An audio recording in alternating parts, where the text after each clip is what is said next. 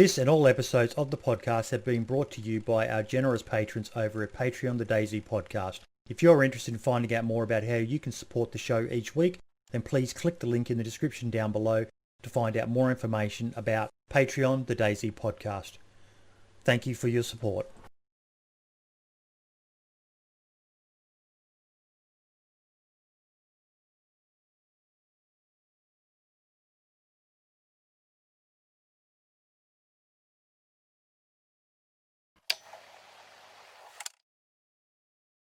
And welcome to episode 42 of the DayZ podcast, folks. You're joined by Brim and Boydie as per usual, and with us today is the one, the only Jordan Tayer, otherwise known as Soma. How you doing, mate? Quite well. Thank you guys for having me. I appreciate it. Mate, been a big fan of yours for a long time. The Survivor games that you and Brian, and you can fill us in if there were other people involved. I know there was some people involved in helping you guys test it and all the rest of it back in the early days and that. But Survivor games was one of the top three things of DayZ for me. Yeah, I love that headset, man. I love that. That's just And the old school Twitch one here too. yeah. It was one of the most amazing things. It really showcased just what DayZ was, you could accurately probably say the Arma 2 mod was capable of back in the day, but it was amazing. Absolutely amazing, mate. It was one of my, oh my God, what is this fucking game that you can do shit like this in it? Normally that was the sort of thing a whole game had to be made for, but you guys were creating this amazing event that absolutely blew up as well. It was huge. Yeah, our first event had 54,000 concurrent viewers in the summer of 2012. We beat the League of Legends category with the DayZ category, and that was our barometer for success. We couldn't fucking believe it. Yeah, it was a labor of love. Every time we did a Survivor Games event, it was all of us either online or in a house freaking the hell out because this was the age of Skype DDoSing, and the internet was not as powerful as it is today, and there was a very rabid DayZ fan base and community. So one little mistake and it was off with your head. And we didn't make a mod. We were essentially just taking a server and sort of editing some stuff in the server and trying to herd cats in and have these 15 teams of 2 duke it out, right? This was not a mod like Brendan Green, PlayerUnknown, had made. It's just a shoddily put together event in a server. So if one person slipped up and there was a DDoS, well, we all saw what happened with a couple of the Survivor Games events. Yeah. It was slapped together, and we really had no idea what we had stumbled upon whenever we made Survivor Games. Obviously, after the first couple events, we saw the viewership explode and people were hungry for more. But it was definitely a labor of love. At the end of every Survivor Games event, we would all have this decompression 30 minutes. We would talk about it, and we'd have to wait a day because we were so stressed. And we almost quit after every single Survivor Games event because of backlash and because of the stress. But we loved it so much, and we believed in Battle Royale, and we believed in DayZ that we said, fuck it, we're going to keep doing this. So how did you end up involved in the project? What's your backstory? Tell us a bit about you, the person, how you ended up being involved in something like Survivor Games, and what else you do.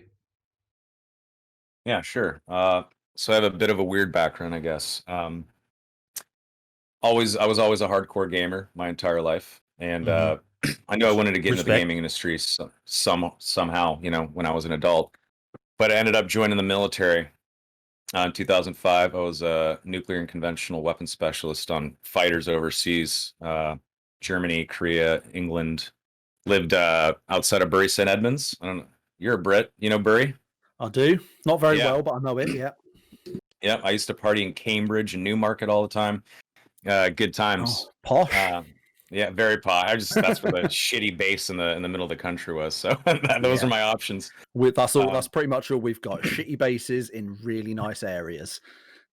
Yeah, I loved England though. It was fun. But I was in for 6 years, and I discovered esports, true esports, for the first time when I was stationed in Korea. It was 2008, 2007. And I would go to Seoul all the time to party and drink and have fun. And I went to the Coex Mall, and I saw StarCraft esports, and I saw Tasteless and Artosis. I didn't know who they were yet. Commentating StarCraft, and I said, "What the hell? Look at all these people watching. This is amazing." And it just doubled down in my mind that I wanted to be in gaming. So when I got to Germany, I knew I wanted to get out of the military.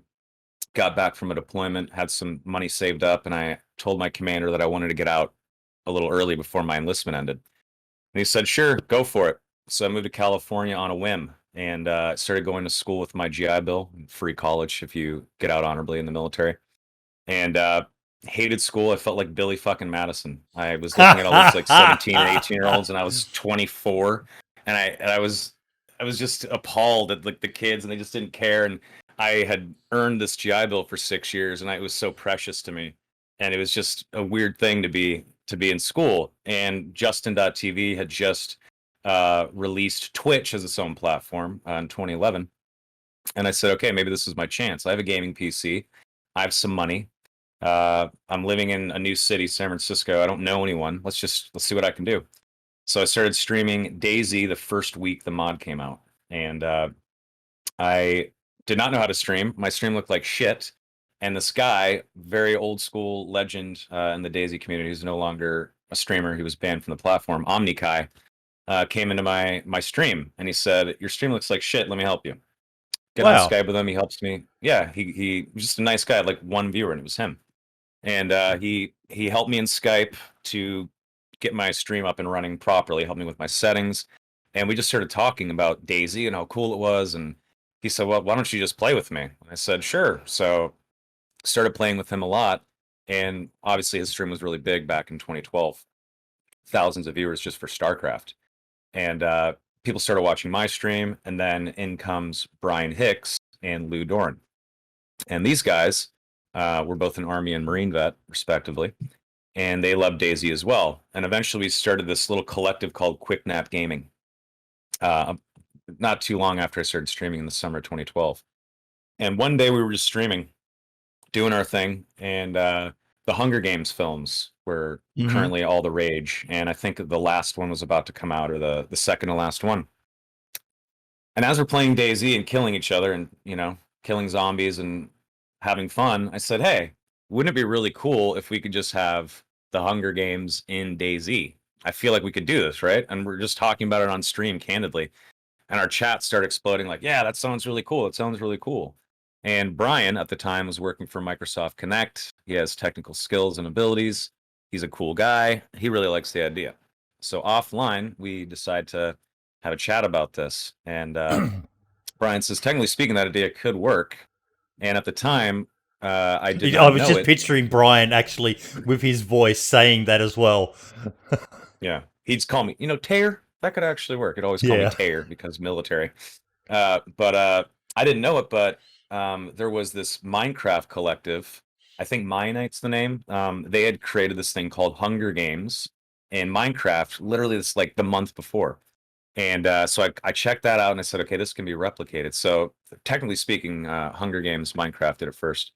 But to the level of where Battle Royale went, Survivor Games, I would say, was first. And Brian said, yeah, we can technically do this. Let's come up with a game plan. So I took care of the creative side. So the phases and how the maps would look, because obviously we weren't modding something. So there was no circle that was going to come in. We had to use the tools we had without modding something. So we created the phase system. We created these PDFs with the rules and whatnot. Started inviting streamers in. And Omnikai, because he was such a popular streamer, he was able to convince people to come check this thing out. So the early days were, like Psy Syndicate and Lyric when he had 2,000 concurrent viewers, right? So this was like the super early days. And that first event, it blew up, and we couldn't believe it. And we decided we were going to double, if not triple down on this event, even though we were pulling our hair out trying to make it happen. The first one And, was pretty stressful as well, wasn't it, from memory? The first one was actually called Hunger Games. The Survivor Games, it was, I guess, our first iteration. We decided to call it Survivor Games because we didn't want to get sued. We were nervous about using Hunger Games. But yeah, it was stressful, but it actually went better than we thought. And we thought, okay, this isn't going to be so bad. Little did we know, DDoS and a rabid community and all this stuff would be a tidal wave on us later on. But we were instantly hooked, and we knew that we were onto something. And there was a lot of early folks in the early days of Survivor Games that helped. Tommy the Gunner, obviously Lou was amazing in setting up the server. Massive shout out to Shannon Z Killer, Sacril's wife, and Twitch legend in her own right, who would also help us pull in broadcasters and help us herd the cats as it started to take off. And eventually we had 5-6 events, and our buddy Brendan Green would come into TeamSpeak sometimes, and he'd say, "Hey, I want to play in the Survivor Games."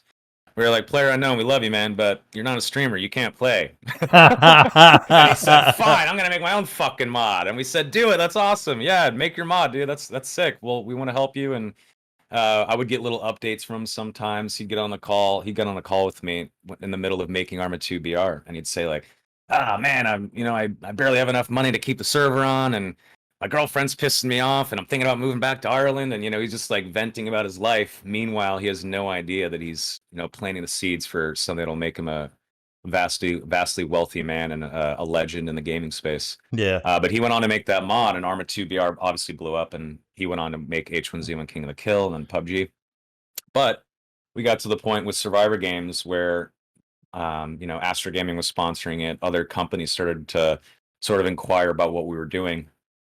And then Brian suddenly gets tapped on the shoulder to go be the lead producer on DayZ. And as that's happening, months later, I'm getting tapped by some of the higher ups at Twitch saying, "Hey, you've done something that we have not been able to do before. You have created actual community, and people are overlapping audiences and cross-pollinating, whereas before it was a very much a stay off my digital lawn, these are my viewers, but maybe you might be my friend, but we're not going to stream together." And viewers were so precious back then that everyone was kind of afraid. And they said, "Hey, people are playing together now. There's like squads in DayZ. The Survivor Games are bringing StarCraft people in, and speed runners, and you name it. Just there's all sorts of folks getting involved with this." They said, "Do you want to join us as a community manager?" And the entire time thinking to myself, well, the whole goal when I was in the Air Force, hating my life, I wanted to get into the gaming industry. And yeah, I'm streaming, but maybe this is my chance. So I decided to take the job, and I became Twitch's community manager in 2014 and left full-time streaming behind. And the Survivor Games was still a thing. So while I was working at Twitch in the very early days, we were still pushing Survivor Games. And then finally, Bohemia said, "Hey, we just want to acquire Survivor Games. We just want to buy it outright and see if we can make something with it." So Brian and Lou and I handed the rights over and sold it to Bohemia. Now, years later, what happened with Survivor Games and Bohemia pissed me the fuck off, but I'm sure everyone's a little disappointed with how that turned out. I can't imagine why you could possibly have a negative thought about it. It's such a tragic. half-assed, disappointing thing. I did a meme of it, yeah. which was the Godfather. Look what they did to my beautiful boy. Well, look how they murdered my beautiful boy. And yeah, it was. I was so excited, thinking that they were gonna, be able to do what you guys couldn't do without the access to the code and stuff like that. I know I got a bit better once Brian came on board, but it was heartbreaking to see something that, and I've just found out new stuff now from you about how big of a deal Survivor Games and DayZ was to gaming. A lot of people love to hate on DayZ, but they just don't realise the history, It was the first variety game. You were either a StarCraft guy, League of Legends guy, or you played DayZ. That was the variety game. It was in the top 3 of Twitch for so long. I mean, Towley, the World of Warcraft streamer, was playing DayZ. Everyone played DayZ back in the day. If you did not want to be a League of Legends individual laddering and your cam's in the corner and you're shouting at the mid laner that's failing you, and you didn't want to Zerg rush and 6-pull all day, well, your option was play DayZ if you want viewership. And I think a lot of people forget that that's the case. DayZ definitely carried a lot of folks that are big today into that success. Well, a lot of people don't realise it was Shroud's first ever stream as well, was playing DayZ. That's correct. Yep, that's correct. There's so many of them now, isn't there? Like you say, there's so many big names out. Like you say, Shroud, Summit, guys. I mean, even we spoke before we went live with the podcast. I mentioned Tim the Tapman's name. You know, I was watching him live the other day, and someone had asked a question in his chat about like other games, because he played Rust for the first time ever yesterday on stream. And so I can't remember what the question was, but he mentioned DayZ. He said, "Oh, you know I'm known for Call of Duty and games and Fortnite and games like that, but I have played other games such as DayZ and other games like that and enjoyed them." And as soon as Tim the Tapman said DayZ, I went, "Oh, he said DayZ." It was a weird one, but it is funny. You do forget so quickly how many guys like Tim, like Summit, like Shroud, guys like that are now sort of at the top peak of the Twitch and the game, streaming industry, did start out, just like the rest of us did, playing a game like DayZ, something that we, not only is it sort of in theory a somewhat certainly a smaller game than AAA titles like Call of Duty, but it's something that's such a, it seems like we're almost a cult thing. We're almost like DayZ's kind of like that. It's not a massively popular game, but it's got its cult following. And it's funny to see how hear guys like Tim the Tapman mention it. See, like so when Shroud came back, Lyric comes back every few weeks and streams it as well. It's funny to sort of think back and go, shit, yeah, they did, didn't they? I used to watch them back in the day, like 5-10 years ago. It's mad. Yeah, I mean, I still play a lot of DayZ. I still stream DayZ. Standalone obviously had some growing pains for a whole hell of a long time, but as is the case with a lot of games, the modders came in and saved the day, right? The Avengers. Yeah, they that's the came thing in. as well, isn't it? There's always that argument. I mean, I've had a bit of a disagreement, more of a trolly thing on Twitter today, because DayZ tweeted out about was it the DayZ Down Under servers had posted they made a trailer video years ago, and the DayZ Twitter shared it earlier, and some troll decided to chime in, so I thought I'd help. But it's funny how things like that just seem to happen so frequently now. Yeah. Well, just to shed a little bit more light on Survivor games, it never would have happened without Lou and Brian. That's for sure. Brian was the technical guy who spent so much time making this thing happen, and Lou was the guy who went into the server to set this stuff up. And obviously we had a bunch of community members that helped as well. At one point we had a house in Washington where I lived with Brian, Tash, Bike Man, and Lou. Bike Man and I were the commentators for Survivor games. And it definitely took a massive effort from several people to make it happen. And it was exciting when we sold it. I had high hopes, but it is what it is with it. I was just happy that, and I still am happy that it sort of paved the way for a really cool genre. Am I a big BR player? No. Am I crazy about it? I was at first. I don't really care about BR anymore. It's a whatever genre to me. It's still cool. But it is cool knowing that, Brian and Lou and the team and I sort of helped push things in that direction. It's pretty crazy. Yeah. And it helped me get a job in the gaming industry. And there were so many other people involved in it as well. Like there's a guy, one of the people in chat I know, Rhino, who has had this gentleman turning up in his stream. But even you probably know him as well, Blurman, a bloke. Blurman's a legend. Yeah, bloke in Australia. And he was just one of the guys who volunteered his time to help you guys with testing of the game and all the rest of it. And Blurman, he was my partner once. He was my partner in Survivor games once. Yeah, he was my partner. We got 4th place. God damn it! It was my fault too. I shot my DMR and I rang the dinner bell. Sorry, Blurman.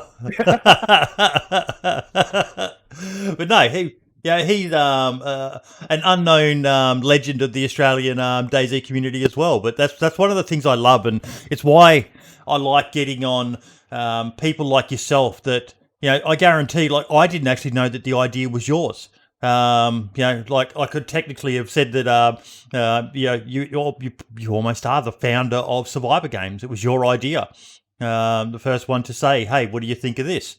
But it's, as you said, Collective it's an idea conversation. that Collective conversation. it's an idea that couldn't have come to fruition without the help of the technical and the other people involved in the background of the program. And I really do hope that they're not finished with it yet. That they take the hit on the chin from the abomination, which I'll be honest, it was a fucking abomination, the thing they released.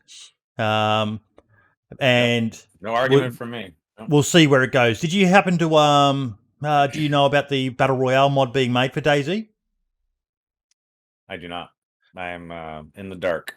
Worth having a look at. It's not quite Survivor games, but it's similar in concept. It's basically the gentleman making it, Keegan Holland or Listic, he said he did some work with Player Unknown back in the day as well, when he was doing his mods, and he's basically come up with a version which has the shrinking ring and all the rest of it for DayZ.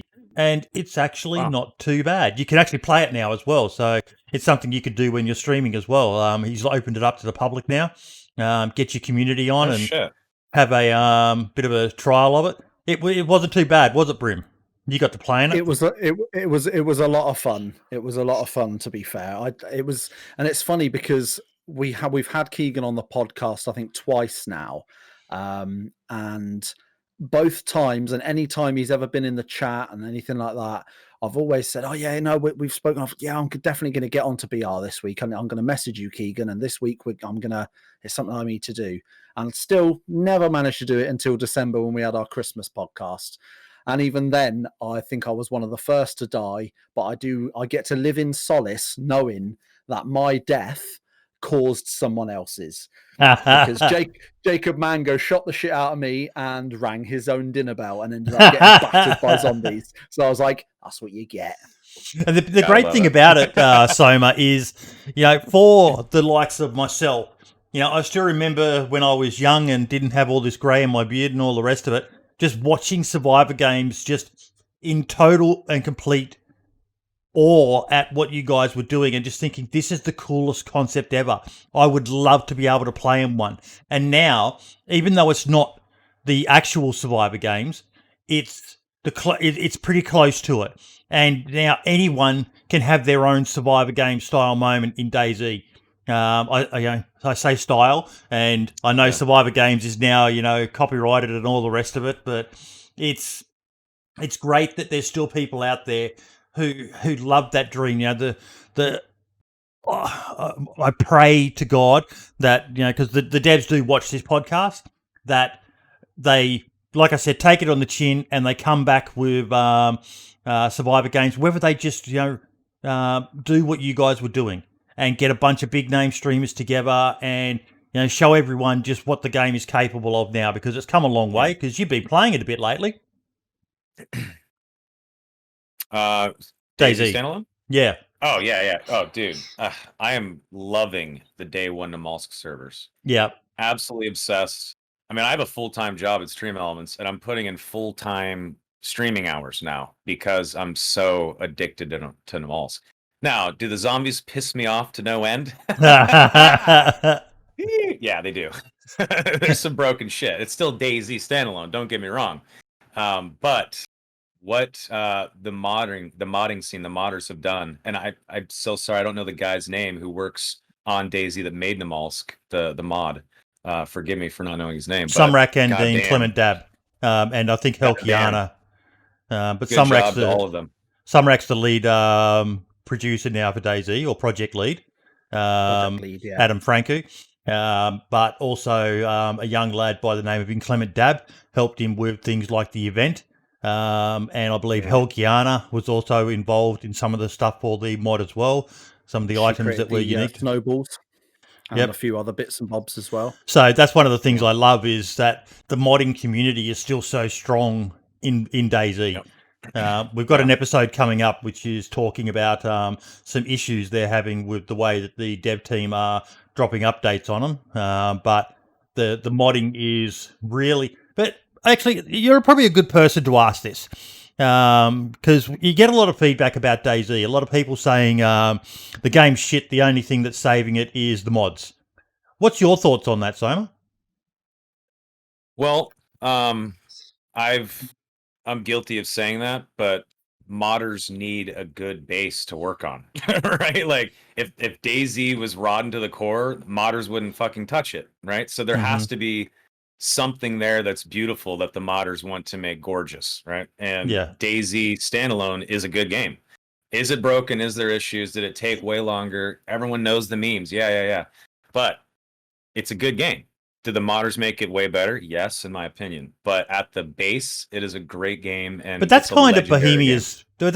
Bohemia's thing, isn't it? That's their thing. That's they their make a thing, stable yeah. base game, and I've been shot Exactly. down for using the word stable because yes. But let's face it, if DayZ, if you opened up DayZ one day and everything was perfect, you probably want to shut it down because it's some of those imperfections of what adds the character to DayZ, isn't it? You're laughing.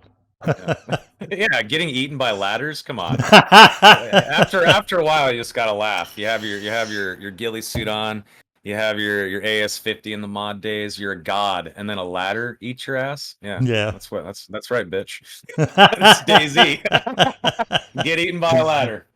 Yeah, you know, there's quirks and bugs, and I mean, DayZ helped me get the career I have today. I have never put more hours in anything else. Not even close. I mean, I'm at 20,000 hours or something crazy, probably even more. I don't know, but yeah, I mean, DayZ. I credit DayZ to quite a bit, and you know, over the years, um, I've talked shit about it, but I still play it, and I still enjoy it, and I will continue to play it and continue to stream it and continue to get excited when updates come out and modders bring out new maps and new concepts like the cool alien stuff in Namalsk. And I don't know, man. I'm more stoked on DayZ now with the day one Namalsk servers than I have been since Arma 2 mod, which is Yeah. a big statement, but that's really how I feel. Now, what's this stream elements you mentioned that you're working with? Yeah, so maybe I should go a little bit more in the history. So before I get to stream elements, I ended up staying at Twitch for 4 years, and as I said earlier, you know, I was just a streamer after the Air Force. I ended up dropping out of college. I didn't get a degree, and so I felt very lucky when Twitch tapped me, and I was community manager for maybe 5 months, and my boss was DJ Wheat, and we would talk, and I'd say, look, we can't run the Twitch community from a subreddit and a Twitter account. You know, like we got to push Twitch Weekly harder. We need to have partner spotlights. We need to grow our event presence and start having stage shows that spotlight our partners and cool events that people are doing, like Survivor games and whatnot, because the community builds cool stuff. And so I got pushed in this programming manager role, and I would program, schedule, produce, and host E3, Gamescom, New York Wow. Comic Con, you name it, PAX Australia. We should have commissioned this guy for our Christmas shows. Hey, Brim. Definitely. Yeah, it was crazy, man. It would be, you know, some events are 2 days, some are 3, some are 4. It was 8 to 9 hours a day, 15-minute segments, and we had to build a narrative for each of these things so the segments made sense. Tons of, you know, developer interviews, partner spotlights, paid segments. You know, that's just how it goes. And eventually, I was tasked with running the non-gaming stuff. And this was actually, at first I was like, I really like PAX and I want to do E3. But they put me on like Comic Cons and stuff. And suddenly I'm in charge of building out these stage shows where I'm interviewing John Rhys Davies, Gimli. I'm interviewing Sean Astin. I'm interviewing Norman Reedus from The Walking Dead, Game of Thrones actors. And I'm like, I hope no one's noticing this because I don't want to get moved back to gaming stuff. I want to stay on this.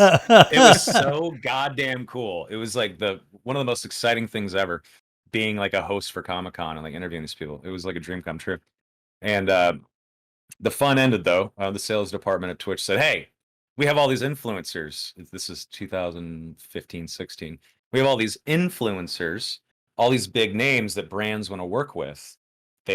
McDonald's or Nike or whatever brand is spending $1 million. No one's clicking the ad banners. No one's watching pre-rolls, but they want added value out of this money. So we got to use these streamers. And I said, well, shit, okay. I mean, We have, tons of people with tens of thousands of viewers. Yeah, we can do this.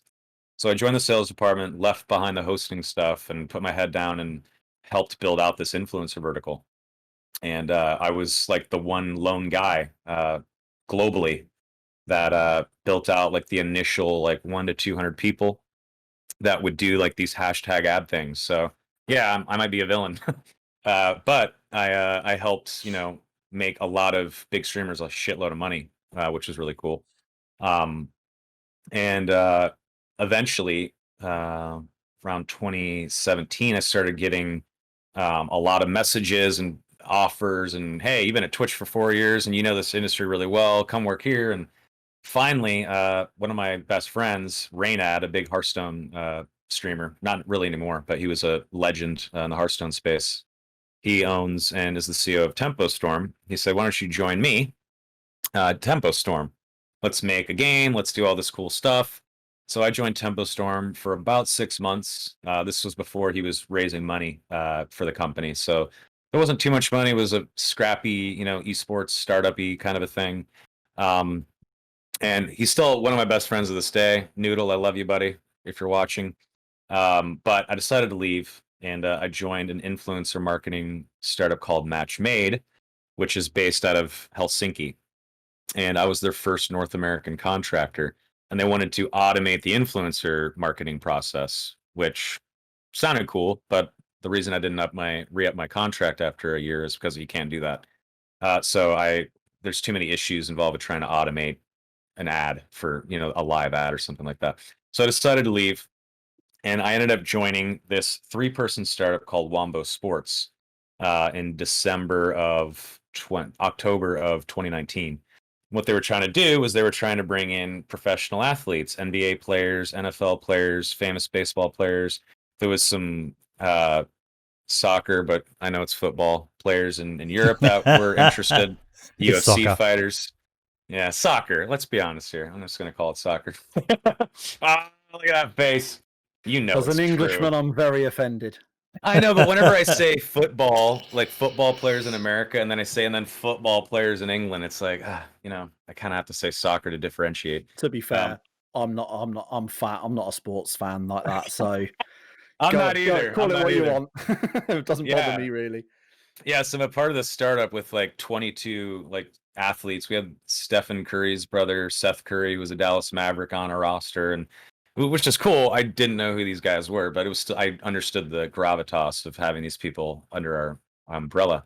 And we were trying to, grow these pro athletes' Twitch channels and online gaming presence and get them collaborations and brand deals. And it was pretty cool, and it was kind of working. And then COVID hit, and when the stock market crashed in March, this is when we were trying to get some, initial investment. And no one knew that like 6 weeks later, it was going to bounce back and that the digital era is going to explode with rainbows and butterflies. And it was going to be the best thing ever for digital. So they all backed out, and that startup was dead within a few months of me joining. So I'm in the middle of a pandemic, had just lost my job, and it was the onset of it. So I was a little freaked out. But started interviewing at a few companies.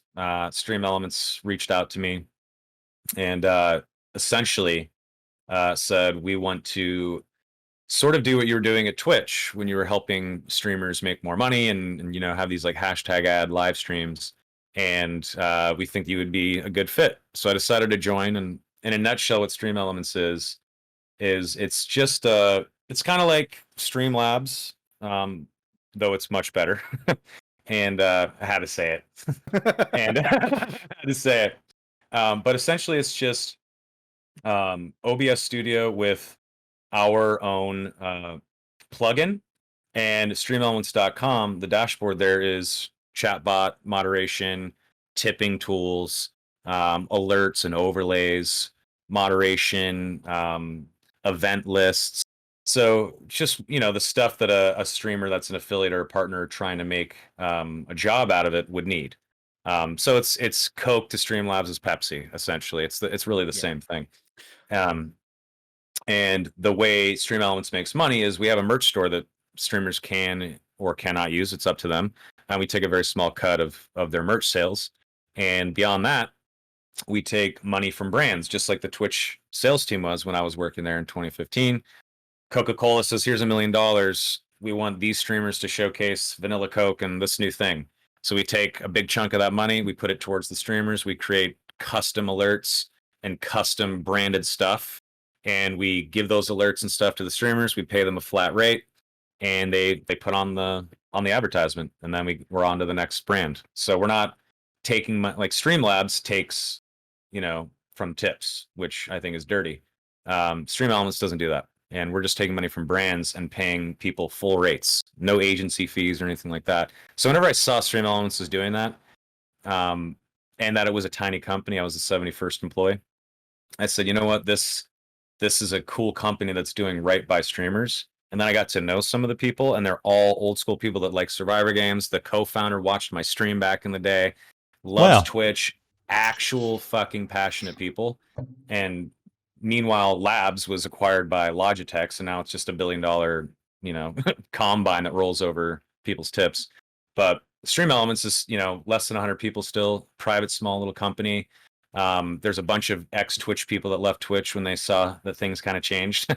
So now they wanted that same old school Twitch startup feel that we all fucking loved back in 2014. Some of the most exciting times of my life was that the early days when we would have Emmett, the CEO, come in with like a few $100 and say, all right, everyone go get some booze and wine. We're going to have a big party. It was like 80 people, right? And like a tiny little office in our little bar in downtown San Francisco. And we're partying every week. There's like a sense of community within the Twitch staff. It felt like a little family. Everyone was so stoked and happy to be there. And obviously that goes away after a while, after $1 billion acquisition, and there's 1,000+ employees. Well, myself and some other Twitch folks and a bunch of other people in this industry, we saw that with Stream Elements, and it's in the middle of. So in a nutshell, really your cool... new job entails the boss handing out money every week and you guys getting pissed once a week. That's why you love it. No, not now. That was Emmett. That was CEO Emmett Shear. We had our happy hour every. But you were saying this new job has the same feel as the old one, so you're a shit face right now, aren't you? Well, I gotta say, it's a completely digital work from home company. It's a complete remote company, so we don't have that same sense of pre-COVID happy hour. There's 60 of us, let's get pissed kind of a thing. Now, if there was a central office and we could all hang out, I'm sure we would, have something similar. We do like digital happy hours. It's not the same. But I mean, that's the COVID era, right? So that is what it is. But Stream Elements, I'm like droning on like a company man at this point. But no, it's interesting to hear. I'm so happy to be there because it feels like old school Twitch, the startup, just not the platform, the other side of the fence. And I love it. Yeah, it's a great. You'll have to give us a link. Because we quite often have a lot of streamers who watch our show, and we'll post it up just so people can check it out and compare it to whether they're using OBS Studio or Streamlabs. I use Streamlabs OBS. My main reason is because it's got more functionality than OBS. But yeah, I'll definitely have a look at Stream Elements myself as well. I'll say this: Streamlabs OBS is a good tool. I mean, it's easy to use. It looks pretty enough, right? It's if you're just getting into streaming, Streamlabs is a fucking good place to start. I sincerely think that's true. But when it comes to getting a little more technical, when you want to get into it a little bit deeper, after you sort of get past the beginner stage, I think there's a lot in the Stream Elements dashboard that can be helpful. And honestly, it's OBS Studio with just our plugin on it. So really, it's just base OBS Studio. Yeah. See, I well over a year ago, certainly pre-COVID, decided to check it out because a lot of people do say that the OBS is better than Streamlabs. And it does seem to be a common theme that I hear somewhat frequently, or see in Discords and things like that. So I did try to get it in and set it up and give it a go, but I think half of my problem is the fact that I've got absolutely no fucking attention span when it comes to things like that. Like, I sat there for about 20 minutes and I downloaded both things and I'm opening them up, but I think I was sort of in my head thinking, trying to equate what I'm seeing to what I already know using Streamlabs for a couple of years, and sort of going, well, that doesn't marry up with what I already know, so I don't know what that is.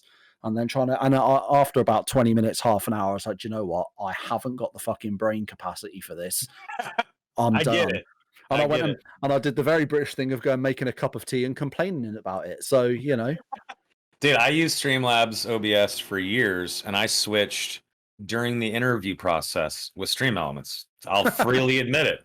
I switched over during the interview process, and then I was the same way at first. I was like, shit, I gotta like relearn stuff and transfer shit. And then, an hour later, I'm like, oh, it kind of clicked, and I saw the light. But yeah, I get it. Like I'm very similar where I had something down pat. I had an understanding and a grasp of this. Let's just keep doing that because I get that. Yeah, Yeah, that's pretty much I where get I'm it. at with it. Yeah, that's I pretty get much it. where I'm at. Like I can sit here now. I've got my Streamlabs open. I'm live, and I'm looking at it, and I know anytime anything moves, changes in any way on my screen, I know exactly what it is. I know why it happened, and if it's something that shouldn't have happened, I know how to fix it. Whereas if I obviously, and obviously it wasn't always that way when I first, same with anything, when you first pick something up, you don't know everything, unless you're some savant that can, memorize an entire instruction manual, you're not going to know everything, Yeah, that's not so me. no, it's definitely not me either. So, yeah, it's like I say, I do see quite a lot of people saying, OBS Stream Elements, it's the way to go. And I think I do see a lot more streamers when I jump into their streams. You see they have their timers and their bots, and it's 9 times out of 10 it's either Nightbot or Stream Elements. So Right. I mean, and I can get that because I use Nightbot. I always said I wouldn't. I always said that Streamlabs Cloudbot is fucking good and I love the way it works, but I haven't used it for about 6 months because it just could not do what I wanted it to do in the slightest. And it was doing it fine one day and then it wasn't the next, and so I just turned it off. But Technology, dude, gotta love it. I know. I did have a bit of a bitch and moan at my mother when I spoke to her today, mentioning about pen and paper, because she works with computers and she's about to have to start working from home, and she's talking about using pen and paper. I'm like, you're going to have a computer. Use notes on that. Why are you using pen and paper for sensitive government details? Sort yourself out. Yeah. I use pen and paper all the time. Yeah. Sticky notes are my best friend. I'm old school. See, I've got the sticky notes on my computer, like the sticky notes app on Windows 10 on my computer that I use, and I use that in conjunction with the notes on my iPhone. But I've always got a pen within arm's reach. And I don't know what it is. spare skin if I have to. Yeah, I'm so ape-brained that I need to like take a pen, write something down, read my own writing to really get it to stick in my head. I don't know if that's. I'm putting little post-it my notes own. all along the bottom of my monitor of things I need to remember before I start up a stream every time, and yeah.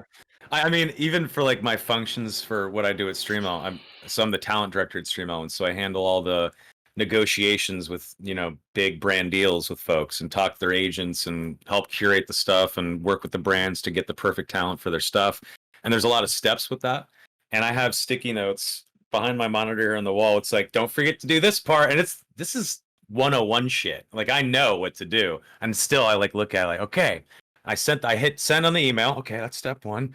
All right. It's just ridiculous that I but if it works, it works, man. You're doing it for a reason, yeah. If it works, it works. It ain't stupid. Yeah, no, for sure. But yeah, I've been harping and not harping, but talking about Stream Elements for like 15 minutes now. I don't want to seem like I came in here doing my own hashtag out on the company I work for. No. So But it's part of the reason why we get people on is so we can find out what they're up to. Skullspeeder in chat is saying a couple of Stream Elements vids for use with Lightstream, so you can have overlays on console streaming. Is one of the things you guys do. Yeah, so Lightstream is actually pretty interesting. Lightstream is, browsing software, but it's streaming software, but it's in a browser, right? So if you want to go live, you can go to Lightstream and do everything from a web page, which is cool. But what happens if Chrome crashes, or what happens if your internet starts to tank and now everything's tied? If the internet starts to tank, your stream is going to go down no matter what. But whenever the browser, or the streaming software itself is tied to a web page, there's just too many points of failure, I think. And it's also extensive on the system, depending on what browser you use. So I use Chrome like a fool because I'm just used to it.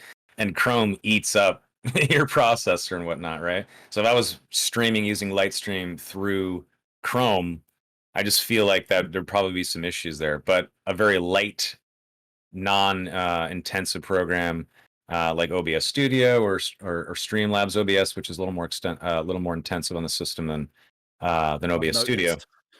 Yeah, that's one bad thing about Streamlabs OBS is it actually does chug a little bit, just because of the nature of how it looks and what they built into it. And I'm pretty sure, like in Streamlabs OBS, there's like a store, right? Like you can actually click into a store within Yes. OBS.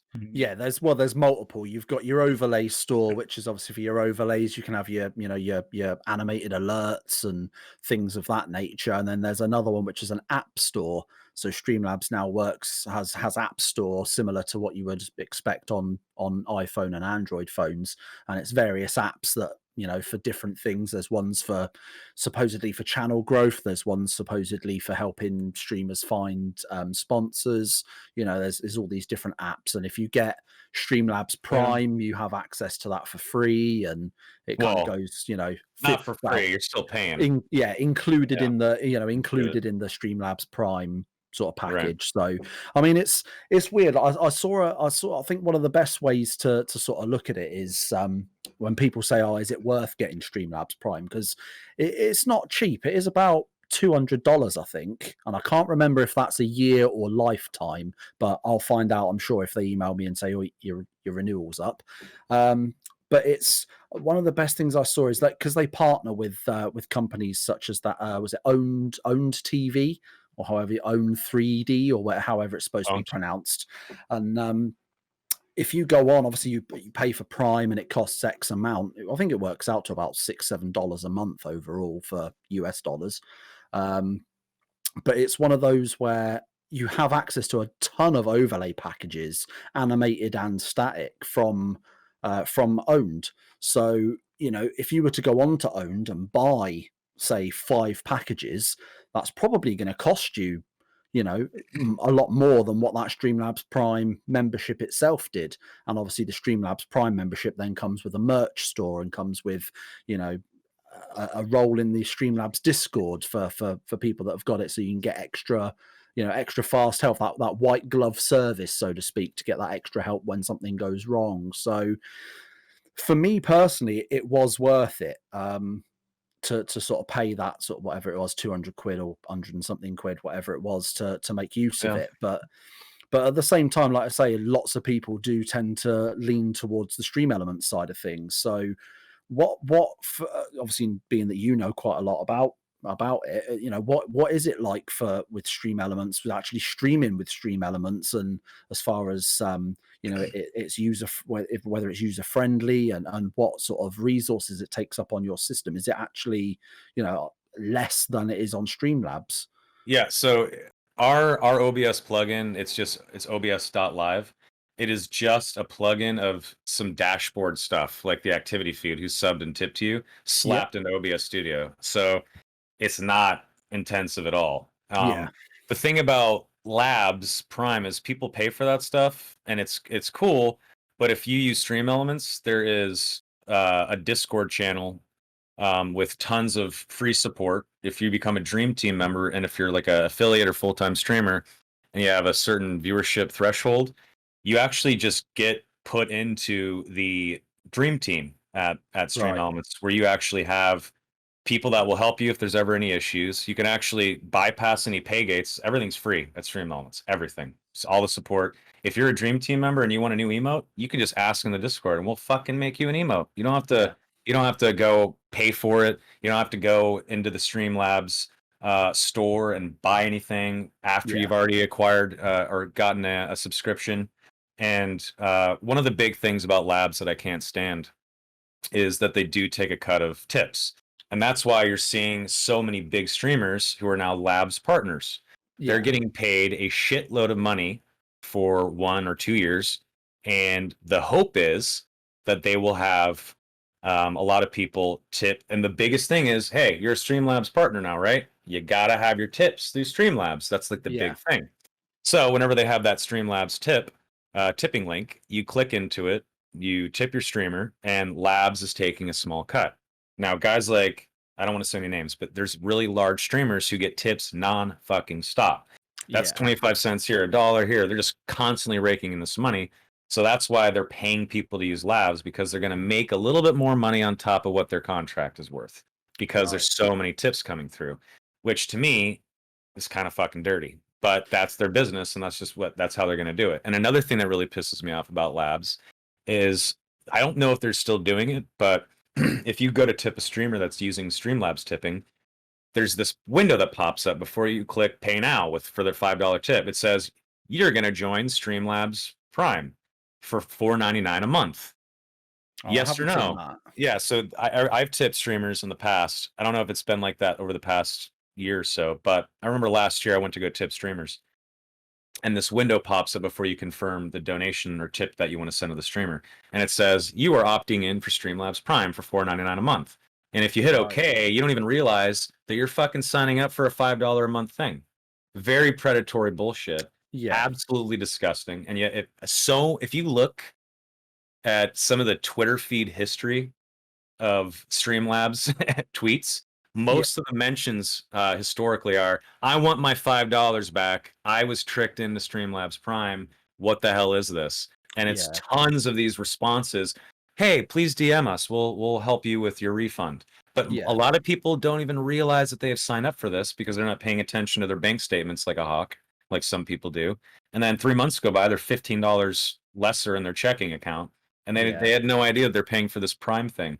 But that's Logitech. It's $1 billion company. They acquired a really cool service. Streamlabs was quite excellent before Logitech came along. But Yeah. there's some predatory $1 billion company shit going down. And I'm pretty sure, I'm not positive because I haven't looked recently. I'm pretty sure maybe they removed that. But there is still issues you see of people saying, hey, I didn't even know that I was paying for this. Yeah.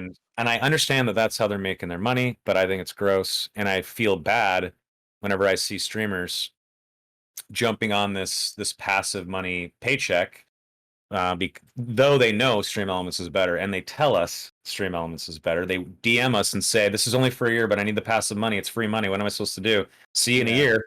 And we say, hey, it's cool. And then I don't want to get too much into the weeds, but as you can see, I'm very passionate about it. Yeah, I mean, one yeah. thing I will say about Streamlabs OBS that I've enjoyed is that on the odd occasion that something does go wrong, their Discord is absolutely brilliant when it comes to support, because they've got like a set of a staff of people on their Discord that literally sit there all day, and as soon as anyone posts in one of the support channels saying, "Oh, I've got this issue, how do I fix it?"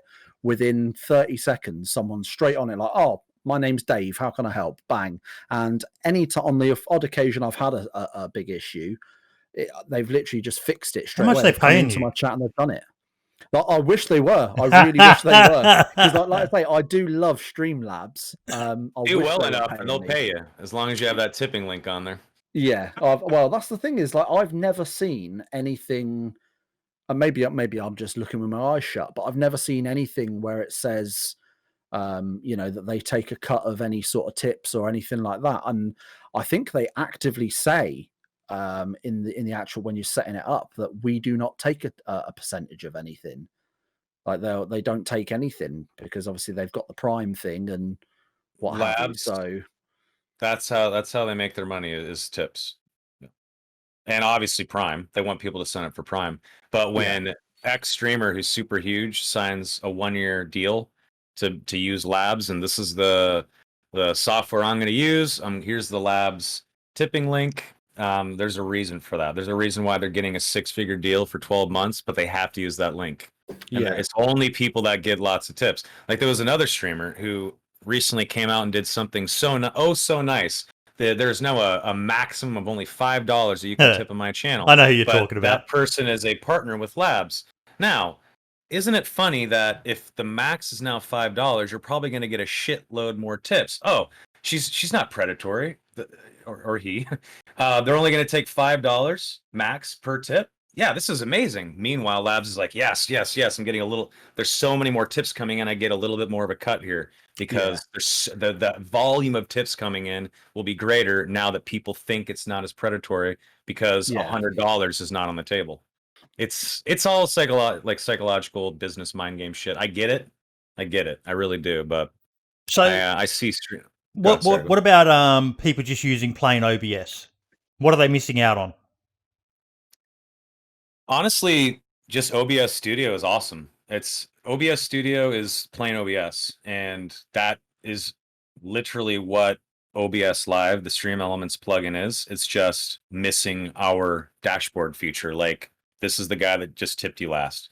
This is your recent sub. Like, there's the event list.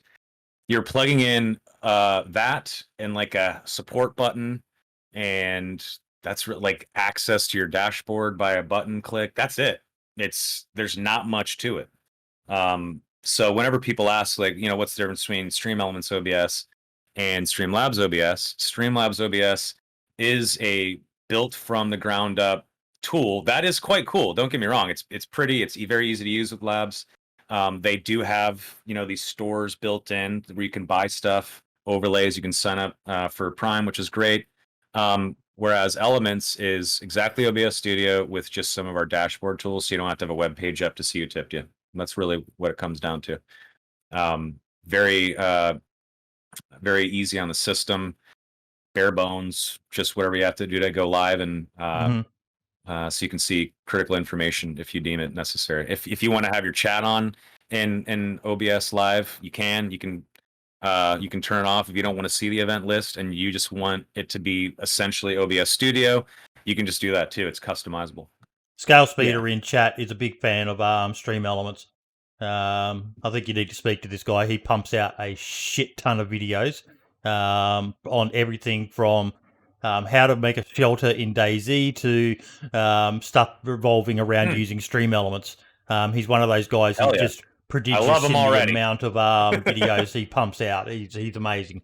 I've said to him he actually should have a chat with him. I've said to him he needs to start multiple different channels because he just does so much. I think there's barely a day goes past where I don't have 2 or 3 videos uploaded in my feed from him. He's just Awesome. he's a video making machine. Seems to be the way to go, to be fair, for a lot of content creators. Like we mentioned, big guys like Tim the Tatman, Nick Merckx. It's all about that algorithm, baby. Yeah, well, they've all got multiple channels. Like Tim's got, I think, 2 or 3. It's definitely got minimum 2. I think he might have a third. I think Nick Merckx is the same, and it's literally just Tim the Tatman 2. So it's not like he's put any thought into into naming it, so to speak. And I think it is literally just because obviously when you get to that size of being a content creator, you've got people that work for you. You've got editors. You don't edit your own videos. You live stream, and then someone just takes all the clips, bangs it in a video, whacks it out, and they're literally doing it. I think both Tim the Tatman and Nick Merckx have at least 2 channels each, and I believe they have at least 1 video per day go up on both channels because they're basically essentially doubling their revenue because they've got their main channels with however many million followers that's getting this many ads and this much of this, that, and the other, but then they've got a second one that's doing a little bit as well that's not detracting from the first. So it's a smart way of doing it to have multiple channels if you're if you are churning out that level of content and you want that amount of content and you're doing it at a level that's that's reasonable, that you're actually making a reasonable paycheck on, essentially. Some people have a second, like Asmongold, for instance. He has a second Twitch channel that he dicks around on for fun when he doesn't want to be in Asmongold mode. It's Zach Rar or something like that. It's just another Twitch channel, exactly like Asmongold, except it gets way less viewership because he doesn't advertise it. He has no cam on, but it's when he wants to dick around and WoW and not be Asmon super nerd, I get, and that's not even for money. That's just, oh shit, I still want to be live, but I cannot keep putting on the show. I need to be able to relax. So yeah, there's so many reasons to have more avenues for content. Got a question for you. Something we've talked about a few times on the show. There's a guy who we watch a bit. I'm sure you're familiar with, Devin Nash, who does a lot of videos talking about more the behind the scenes stuff with the industry. But there's been a lot of talk lately about YouTube for streaming, Facebook gaming for streaming, and Twitch for streaming. What are your thoughts on probably Facebook gaming I don't know how. I think it's just because they've got bottomless coffers of money, Facebook, that they're still propping that up. But YouTube streaming compared to Twitch streaming, like I've tried YouTube streaming, and it's not bad, but it's nowhere near as user friendly as Twitch is. What are your thoughts on that? For people out there. I think you're right. I agree. It's not as easy and as streamlined as Twitch. I think Twitch has sort of nailed it. And even then, even though Twitch has nailed it, as a fucking brand new person coming in, it's still like a headache, right? When you're like, what do I have to do here? And this is, Yeah. training wheels Twitch. Now, when you get into YouTube and Facebook, oh man. So Stream Elements, for instance, we'll work with any platform. So we work with YouTubers, VOD and live, and Facebook gaming streamers. When it comes to let's look at the platforms. So Twitch has a few 100 million users and a couple million streamers. I don't know the number right now. But, if we're looking at 400 million people on Twitch, that's significant. That's insane. That's a lot of people. I'm sure the number is even higher now. Let's call it 500 million just to be safe. When you move into YouTube territory, at 1 billion people, you are now at 1.5 billion users. You are also looking at a platform that has been baked in to society globally since like 2005. So it's a household name now. Everyone knows YouTube. My boomer dad and my dead grandparents know what YouTube is, right? So I mean, everyone knows what it is. Then you move over to Facebook. This is where shit gets crazy. Add almost another billion on top of that. You're looking at like 2.1 or 2.2 billion people on Facebook. Now, when you have $600 billion and you know that you have a billion more people almost than YouTube, if you can just capture a fraction of your 2.1 billion, you're suddenly like on par with Twitch. So if you have brilliant engineers and you're paying them huge 6-figure salaries and giving them a bunch of equity, and they have massages at work and they don't want to go anywhere, and you're like, hey, we're going to work on Facebook Marketplace and we're going to do Facebook Messenger and WhatsApp and Instagram, and hey, fuck it, let's just try to be players in the live streaming game. They're going to do that. They're going to continue to throw money at it. And Facebook, I almost took a job at Facebook Gaming, and I'm happy I didn't. I don't want to be attached to one platform. But if they play their cards right, if they fix what they have, because right now the user experience is dog shit. Like you go to like a personality page and it's like a weird comment section sort of live thing for chat. It's really messy and dirty.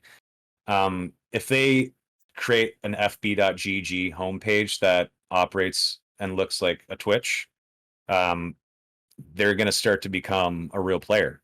And the only reason that is because they have billions of people. 400 million compared to 2.1 billion is a significant amount of people. I don't think people really understand that. Whether Facebook is cool or not, it's the boomer platform or not, it's just sheer numbers. If you put people in front of those videos, Zuck can put whatever he wants in your feed. If he wants you to watch a Call of Duty Warzone live stream, he's going to sneak that shit in your feed, and that's going to count as a viewer. And once in a while, someone's going to go, oh, well, this is actually kind of cool, and they're going to watch. And then eventually they might buy stars, and eventually now they're hooked into watching live streamers. All it takes is 1 out of 20 for a few years. 1 out of 20 people doing this, 1 out of 20 people actually clicking through, 1 out of 20 people actually retaining and watching for longer than 2 seconds.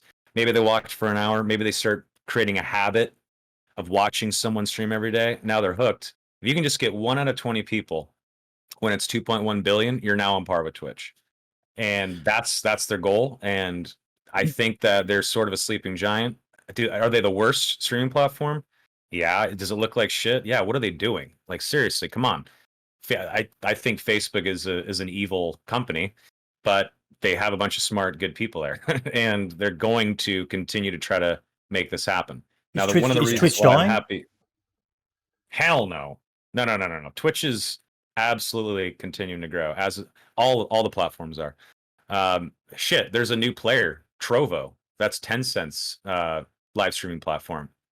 They're going to start throwing Chinese money at people and to try to get them to switch over to Trovo, and some people are going to do it. and little by little, people will trickle over to that. Say bye-bye Shroud Trovo- Ninja again, eh? Man, holy shit! If Trovo came at Ninja with $100 million, maybe he would do it. But I don't think Trovo's going to make that kind of move. Right now, they have a $30 million initiative to try to get people to come over. But that's carpet bombing lots of streamers. The biggest mistake Mixer made was giving up on organic community growth and just trying to cut the line and pay to win. Yeah. That's not how that shit works. The reason why Twitch took off, the reason why Twitch is successful is because it was grassroots as fuck. And the platform and the people that worked at Twitch did not get in the way of people. They stood back and let the community grow and let the community decide shit. Emotes became popular because Twitch chat made them popular, not because Twitch, the platform, made an emote and said, "This is what you're going to use. Have fun." Now, Kappa, yeah, that's a Twitch emote, but people made Kappa popular, not the platform.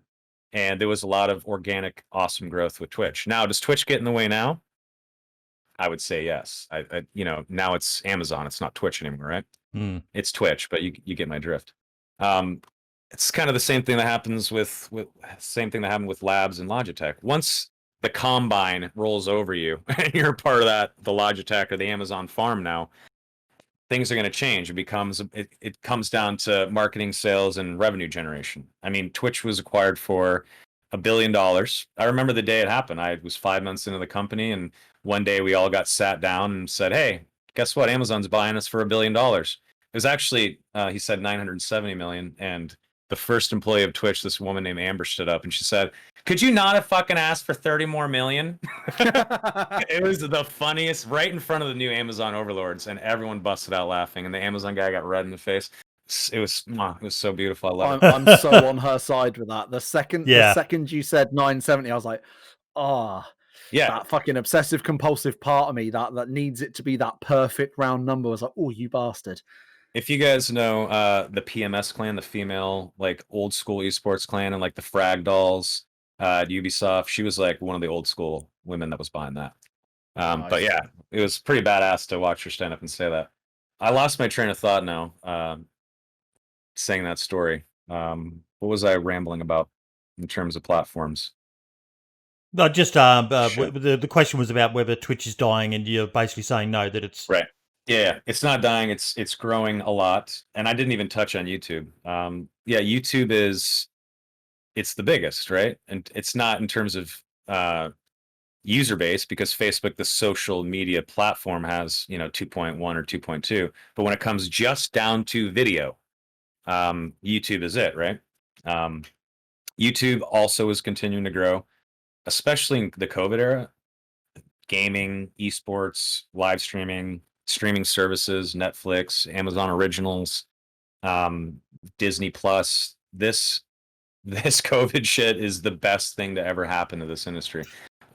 Stream Elements, Twitch, we've seen growth that is astronomical because of COVID. Is COVID terrible and sad? Yeah, I mean, my girlfriend got COVID. I had it too, like 6 months ago. It sucks.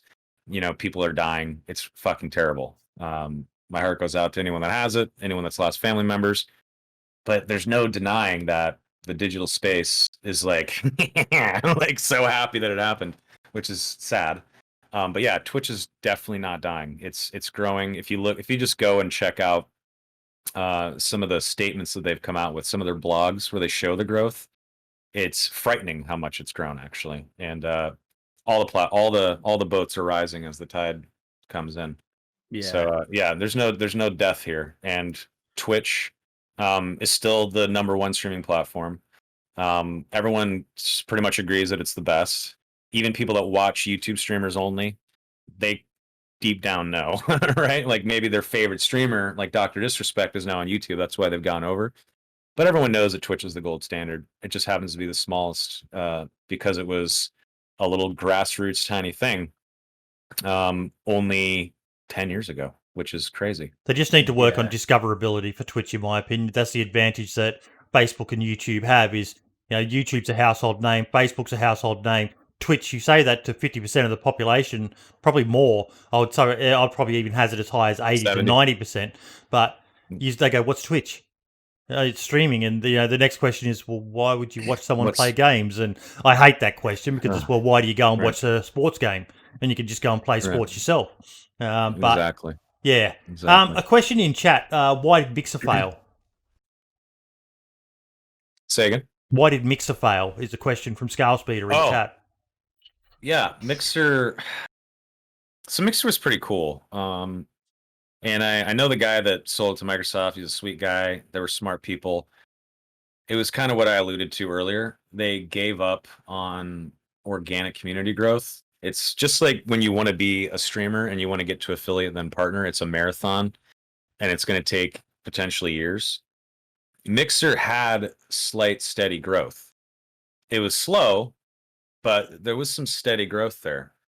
When they decided to shit on the community and take a bunch of money, and I'm talking a massive percentage of their entire marketing budget for an entire year to acquire Shroud and King Athalion and Ninja and like a few other people, what they thought they were going to do was just buy out superstars and just suck up their audiences, and the audience would just come over. And I think a lot of the industry vets knew that was a huge mistake, because you can't pay to win in this. It is a marathon. And like they had their own version of Kappa, and so did YouTube Live. Like they were trying to replicate Twitch. And the internet's not fucking stupid. Like we can see what's happening here. And while it was awesome that Ninja made a bunch of money and Shroud made a bunch of money, the only people that won when those deals went down were the talent and Loaded, the agency that made all this happen. Loaded made tons of money, Ninja made tons of money, Shroud made tons of money, and everyone saw that Mixer was trying to cut the line and sprint to the finish line instead of jog the marathon. And it also had this like weird culty feeling, like, oh, welcome to your new home. This is Mixer. Oh, you're not getting the discoverability and the love. You're not on Twitch. Well, hey, come on in. We'll give you a big Mixer hug. And it just seemed a little fucking weird, and people were shitting on that. And there also was some leadership issues. I'm not going to say any names, but there was at the top leadership issues with their philosophies on the community and who they should bring in. And I had very good friends that work at companies like Discord and Twitch that joined Mixer, and they're like buddies that I drink with or like smoke a joint with. So they'd tell me what's happening inside, and they didn't last even a year before they left that company. And it was sort of like Mixer was like this side bitch that Microsoft owned, and they could have put more effort and time into it, but they didn't, and they thought they'd pay to win, and no one else agreed. The community didn't agree with that. I think it was a bit of a wake-up call for the big-name guys when they jumped platforms, and their audiences, for the most part, did not follow them. Their audience was, me personally, I thought it was a slap in the face of your community. I understand the business aspect. It's money, but, and they've been largely forgiven. Shroud's having massive numbers again back on Twitch. I was stunned to watch them just shit on their community, and we're chasing the money, please come follow me. And I can't blame them. I can't blame Ninja for not I remember when I was getting Ninja $5,000 deals for a 2-hour sponsored stream, and Ninja would call me after and he'd say, did I do a good job? Did the brand like it? Is there anything I can improve on? Guess how many streamers would do that? Fucking none. There was like 4 streamers. Few. He fucking cared. And people shit on Tyler Blevins. I fucking love that guy, but I know him personally, so it's easy for me to say that. He gave a shit about his business, and he cares about his community. He does. And when Tyler, who put in the work, who actually wanted feedback, who would put in extra effort, suddenly starts blowing up, and he gets to the point where a platform is saying, hey, your audience loves you so much they'll follow you anywhere. He probably believed that. He probably really did believe that. Can't blame him for that. Just because it turned out to be wrong doesn't mean his belief was wrong. And when you are 23 and you click heads for a living, and people watch you online, and you thank names as they subscribe to you for a living, and then someone says, "Hey, you want $30 million to come over here and be the face of Halo advertising when we push out the new Xbox and Halo Infinite and all this extra shit that we probably don't even know about?" You're gonna do it. You're gonna take $30 million. I would. $30 million, like your family's set, you're gonna have kids, everything's gonna be okay for the rest of your Yeah. life if you're not an idiot. $30 million, like to us, like I'm not a millionaire. I don't know if you guys are, but I don't even know how Not to even close. conceive. Yeah, I'm not even close. I don't know how to conceive of even having $1 million when it's actually in front of you for real. And it's right there, and you can actually get $30 million and you're not already rich. How do you say no to that? It's 99% of people are gonna say yes. And then the guy or the girl that says no is gonna fucking lay in bed at night going, "Did I do the right thing? Fuck, fuck, fuck." And they're gonna fucking melt down, wishing they Yeah. probably would have done it. But they look great in front of, they look like a hero for not taking the money. I don't know. Yeah. I get why he did it. I get it. I'm not mad at him. Yeah. Yeah, I remember when obviously Ninja blew up through Fortnite and then Apex Legends came out. I remember it came out that guys like Ninja, the big household names in the streaming world, were getting paid literally a flat fee of $1 million to to just advertise it, just to put out a tweet, stream the game, because they were going to stream it anyway. Let's be honest, but they were making ridiculous money just simply just for sticking out a tweet every once in a while and things like that. But where would the $1 million have gone if this was 10 years ago? It would have gone to ads on the side of a bus, Game Informer magazine, GameSpot.com. They have to spend their marketing and advertising money. The money, just because the technology has changed and shit has shifted. Twitch is the new gaming magazine. Twitch is the new ad on the side of the bus. So that's where the marketing and advertising dollars are going to go. And if no one's going to watch pre-roll ads and no one's going to click on ad banners, what do? Well, you go to what I was doing in the early days, the added value. Hey, we have all these streamers we got to use, and the brands want these people. They're the new commercial. And when you bake shit in to the content that thousands of people are already watching, it's like this passive ad that they know they're watching, but at the same time, it's, well, Ninja's going to play, Apex anyway. And yeah, it's a hashtag ad on it, but he's still just kicking ass and being himself. Suddenly, you don't even care that you're watching a commercial anymore. And was he going to play it anyway? Scale Speeder is basically turning this into a Devin Nash interview now. So what's the biggest mistake content creators make when it comes to growing their channels or dealing with sponsors, in your opinion? Man, I think when people take a lot of breaks, it fucks them. The whole marathon thing, like you can't run 13 miles of the marathon and then go kick back for a day and then decide to finish the 13 hours, because all the other people in the marathon are running right by you. The marathon's done by the time you decide to get up off the sidewalk and finish, right? The people that take extended breaks, that don't stick to a schedule like it's a job, they're doing themselves a disservice. I used to do that to myself. I prided myself on not having a set schedule because this isn't a job. This is crazy Soma, just showing up to stream 10 hours a day anyway. But I'm not going to start every day at 8 p.m. because then it's a job. That was foolish. If I want, or if you want to become a full-time streamer, treat it like it's your actual job. It's scary, and maybe it'll muddle it, and maybe it's not as romantic anymore. But if you actually want to be a full-time creator and make money doing this, you have to fucking pretend like you're your own boss and you're clocking in at this time. You have to mentally trick yourself. And what was the second part of the question? Dealing with sponsors. Dealing with sponsors. Oh, man. So a lot of broadcasters don't know how to check email, first of all.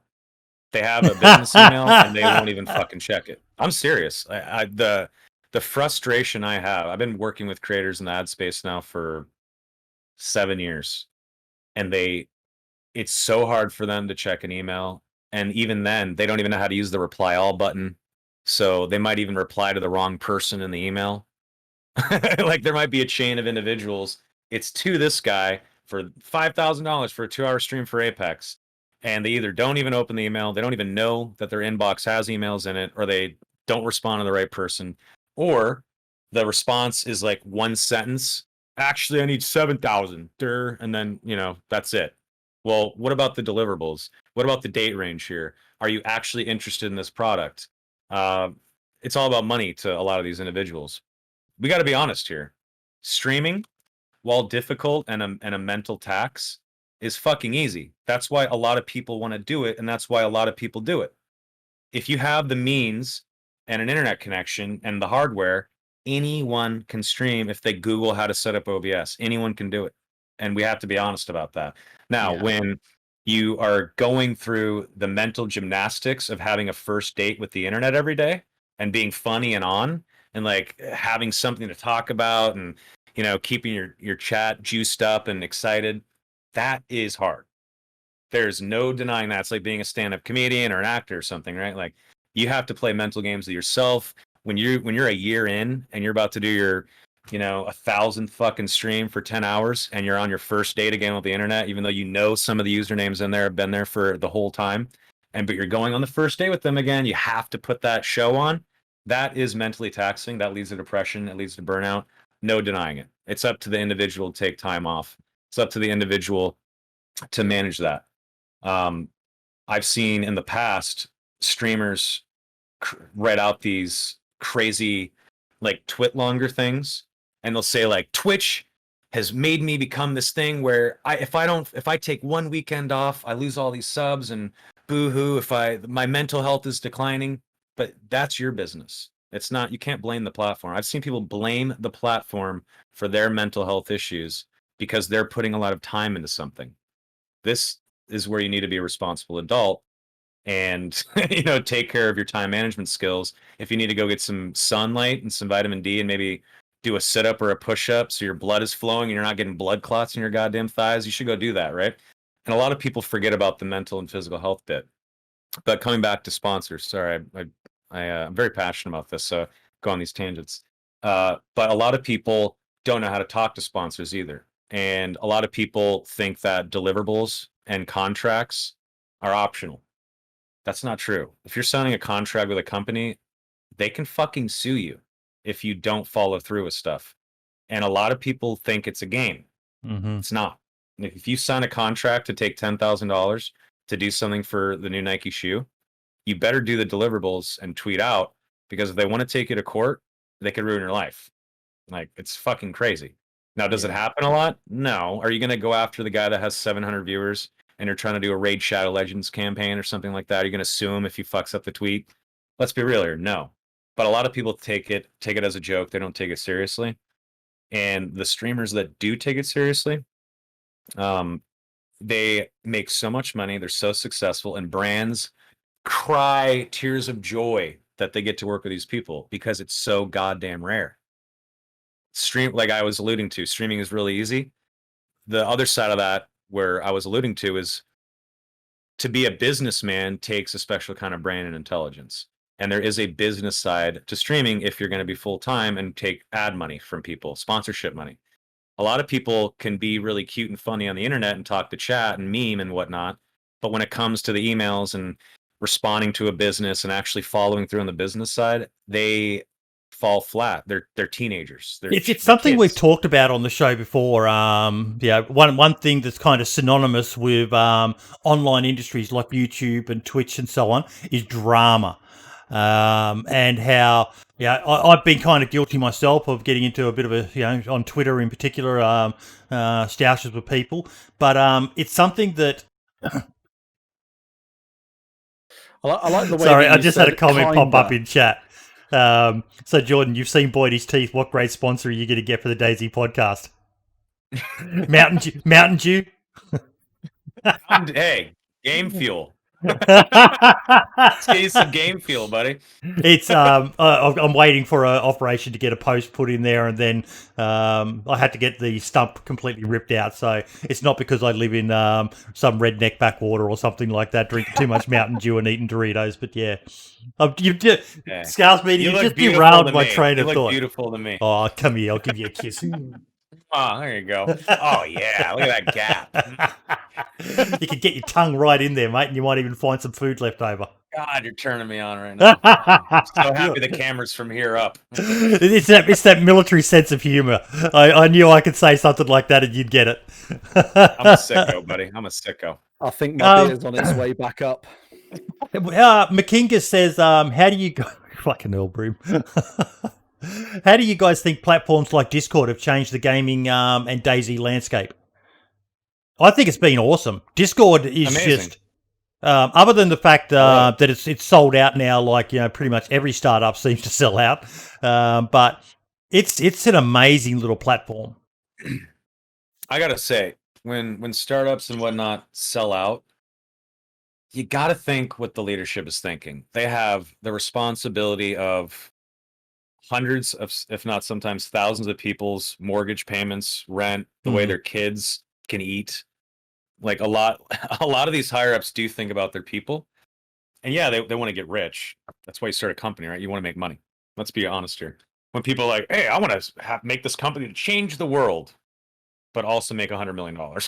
Yeah, let's be fucking honest about that, right? But good leadership in companies, they look at the 1,000 people that work for them. They see 1,000 people with husbands and wives and kids and their own issues and lives they have to live. And their livelihood is attached to that little tech thing. That one little clump of zeros and ones that allows us to talk right now. That thing supports families, which is crazy. And if you can make a bunch of people rich, or if you have a way of making sure that your company will last forever, potentially, because is Amazon going anywhere? Let's be honest. Hell no. No. Now Twitch is going to live forever. If Twitch wouldn't have taken the Amazon money, if Yahoo or Facebook or Google came and Twitch said, no, I'm good, there's a chance that maybe eventually the private company Twitch could have failed, right? I mean, let's be real here. There's that chance. Would it have happened? My bet is no, but it could. So when you do take a payday, you want resources to keep the machine going so that you can keep feeding your employees' families. And I know that's like a romanticized vision, but it is kind of simple like that sometimes. It's as simple as I have a bunch of people that work for me, and I don't want to look like a fucking villain, but I want to get rich, but I don't want these people to have families that go hungry. I don't want them to leave the company because I want this thing to continue. So they'll do stuff like that. And I get it. It comes down to simplicity of take care of people and I want to be rich. And I get it. I'm not angry at companies when they do that. Do I also say shit like, oh, sell out and stuff like that? Yeah, I mean, I do. I'll join the bandwagon and talk shit, but at the same time, I completely understand. And I don't really ever get mad at anyone that wants money. Like, I don't blame people. If you have a chance to change your life monetarily and make sure your kids and their kids are set forever, and you want to not slave away at a job, and maybe you can now take a vacation a few times a year, and your mental health will change for the better if you have this bucket of money. People, I get it. I'm not mad at people. You should do videos on this sort of stuff, mate. You've got a really good way of delivering this sort of information. I think if you were to do a series of this on YouTube or something like that, you'd probably find it would be very, very popular amongst a lot of creators. Yeah, one of the guys in my chat, we've mentioned David Nash a few times. He can't stand the guy. Just something about him rubs him the wrong way. But there's no denying that his content does talk about stuff like, you know, when you said about creators not checking their emails. Yeah, even one guy in chat, when you were talking about how you've got to treat this like a job, as much as it might seem to you that it's just, you know, oh, it's a perfect job. I can start whenever I want. I can log off whenever I want, and I can do whatever I want. I'm my own man. Nobody can tell me what to do. If you don't treat it like a professional fucking job, you're never going to be a professional. You might be that 0.0001% who's just so damned good at what you do that you'll make it regardless of what you do. But the other 99.99999% of people have got to fucking grind. They've got to grind. Yep. You know, you got to remember that the likes of Ninja, the likes of Shroud, the likes of Dr. Disrespect, you know, all started. Some of them had a bit of a head up. You know, Dr. Disrespect had a background in the gaming industry and that. And he also made YouTube videos to 0 views for fucking years in that costume. No one watched his shit. He put in years and years and years of effort and time, and even though no one watched, decided to continue to fucking go for it, which I would have given up after 1 year. I would have given it 1 year and given up. 4 years fucking later, he says, I'm going to try this on Twitch now. I'm not giving up on this. It worked out. Lyric back in the day, had he not had a dedicated start time of 12 noon EST, 9 a.m. Pacific, and showed up every day on time, 6 days a week, his stream would not have grown the way it did. I remember when he would start at 9 a.m. PST, and there'd be 5 people waiting for him, and then he stuck to the schedule, and now there's 2,000 people waiting for him before he even goes live. That kind of dedication and just a little bit of responsibility and business acumen and sense it's just something simple like that. I'm going to start every day at 9 a.m. That mindset alone and sticking to it is going to propel you. That's an extra rocket booster in the rocket, right? That'll continue to launch you. It's little things like that and actually sticking to it that will make you successful, because relying on luck is fucking dumb. It's not going to happen. And if it does, hey man, good Well, for even you, if it but does, if you aren't acting professionally enough, you might just see that dream slip away from within your grasp by not Right. replying to an email, by not doing the deliverable that is offered to you, and things like that. What on that point? What do you think of people getting a manager? Obviously, someone like us, we don't need it. We're too small. I know that generally you need to be getting close to around about the 1,000 sub mark before it becomes kind of viable for you.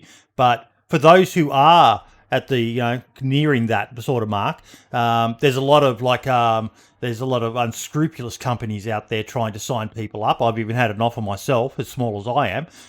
But what are your thoughts on that? good question. Managers and agents. These are the people that I deal with a lot. So like CAA, WME, Loaded, UTA, like these big Hollywood agencies. Loaded's not a Hollywood agency. These big Hollywood agencies, like Dr. Disrespect. I'm good friends with his agent, and he's a really brilliant guy, and he helps Dr. D a lot. But he's one of 5 agents. Like, he has a fucking team, right? But he's Dr. Disrespect. Now, if you're a 1,000 concurrent viewer streamer, and you have an agent and a manager, and they're each taking 10%, but they're glorified email interceptors, you're losing money because you don't want to check your fucking email. Like I said earlier, you can't check your email. Pay this guy 10% of everything I'm getting to check my Gmail account. You fucking lazy bastard. Keep your money. Keep your money. Fire the fucking manager. Fire the agent. And grow your stream to 20,000 current viewers, and then call CAA. In fact, they'll call you. Putting stock into managers and agents is okay. It's all right. But not until you're really big. Like, I know my buddy Swifter, for instance, he's big on YouTube, and he gets about 500 concurrent viewers on Twitch. He reps himself. He has no manager, no agent. He keeps all his money. The guy has a fucking gorgeous place in New York City. He's doing really well. He has 500 concurrent viewers because he keeps all his money, and he's smart and checks his fucking email. I know a lot of streamers that I work with now, that I send offers to now, and they have 1,500 concurrent viewers. And there's this guy that handles the design, and then this guy that handles all the email stuff, and he's going to also negotiate with me. And they're getting a cut of this, when if the broadcaster would just take an hour of their day and check their emails and just read the email themselves, they could save themselves potentially hundreds, if not thousands of dollars off a deal. Do you really need someone to read it for you? It's like if you got yourself a box of Legos and you have the instruction manual, and you could just do it yourself, but instead you're going to hire a guy to read the instructions for you and build and help you build your Legos. When you can just fucking do it yourself, you just read for 5 minutes. Like, do you really need the extra help to build a little Lego set? No, you don't. You just got to put effort in. And this is where a lot of people fall short, where they have no business sense or business acumen, and they're honestly lazy. That's what it comes down to. Yes, streaming is hard because of the mental tax. I get it. I do understand that. I was burnt out myself when I was streaming full time in like 2013, 2014. I was lose my mind sometimes. But I would also check my own emails and handle that myself. I don't understand why more people don't realize that I think it's also like an education thing. Like they've been sort of told that once you get to a certain level, you should get a manager, an agent. Like this is what everyone does, right? I feel like that's bad information. I feel like if people will just take the time and effort to learn, check their own emails, look through their own contracts. I mean, I've seen managers and agents fuck over their own talent and accept deals on their behalf and say, yes, this is good to go when there's conflicts of interest or they already have a sponsor and they can't do this legally because the sponsor has exclusivity or something like that. Because the agent wants that 10%, the manager wants that 10%. If the streamer would just take care of their own business when they're mid-tier or smaller, their life would be a little busier, but they'd have more money and they would have more control. And once you learn that side, it takes a few months, just like anything else. You got to learn. But once you do learn it, you realize that, hey, I can actually handle this myself. And now I have more money.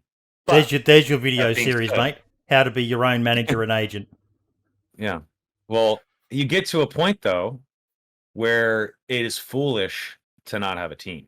Hmm. So when you get to like 10,000 concurrent viewers and now you're, no shit, like your own little mini media powerhouse, and you're getting multiple emails a day offering you maybe six figures for like 2-year sponsorships for this product. And there's really complicated deliverables or something that you have to do. And you don't really understand that part. And there's also these one-off campaigns that are coming through that are worth X amount of money. And you also have maybe some sort of commercial shoot you got to do now. And maybe you're so big that AMC wants to give you your own TV show like Dr. Disrespect. When you get to that level, you're going to want lawyers and managers and folks that will help you. And you're also wealthy enough that you can afford to do it. When you get to that size, you now have a new responsibility to take care of the content itself, more so than getting into the weeds of the emails, in my opinion. This is where things change. Mhm. And now, if you can just concentrate on the content, that little mini media empire can grow into something way larger, like Dr. Disrespect, who's on like not Jimmy Fallon, who's the other guy, like the late night show guy. Anyway, it doesn't matter. But when you start getting TV spots like that, you need an agent to set that shit up. You're not gonna have like Ninja wasn't like accepting an email from Jimmy Fallon to get on that show. Like there had to be people to set that up. Ninja wasn't gonna do that on his own. So there comes a point where yeah, you want that team. But if you have 2,000 current viewers and you're giving 10% of your money to an agent or 10% of your money to a manager, and all they're doing is checking your email for you, you are doing yourself a disservice. You are being lazy, in my opinion. I'm calling you out. And take the time to learn it, and you will thank me later. I promise. When you can take care of yourself, when your manager says, you know what, I'm kind of sick of intercepting your email. I'm quitting. You're on your own now. Well, you better fucking know how to do it, because just because he left doesn't mean the emails are going to stop coming. Hmm. Or she. So yeah, I think people that don't get into this side of the streaming space when they're a partner, especially, and they're actually making money from streaming, they're doing themselves a disservice and they're gimping themselves for really no reason. Why? Because you want to watch Netflix for an extra hour after you stream? Like, come on, just check. Everyone watches Netflix with their phone in their hand anyway. You could be checking emails then. So I don't know. I wish that there was better business folk that were also content creators, because over the years, what I have noticed is one in 10 will actually follow up and say, how did this go? Or is there brand feedback? Or actually get back within a few hours of me sending a note. It's so rare. And I am friends with and love a lot of the guys and gals that are bad at the business side. And I shake them every time I see them in person. I'm like, hey, loved your fucking Tarkov stream, but what the fuck are you doing? Make sure you respond to this. Like, come on, like, wake up. Like, oh, I know, but after a 12-hour stream, I just want to go smoke a joint and hang out, take a shower, and watch Netflix and go to bed. I'm like, I get it, but you're leaving money on the table. You're missing out on shit. Yeah. Yeah. I mean, talking about guys like Devon Nash and Boydie saying quite rightly, you should do your own sort of information series. There seems to be, at least in the last couple of years, there seems to have been quite an explosion. Maybe it's just because of the YouTube algorithm, but I've certainly seen a lot more of what they call themselves, sort of stream coaches or influencer coaches. You get your Devin Nash, you get your Ashley Christ, as what's his name, Harris Heller from Alpha Gaming, and Gail Level, and countless others. With your sort of personal opinion and thrown in as well, but you're also your knowledge and experience and expertise in the industry, what's your sort of opinion on those sorts of people and their content? And I ask that because so often I watch those videos, and because I'm kind of an outsider, I know I'm a streamer, but I'm not full time. I'm not making loads of money off it or anything like that. I look at it from a perspective of, I'll watch one of those videos, and some of the information can be really useful from some of them. And you've got guys like Harris Heller that created Stream Beats, and you've got Gail Level who created loads of free overlays and things like that, which is brilliant. But some of them, you sit and watch their videos and you think, you've literally just spoken for like 20 minutes in this video and basically said fuck all. Like, you're literally just talking at a camera and not actually, there's no substance in what you've said. I've watched your video for 20 minutes now and have no fucking clue what you're talking about. It's huckster shit. It's, I'm a millionaire and this is my book on how to be a millionaire. When you buy it, I'm going to continue to be a millionaire. But it's going to be like, manage your money well, and like, have a growth mindset, and like all these buzzword bullshit things. It's huckster shit. It's just, I don't want to sound super rude, but it's like leech on the bottom of the boat. The boat's going this way. Well, I got to get on this boat somehow, so I'm going to suck to the bottom of it, and I'm going to be a huckster and try to get you to listen to my sage words of wisdom when they probably never even done a fucking hashtag ad campaign themselves. It's insane. Like, I see a LinkedIn is the worst. I see a lot of men and women on LinkedIn trying to give advice on how to grow a YouTube channel or how to be a better influencer. Really? And they get one fucking like on the post. Like, what the fuck? Why am I taking your advice? Who the hell are you? It's huckster shit. You want to be rich? Buy my book on how to be rich. I didn't Oh, realize well, okay. this culture had seeped into LinkedIn. I used to use that back when I was in human resources, and it was very professional.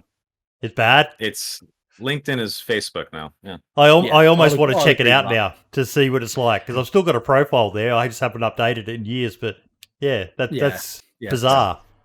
I've got stream coach shit. Like, you can't.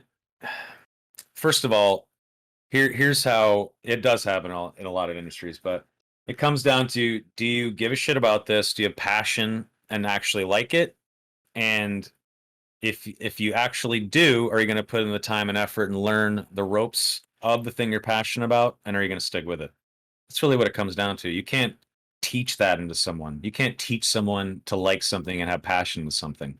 It just doesn't work, The reason why I was able to get into the Twitch space and take off and get into this industry is because I fucking fell in love with streaming to the point where it was so fun to be live, and I was not making any money back in the day, but I was streaming 18 hours a day, 7 days a week, because I was addicted and passionate about being live. I thought the tech was cool. I thought being able to talk to people on the internet and they could see me was amazing. It also helped that I was addicted to DayZ. I had two addictions that fed into each other, so talk about luck. But there was just pure passion. If I thought streaming was annoying or I thought DayZ sucked, that perfect storm would have swept away and I never would have continued on. You can't trick someone into being passionate about something. You can't teach passion. You have to innately have it. And you never know what you're going to get passionate about, right? Like, you might get passionate about underwater basket weaving one day and like go all in on it, right? You might not ever make a dime, but you could be the best fucking underwater basket weaver of all time because you fucking love it. And you put 18 hours a day into it, 7 days a week. No money in it, but at least you didn't have anyone try to trick you into it or teach you to be passionate about it. You did that on your own. Because your brain, when it likes something, it attaches to it like a octopus tentacle and it grabs it because that's what you want to do. Like, I'm a big D&D fan too. Like, I love Dungeons and Dragons, and it's changed so much. Myself it has. But I was a second edition man, first edition and second edition, and my son's into it now, and it's 5th edition and about to go 6th edition or something. Or bloody bizarre. I don't know about 6, but it's definitely in 5th. I like every edition. I just love D&D so much. I don't give a fuck what happens to the rules. I love 2nd, 3.5, and 5e almost equally. Which a lot of like D&D nerds would say that that's blasphemous, but I just love the game. Did you see the Drizzt Do'Urden statue that they released? They did a no. Oh, no. Mate. I'll bring it up. Yeah, who doesn't love Drizzt? If you love Dungeons and Dragons, you know who Drizzt is, and if you don't know who Drizzt is, you're a nerd. I'm sorry, but But yeah, like with D&D, I catch myself thinking about it and like wanting to make content, for D&D on my channel, knowing that there's gonna be like 4 people watching, right? Like, I don't even care at that point. I just love that shit so much. I'm gonna do it anyway, and that's just passion for me. Like, I love that crap, so I'm gonna do it whether people watch or not. If it's just literally me as the only player in a DM, hey, I get to play D&D, I'll do it, right? You can't really trick people into that. Like, your mind knows what it wants, and whether it's dirt biking or weaving baskets underwater or baking cookies or graphic design, like when you find something you like, it's hard not to want to do it. And yeah, you can't trick people. Oh, are you about to show me? Let's see here. What do we got? See, now while I don't understand it because I know nothing about D&D, That's awesome. I can say from an outside perspective that does look pretty fucking cool. even comes with a Driz the Dark Elf. even comes with a D20, a custom D20. That's awesome. The That's figurine fucking cool. is fully posable. And I watched a review video on it by a guy who didn't know who Drizzt is, and it was quite funny because he said, "I know I'm going to upset all you hardcore D&D fans, but I've got no idea of the lore of the character. I'm just analysing it based on the character as a model. Even the Guinevere is fully posable." You can put him into crouching poses. It's an amazing figurine. It's the first figurine I've ever thought about wanting to buy in a long, long time. Absolutely amazing. You can change his The hair. friendliest dark elf. Yeah, he doesn't look too friendly in that one, but yeah, there's a pre-order link there. But yeah, absolutely brilliant set of books. If you ever had an inkling of Dungeons and Dragons, you've just got to hang It's about. a good intro trilogy, actually. You've just spotted. Sorry, go on. Just big message in our Twitch chat. Uncle Ray. Don't know if you've heard of him, Soma. He's a pretty big up and coming DayZ streamer, an absolute madman. Think Ceramore, but Ceramore on crack. Okay. I don't know. And with an accent that you will not understand. Oh. It's British, but it's an area of Britain that we don't talk about. Okay, wait, up north? So congratulations, Uncle Ray. Newcastle. Newcastle. Yeah. That's hilarious. But yeah, no. I struggle to understand the guy, and I live in the same country. Sub to his channel and watch him every stream. We had him as a guest, and Brim had to be translator for me because quite often I was just sitting there going, "What the fuck did he just say? Are you speaking the Queen's English or what?" It's the same thing in the States. You go to like North Dakota, they talk like this. Let's go get some tater tot hot dish and go look for the hogs out in the farm, eh? You're like, what the hell did you just say? And that's one of my fellow American countrymen. See, as a British person, if I went to America and I heard exactly that type of thing going on, I would immediately be like, right, where's Ashton Kutcher? He's renewing Punked. Yeah, I'm not even a celebrity, but I'm getting punked because it's mad to think that there are people out there that genuinely do speak like that. Like your accent is, to me personally, and I mean this in the most respectful way, is just quintessential American accent. It's just a standard North American accent. This vanilla. Is vanilla. But like you go to like Alabama and places like that where they're like deep Southern accents. I love it. Tell you what, man, the Southern accent, like sometimes I love it. It's a little too much for me, man. I can't. No, it's even worse when you get like the groundskeeper guy, whatever he was in the Water Boy, with that Creole. Oh yeah. I mean, deep Louisiana, you'll get people. I'm gonna tell you that for sure. Yeah. Gotta love accents though. But yeah, I have such a vanilla American accent. I know I do. Whatever. One last question before we move on to the agenda for the day. Back to Survivor Games, because we kind of went off tangent there and talked about content creator specific stuff for a while, which has probably bored the crap out of the average DayZ player who just wants to find out about DayZ and Survivor Games. In your opinion, can Bohemia salvage Survivor Games? And if so, what do they need to do? Yeah, of course. Does the internet give second chances? Very rarely. If you fuck up the first impression with anything online, it is a hard hole to climb out of. Let's be honest here, with literally anything online, especially with the video game industry and and gamers and nerds. Do they have a chance to fix it?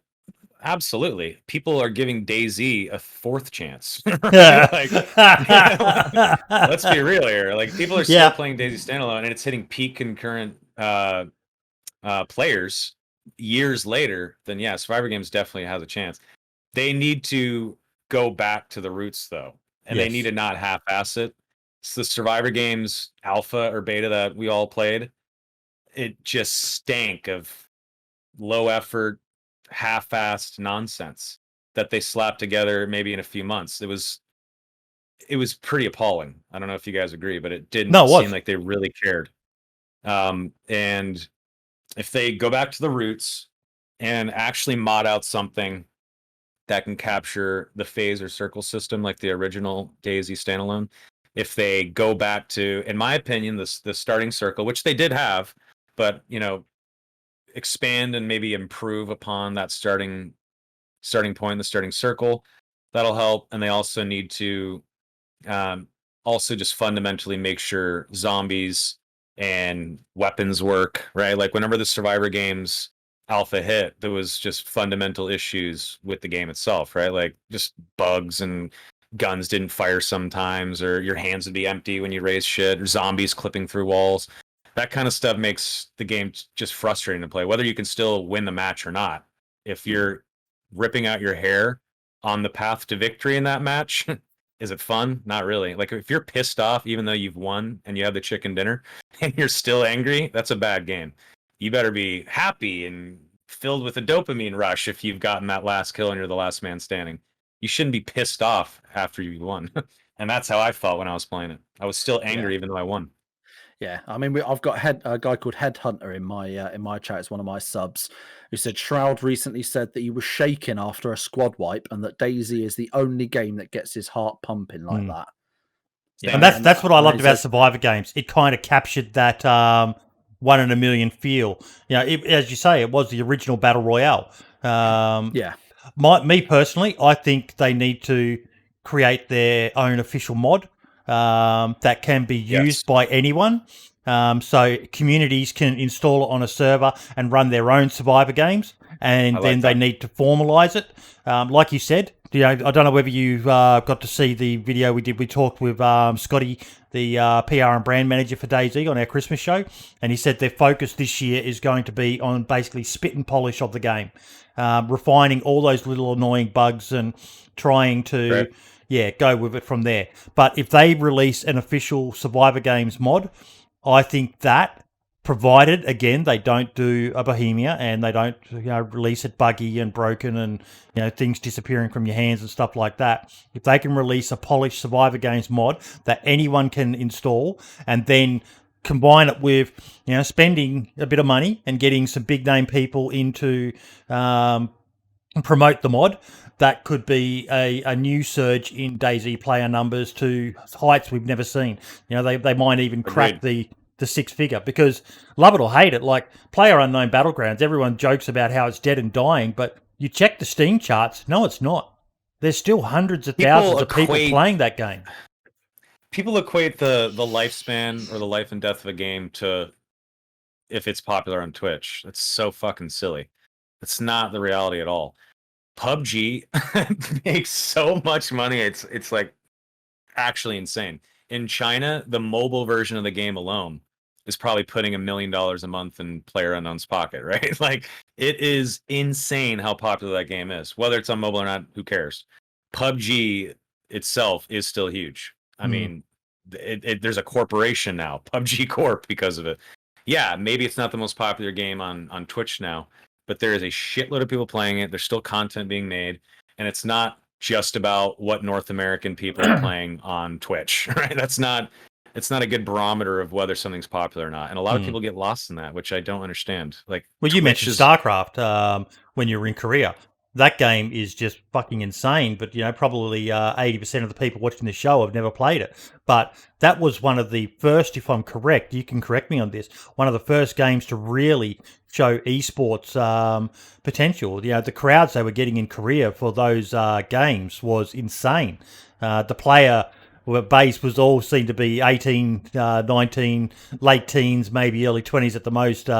Kids hopped up on about 10 cans of Red Bull because after that their reflexes go and they just don't have the clicks per minute to be the best in the industry. But I couldn't believe that all these people were showing up to watch a real-time strategy game. Yeah, so StarCraft there was a category called Twitch in Justin.tv, like Twitch gaming, before Twitch became its own thing. But the very, very, very early days of JTV were like pirated Simpsons episodes and like a dude talking into the camera. And then a few people decided to play StarCraft. And there was no microphone, there was no webcam. It was just people kicking ass on ladder, and people were watching it. And then one day, someone had the bright idea to put their webcam on and just talk about what they were doing as they were playing. Like, all right, I'm going to do a 6-pull here because this guy's, tearing. His build here, based on my scouting, is weak to the 6-pull. And then suddenly you see a guy's face telling what you're doing. This is like 2008 and 2009. And it was a game changer. Like, holy shit, like, look at this. So tons of people started to play StarCraft on Justin.tv to the point where it eclipsed everything else. And that's why they had to make a new category in JTV. And then that category fucking dwarfed everything else on Justin.tv. So they said, we got to make our own site. They were going to call it Zarth. Little known fact. Barf. It was going to be Zarth, XARTH. And luckily they did not call it Zarth, and it went on to be called Twitch. But then they made their own platform, Twitch.tv, in 2011. And the biggest game on that was also StarCraft. It was this whole industry, this live streaming gaming industry was built on the back of StarCraft. Then obviously League of Legends comes into the fold, and then DayZ mod comes into the fold, and then speed running comes into the fold, and it all erupts from there. But everyone should thank StarCraft for what we have today. And esports especially. Like I said earlier, I remember seeing in 2008 when I was stationed in Korea at the COEX Mall in Seoul, seeing a fuckload of Koreans and foreigners watching live StarCraft matches happen at the mall while Tasteless and Artosis, legendary commentators, were casting the game. And that's when I knew that, holy shit, this is going to be huge. And then there was also 2 TV channels on Korean TV dedicated to StarCraft. Adults, businessmen, businesswomen, families, moms, people were just watching StarCraft on TV because it was essentially a national sport. So big props to Korea and the Koreans for, respecting video games as art and as a skill enough to make TV channels dedicated to it. That shit bled into the Western world for sure. Everyone knows the Koreans are the gods of StarCraft and everyone else is a foreigner. Korea, I give a lot of credit to for esports and where we've gotten to with gaming and being a part of like pop culture and whatnot. So big props to them. But yeah, StarCraft, man, we owe StarCraft a big thanks. And hopefully Bohemia can get Survivor Games back up there as one of the top events on Twitch because like you said, and not a lot of people have probably heard this, but Survivor Games really, it launched your career. The success of just a bunch of people running around in a buggy,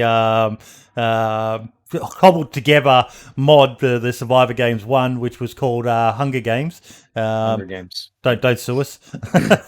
Yep. And it launched another leg in the. Or another rung on the ladder that saw DayZ just climb from a game that was years old, Arma 2. A mod comes out, and then a mod of the mod, Survivor Games, and it just blew people away. And if Bohemia can capture that and create their own Survivor Games mod, that will be absolutely amazing for DayZ and the numbers of players that are concurrently playing. Agreed. I agree. Okay. We are going to move on now to the agenda items. So that means I've got to switch screens. Give me one sec. slide this across.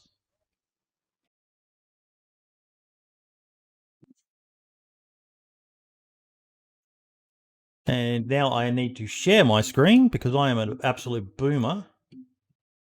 And I'm saying nothing. I've already verbally abused you, although be it all that in writing on Twitter enough in the last 24 hours. I think I'll give you a pass. oh, God, what am I doing? No, I didn't want to share the screen. Oh, yes, I do need to share the screen so you guys can see it as well. But I'll also put this up.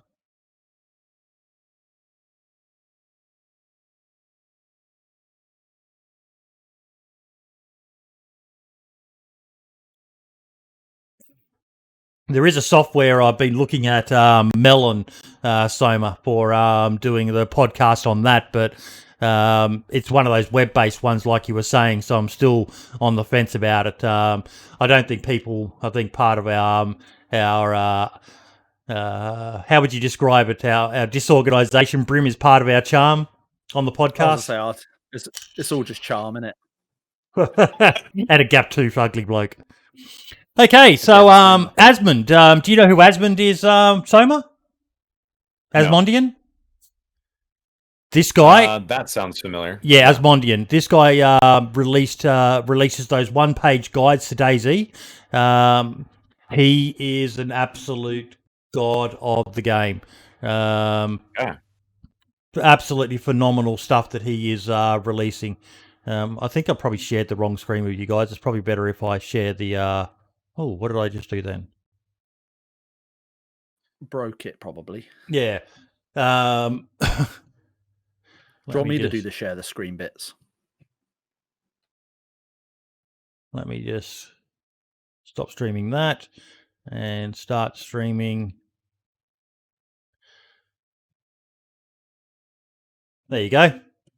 So he has released a link to all of the images that he has done, and they cover everything from the way the servers are structured, the tier zones on the map, and spawn points, and basic controls. He's just got guides to bloody everything, and he updates them. And don't they look beautiful as well? He just does such a damn... This is great.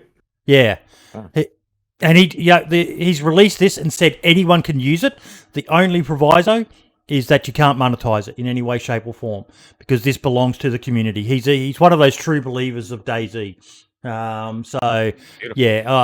He actually designed our DayZ podcast logo free of charge. Just we were all sitting around umming and ahhing what to call the show, and a logo and all the rest of it. And the next thing in our chat, up pops this logo, and it was like, "What do I owe you?" And he goes, "Nothing."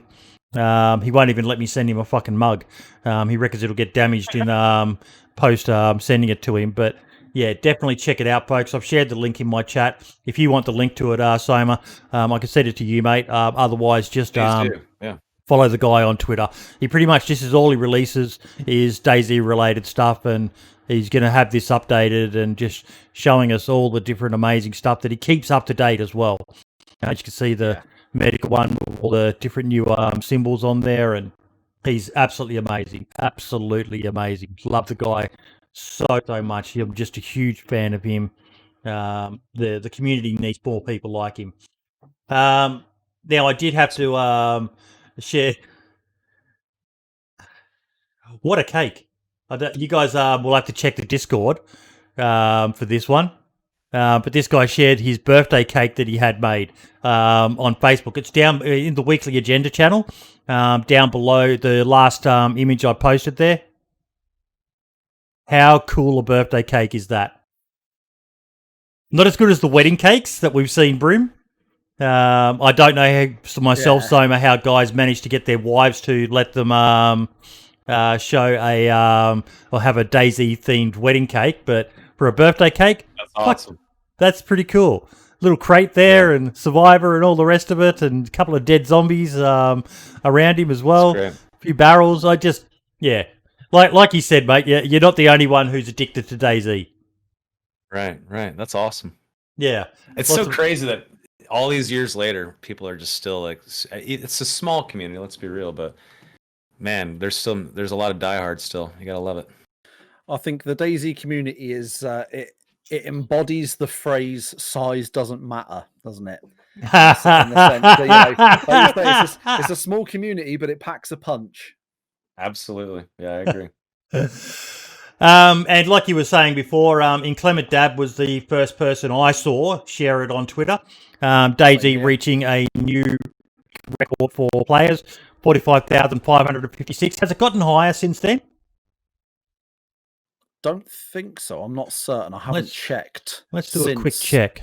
The day that Dab put that out. So, plus I know a few people like Foxypote and others had also posted in our Discord that It's still saying some are showing different. Yeah, it's still the peak is 45,399 all-time peak. Hey, your mic's breaking up pretty bad. I don't know if you realize it's very distorted digitally.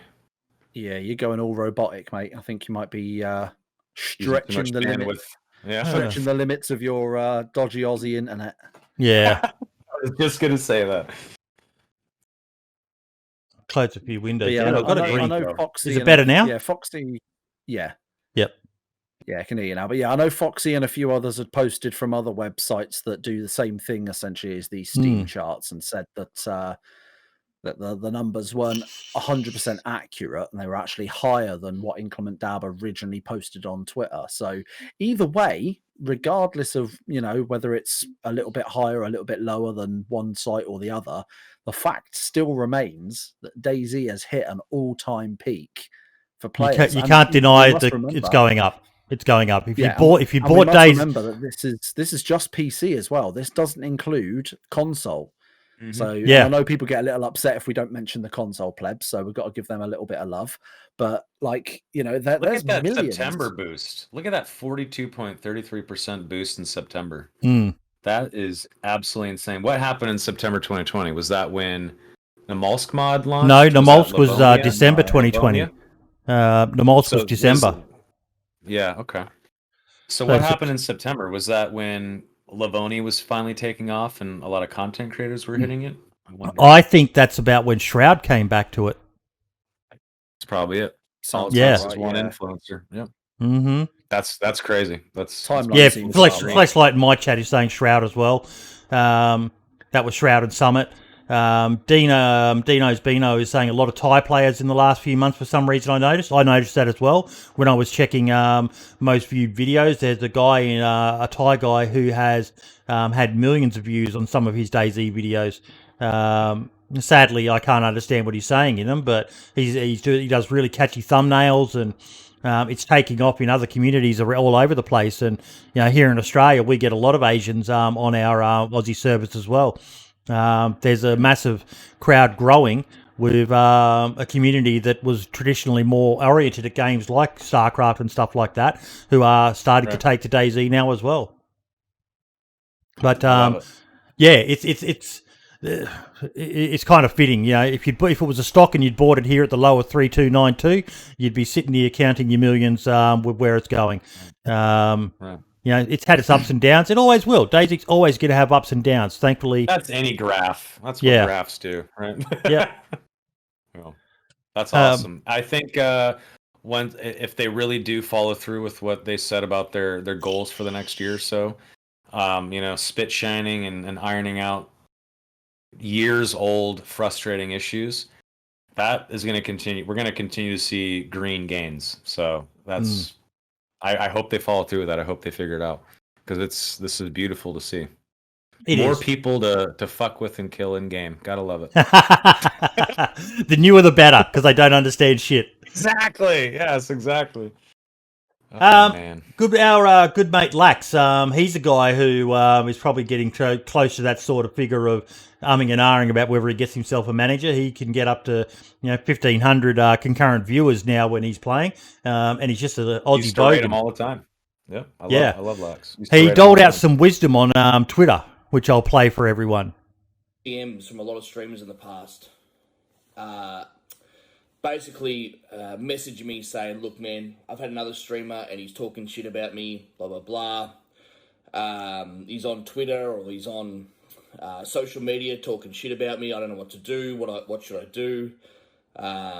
You know, it's pissing me off and whatnot. It's causing issues. I didn't do anything, or I did, you know. I think the simple thing, it's very, very simple. What I always recommend any up and coming streamers or streamers in general, to be honest, do not do anything. Do not do anything. Let them talk shit. Let them do what they want to do. Stir the pot, I guess. But the worst thing you can do is get involved. Do not get involved. Look, it's the best way. It's the best way. How many times, and I'm sure that a lot of users agree that when you're scrolling down Twitter and you see people talking shit about other streamers, and I'm not saying they're right or wrong. That's not the argument, or that's not the issue that I'm trying to talk about. It just looks bad on their channel. It just doesn't look good. Doesn't matter if they're right or wrong. What they're saying, it just doesn't look good for their channel. I just think it's a negative impact. Every time I scroll through and I see fights with streamers or whatnot, in my eyes, it just looks cringeworthy. They're usually you can just see they're salty. It just looks bad. So, like I said, don't get involved. The best thing you can do as a streamer, if you've got issues with other streamers or whatnot, focus on your channel. Focus on your channel. Tunnel vision on your channel. Work your ass off. And create an awesome community. And don't let them bother you. The way you can use the fire is by working your ass off. And as I said, getting a good community. And the statistics, your viewership and all that, that will go up. And He's on the money there, isn't he, Soma? Yeah, for sure. The whole time I was thinking, that Mad Max meme of Tom Hardy saying that's bait. That's all drama shit is. It's just bait, and when it's typically content creators that are smaller than the person that they're calling out. It's a leech move, right? Like, I'm gonna cause a shit stir, and maybe some flies will land on my shit, and maybe I'll get a little bit of a boost. And that's really what it is a lot. It is bait. It is stupid as fuck. We're not in high school. Maybe some content creators are, actually. You got to consider that. I mean, some people are just young and immature. But yeah, he's totally right. I've had shit crop up over the years for me as well, both as an employee and as a streamer. Just dumb stuff like, why didn't you ever spotlight this partner on Twitch weekly? Nah. Well, there's only one person I can do a week, right? There's fucking thousands of people. Like, there's always going to be some dickhead that wants to hate on you for some stupid thing that's sometimes out of your control. Or maybe you made a mistake and you said something on your channel and someone gets pissed off about it. Or maybe they're just being a dick and they just want to stir the pot. He's right. You really should just ignore it. I mean, it's really easy to just block or mute someone on Twitter. What do you think, really, as a person who does deals and stuff? Because obviously you do research on your people who you're going to be approaching with offers. What do you think when you see they're involved in a lot of drama? Oh man, there's people that Twitch the platform, the YouTube platform, that Facebook, that Labs or Elements, and many, many other companies just blacklist because they know they're just a liability. Brands know it too. If you Google, like, a brand, let's say it's like Bounty paper towels, and it's some marketing guy that doesn't even know Twitch. If I offer them up a name, they're going to Google the name because they don't know who the fuck that person is. They're just going to Google it. And if the third Google search is, this streamer is being accused of rape, or this streamer said the N-word, or this streamer has done this, they're going to say, yeah, what the fuck are you doing? This person's never going to rep Bounty paper towels. And that shit spreads like wildfire. If you are a fool and a tool, no one is going to play with you. You're not going to get invited in. And it happens a lot, to be honest. People need to realize that shit on the internet lasts forever. That these brands, if you want brand money, and that's how a lot of people really make money in this industry is, yeah, a lot of people can get sub counts up. Not a lot of people, but some people can get sub counts up that really pays the bills. But for the most part, your mid-tier streamer, they're getting their money from these ad deals. And if you have a few fuck-ups, there's some things that are forgivable. But if you have a few fuck-ups, or you look like a shit stir or a drama queen, brands just don't want to work with you because it makes them look bad in front of their boss, Mm-hmm. right? If there is a fuck up, like they don't watch Twitch like us. They're not into the gaming space like us. They're just trying to sell bounty paper towels. That's their marketing job, right? Maybe they just watch basketball on the weekends. They don't know what the hell's going on. It just takes a quick Google search to know if you're a turd or not. And if you are, you're flushed out. So people need to realize that. And it really does not pay unless you're, who's that Keemstar cunt? That guy. Excuse me. Like that guy, like he's built his whole empire on drama. Like, Yeah. like, and everyone hates him. Like, And quite rightly, because he is, as you eloquently put, a cunt. right. He really is. Like, and I don't even, but there is the other side of the coin. Sometimes you can get to a point where you have built your brand off of drama, or you're so fucking big that brands know the eyeballs are there no matter what, and they'll take a risk knowing that you're a loose cannon. But if you get a million impressions on something, well, hey, that's where we got to spend the money no matter what. Those individuals are very privileged and they're very rare. I can assure you. That does not happen a lot. But yeah, you gotta realize in the digital age in 2020, 2021, everything is visible, everything lasts forever. Mhm. If you delete your tweet, there's some guy out there who screenshotted it the second it came out. It's going to come out again. There's going to be a Reddit post that shows all the shit you've done. There's going to be little strings people can pull to really see the true story, even if you try to hide it.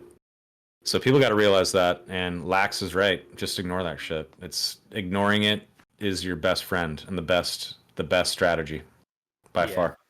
I think it can be difficult to a degree to do that as well. Like, I mean, I try to avoid as much of that sort of shit as I possibly can. But like tonight, literally 10 minutes, 10, 15 minutes before the podcast started, before we all jumped into the chat, someone, DayZ had posted something. It was that DDU, the DayZ Down Under trailer video, and someone tweeted back. And when you look at the guy's account, it says account, he's following one account, and I'm pretty sure it's DayZ, and has no followers, no other tweets.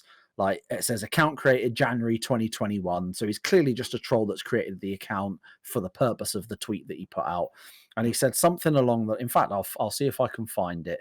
He put something along the lines of, why would you spend all your time and effort making this video when it's, you need to fix your shitty flying cars? Obviously it wasn't DayZ that made the video at all. It was DayZ. Yeah, look, the effect you put in making that stupid trailer would have fixed half the game encoding. Instead, you ignore the thousands of angry players that paid you money and get screwed update after update. Hope someone copies your game, makes it work, and we let you guys die. This is just an angry, like, 18-year-old, 17-year-old kid. It's just the amount of shit that I see online that is just rooted in pure ignorance. Like, you just gotta sweep it under the rug and move on. Like, there's so many fucking idiots that don't get it. Or they're not even idiots. They could be intelligent. They just don't understand the industry. They don't understand this one thing that they're suddenly an expert about and have an opinion on. It's very frustrating. Yeah. I mean, I took that opportunity and thought, fuck it, I'm tweeting back anyway. So if you want to have a look at my Twitter at some point, anyone and everyone, feel free, because I did have a bit of a giggle taking the piss out of him, because he decided to put his response to me doing a gif of Ricky Gervais laughing at him. He replied with a gif of Mr. Hanky, the Christmas poo from South Park, saying, "You can suck my tiny little balls." So I basically turned it around on him and sent him a link for testicular atrophy and said, it's okay if you've got small balls. You had the guts to say it. Here's how you can get it fixed. Hey, don't get me wrong. Sometimes it is funny to fuck back, right? Like, yeah. When someone's with these, sometimes it feels a little bit. I thoroughly enjoyed myself. Feels good. I get it. I actually got told off by one of the team behind the podcast. I tagged General Sam, if you know who he is.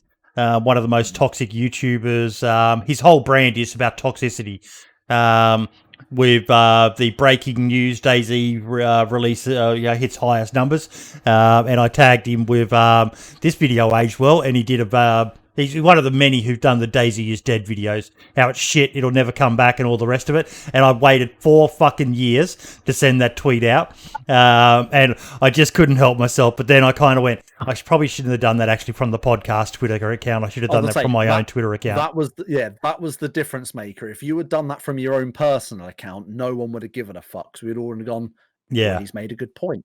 Because you used it on the podcast account, it's a bit more like, oh, you twat, I don't know if that was the right way to go. But I agree with what you said anyway. Like, you made a valid point. You know, the guy's a bellend and made a shit comment. It's therapeutic to push back sometimes and call people out, and it feels kind of good. Yeah, it feels kind of good to jump into the ring for a round sometimes. Is it detrimental? Are you going to get a concussion probably from it? Yeah. But hey, at least you got a couple swings in. Risk versus reward. Risk versus reward. Yeah. Oh yeah. That's awesome. I've got a fat head. I can take it. The next one was just a comment from the chat, and it kind of comes down to it was in the general channel of our Discord, and it was something nice that I wanted to say thank you to everyone who's finding the podcast. But Dick Donovan said he just found the podcast a couple of months back. I've binged most of it already. It's really awesome. The DayZ community is amazing. Keep up the great work. And I just wanted to say thank you to him and to anyone else who's done that, because it's you guys who keep Ben, Brim, myself, and the rest of the team, Foxy, Jacob, Daone, Archie, and that going behind the scenes, giving leads for stories and all the rest of it. Because, we had 2 podcasts before. We had initially Barely Infected and Septic Falcon, who did their Ultracast, which was, I don't know about you, Soma, but I tuned into that every week because those 2 guys talking was like listening to 2 gods of the game, because they just had such a great understanding of it, and there's such 2 really underappreciated people in the DayZ community. Both of them are just fucking amazing. Great. Yeah. Sorry, not Septic Falcon. I meant Super FT LOL. What am I saying? I was going to say, Septic Falcon. That he's great. But who's this guy? Who's the other guy? Super FT LOL. Him, Barely Infected, and the Running Man were a big trio back in the day. Yeah. Well, they're the 2 guys who used to always play with him back in the day. You could find videos from all 3 perspectives when they had adventures and stuff like that. And the Running Man's gone on to massive things. Barely Infected's kind of taking a break from the game, and Super FT LOL is still slogging along. Gets 200-300 viewers at times. Definitely worth checking out. A lot of people mistake him for Frankie. He's got the same sort of voice as Frankie, that same sort of accent. But he's an absolutely amazing streamer. But after them, we then had the Compass podcast with Uncooper, Rage Ra, and Septic Falcon was on that one. As well, along with random other guests, and then they stopped doing it. It was like, well, this game's fucking, is on the comeback. It really needs someone to be doing it. So, we love doing it, and little comments like that from Dick Donovan and 004 really help keep us motivated to keep on doing it. Because, it's a labour of love, and you guys just leaving little comments like that really does make us feel better about doing it every single time. Aww. Well, it's true. I mean, I got a DM from one of our community members as well over Christmas. I won't say his name because I don't want to embarrass the guy or anything. But he basically just DM'd me on, I think it was on. I was going to say Twitter. It wasn't. It was definitely Discord. I remember now. And just basically said, thank you for what you and Boydie do with the podcast. Really appreciate it. We've raided him a couple of times. Things like that. I've raided him when we haven't been doing the podcast on during weekdays and stuff. And it's just a simple little DM saying, thank you for your support. Really appreciate you guys doing the podcast. Look forward to watching more next year. Something simple and easy that to him was probably a throwaway message that he thought, I'm going to send this out because it's a nice thing. But to me, it was like, that's the first time I've had that. I've had people on Twitter say, I really enjoyed the podcast this week and things like that. And people in my Discord have said, podcast was really good this week. I really enjoyed this guest. But this was like a direct DM specifically to me about, a project that I'm passionate about. So, it was really nice. It's nice that there are people out there that will go out of their way essentially to make someone else's day that little bit better. Those little nuggets, they give you the juice you need to keep going sometimes, man. They really are great. Yep. Whether it be I've got them over the years too. I love those messages. Yeah. It is. It's just a nice thing. It doesn't cost you a cent, and you have no idea how positive it can leave someone feeling just you saying a few nice words. So, yeah. Yeah. 100%.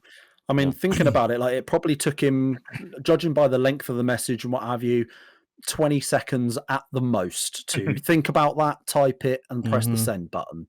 But that gave me, I saw that at like 11 o'clock in the morning. I'm usually up until silly o'clock at night anyway. So that then made me put a smile on my face and had me in a really good mood the rest of the day. I wasn't in a bad mood to begin with, but it just helped that little extra, you know. So Absolutely. that, you know, minimum investment for maximum return, essentially. Absolutely. Bit of sad news here, and we've actually got something to add on to this one as well. Minder put out a tweet on January 8th. Yesterday, my mum got diagnosed with breast cancer. It's quite a shock to the family, but her diagnosis is good, and she starts treatment in 2 weeks. Because of that, I didn't feel like doing any editing last night. Going to do that tonight to skip the stream. 12-hour tomorrow still on. Minder, for the whole DayZ community, wishes you and your family the best, mate. But on a more tragic note, we found out just before the show, Brim, I'll let you say it. Yeah, so it was Wiidevil, our other co-host that's not here tonight. He put a thing up in our Discord saying that someone who's been a fan of the podcast, someone who I've known and played with many a times on the Blue Waffle servers, 47th Destroyer. A lot of people in the DayZ community will know him. Unfortunately, his mother's passed away from this horrid COVID crap. So yeah, again, same as with him. The whole podcast and the whole DayZ community gives our condolences to Destroyer and his family, because that fucking sucks. Quite And frankly, it's even that's not worse. really- His daughter and his missus have it as well. Yeah, So I think his whole family, most of his family's been certainly his closest relatives have been hit quite hard by this in various ways. So yeah, fucking sucks. it does. Like, yeah, it just, my heart goes out to the poor guy. That's terrible to hear.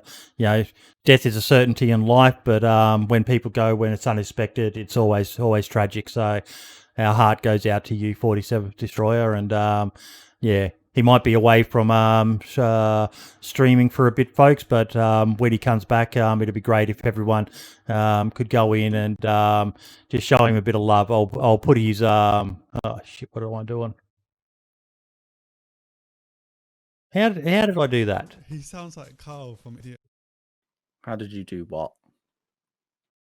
Oh, I pressed paste instead of copy.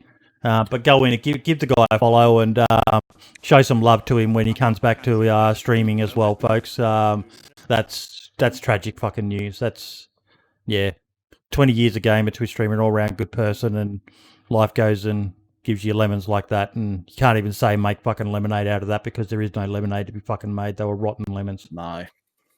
And he is genuinely a decent, nice guy as well. That's the thing. Like, he is genuinely, like, he's been around the Blue Waffle guys and around Wiidevil for years. And I know that's probably hit Wiidevil a bit hard because it's a bit personal for him as well. Yeah. So yeah, it fucking sucks. And you know, if it had happened, you know, it would have been sucked regardless, but it sucks that little bit more that it happened to Destroyer and his family, because he is genuinely a nice guy. He's one of the rare few that are actually, you know, decent people and worth your time of day. So keep an eye on your health, sting that a folks. little more. Whether it be COVID, whether it be cancer, whether it be things like that. Like, I'm actually doing and I'm getting ready for you guys to make fun of me, but I've actually booked myself in for. Apparently, I am now at the age where I have age-appropriate health checks. So I am booked in for my 45 to 49-year-old health check. A finger in the bottom. That's exactly right. Let me just quickly use the toilet. I'll be right back. Yeah, right. In fact, I might just quickly go to the toilet as well, grab a drink. Do you want to do the same, Brim? Get yourself another beer for now. You're good. Oh, you get to host everyone. I'll say Brim is now going to do some ASMR for everyone. Get ready. You do not want that shit, believe me, people. As lovely as I am, you do not want that. Not at all. But let's talk about Boydie. He's going to get a finger in the bum. Shocking. I say shocking. It's no different to any other day, I suppose, when you think about it. You know, only this time he's getting it. He's getting it on the health service of Australia. So This one's actually going to have a medical purpose, so that's good, I suppose. I don't really want to say too much about it because it'll come back in the next couple of seconds and suddenly hear me talking shit about him, and I'll be in trouble. But yeah, with kind of some shitty news though, really. But you know, like you say, I got a similar thing with what Boydie's on about in my own family. My dad's got to go and get various things. I think he's got a shit in a tub and send it in the post or something, as you do, you know. Just the standard Saturday afternoon. So yeah, it's definitely important. Once you get to a certain age, you've got to check things out. I mean, my dad's 20 years older than Boydie, so he's fucking ancient.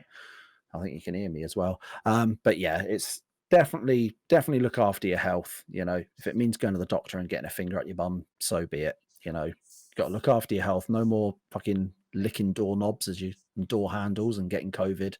Less of that. Less of the shit. More of the good stuff. Let's try and let's try and make 2021 a bit better. Let's try and make 2021 not be the shitty year that 2020 was. Hello. He's back. All right. Oh, and the other one's back as well. Too much coffee. All right. I wouldn't know the feeling because I don't drink the stuff, but as an Englishman, tea and beer is pretty much a constant thing. How did ASMR with Bringo? I'm saying nothing. I'm sure I'll get grassed up by someone in chat at some point eventually. So we'll leave it at that for now. I left Brim to do some ASMR with everyone while you and I ducked off. I'm not grassing myself up, so yeah, I'm sure a few people, you know, Daone, Marks, people like that will probably shop me in fairly quickly. So I'll let them do that. Okay, so we had a discussion point chat, and I'll just read it out. Hey people, I would love to discuss the concept of deathmatch maps. Is there a need for a map that focuses on areas designed for deathmatch, team deathmatch, and would it be something people could or would use? My idea of this is that Chernerus is really big, and it kind of takes a hard hit on new small communities who can't fill out their slots, since not a lot of people want to play on empty servers. The Moles helps a lot with the numbers, but still, could this help communities to get a small boost before going down, or is it unnecessary? Now, I think that there's potentially something in that. Yeah. That for some of the, like, have you ever played the Vanilla Plus deathmatch servers, Soma?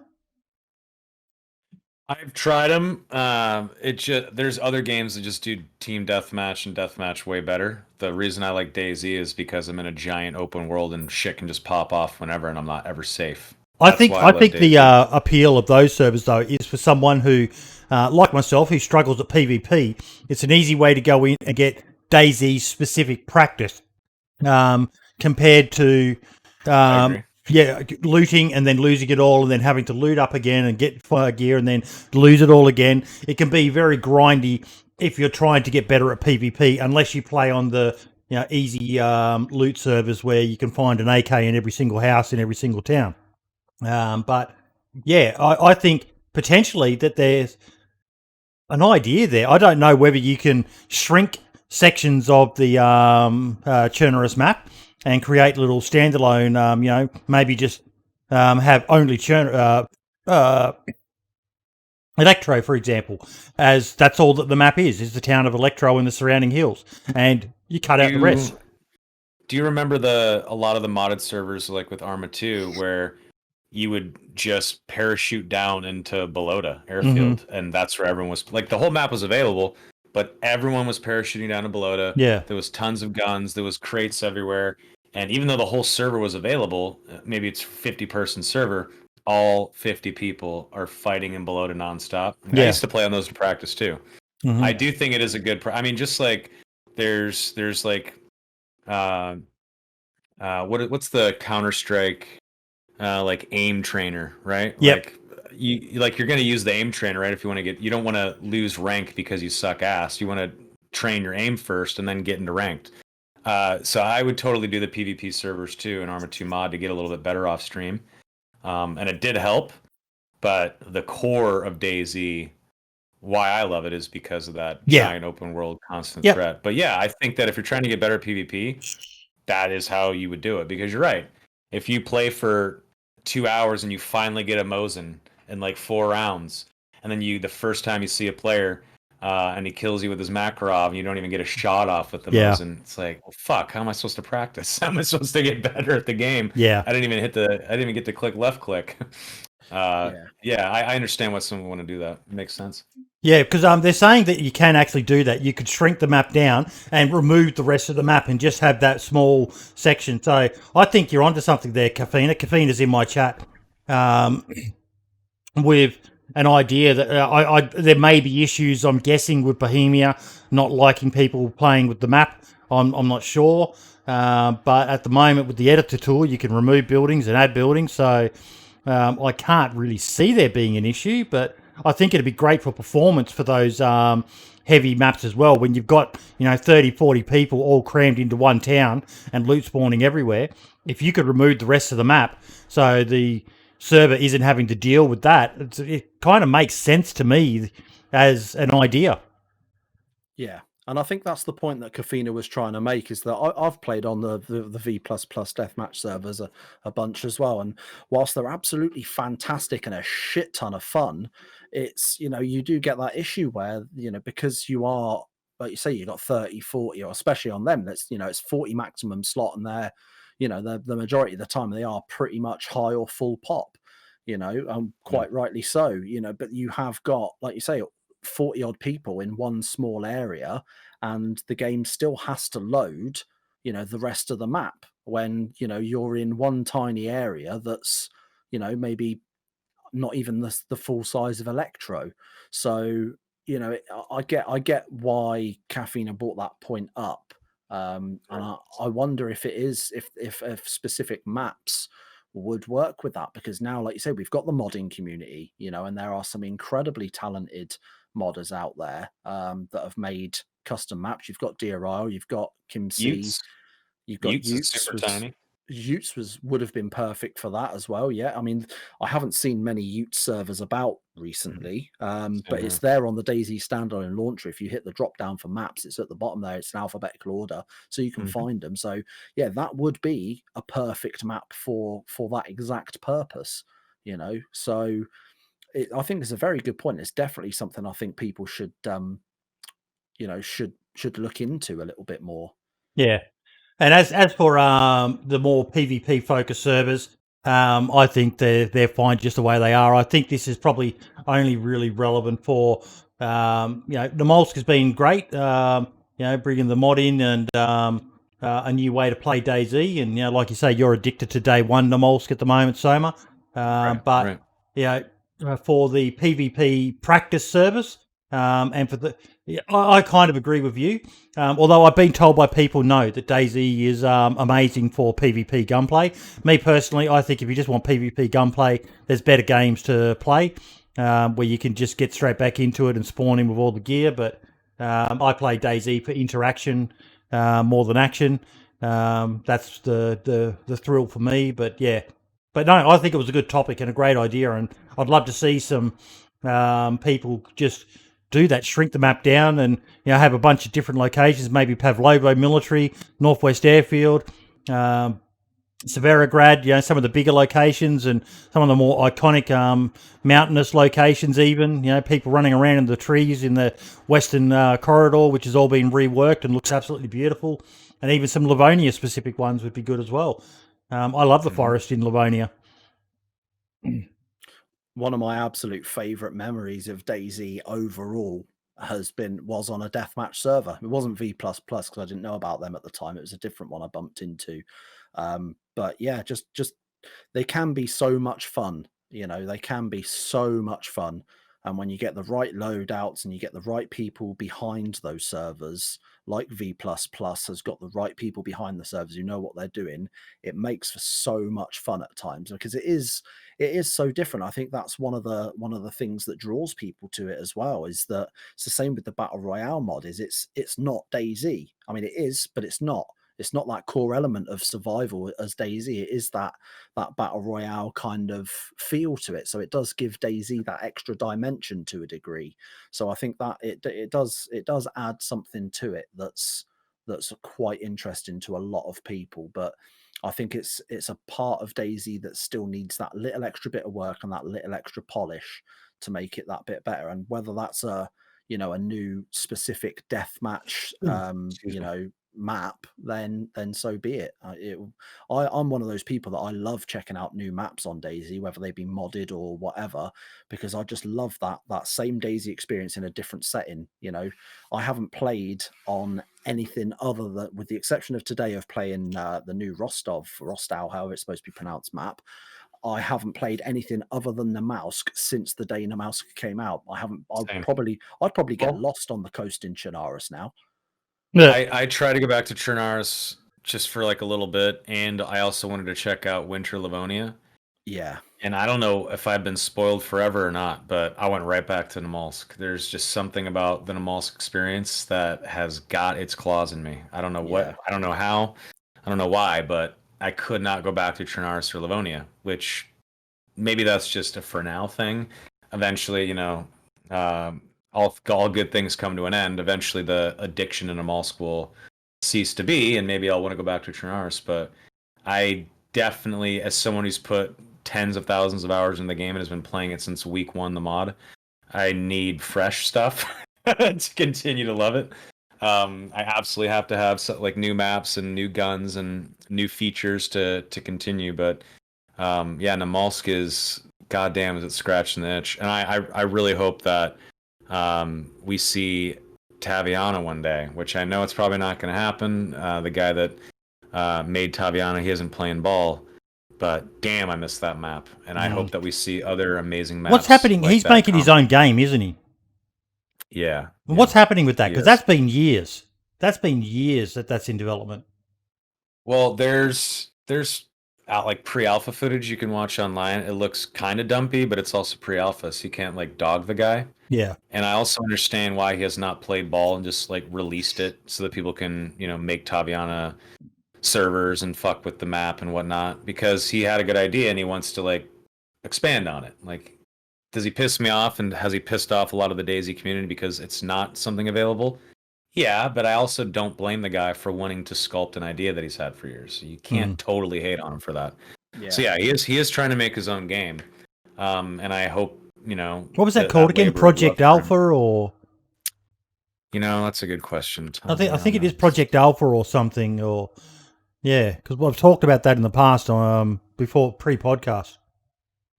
Yeah, Marks has just put in your chat there as well that apparently Essica is dropping at the end of the month. Yeah, I haven't heard anything about that. So, like, I mean, I've heard it today because of the podcast, and before we started the podcast, I'd seen something about it. But other than that, like, that's pretty much the first I've heard of it. So, I think it's Taviana: The Origins or something like that.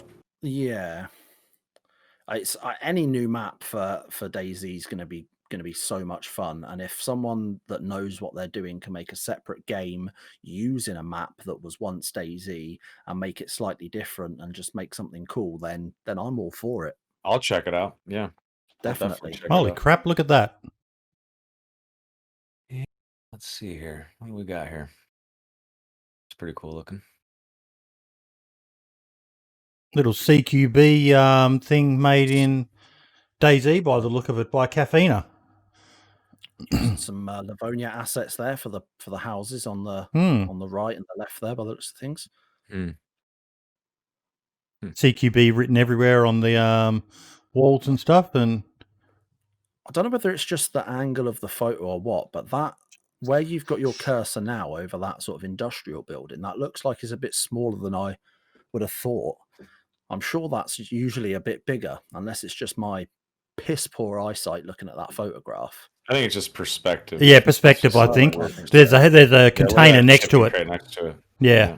Yeah, just in comparison to other bits, it just seems a little bit small, almost like it's sunken down slightly or something.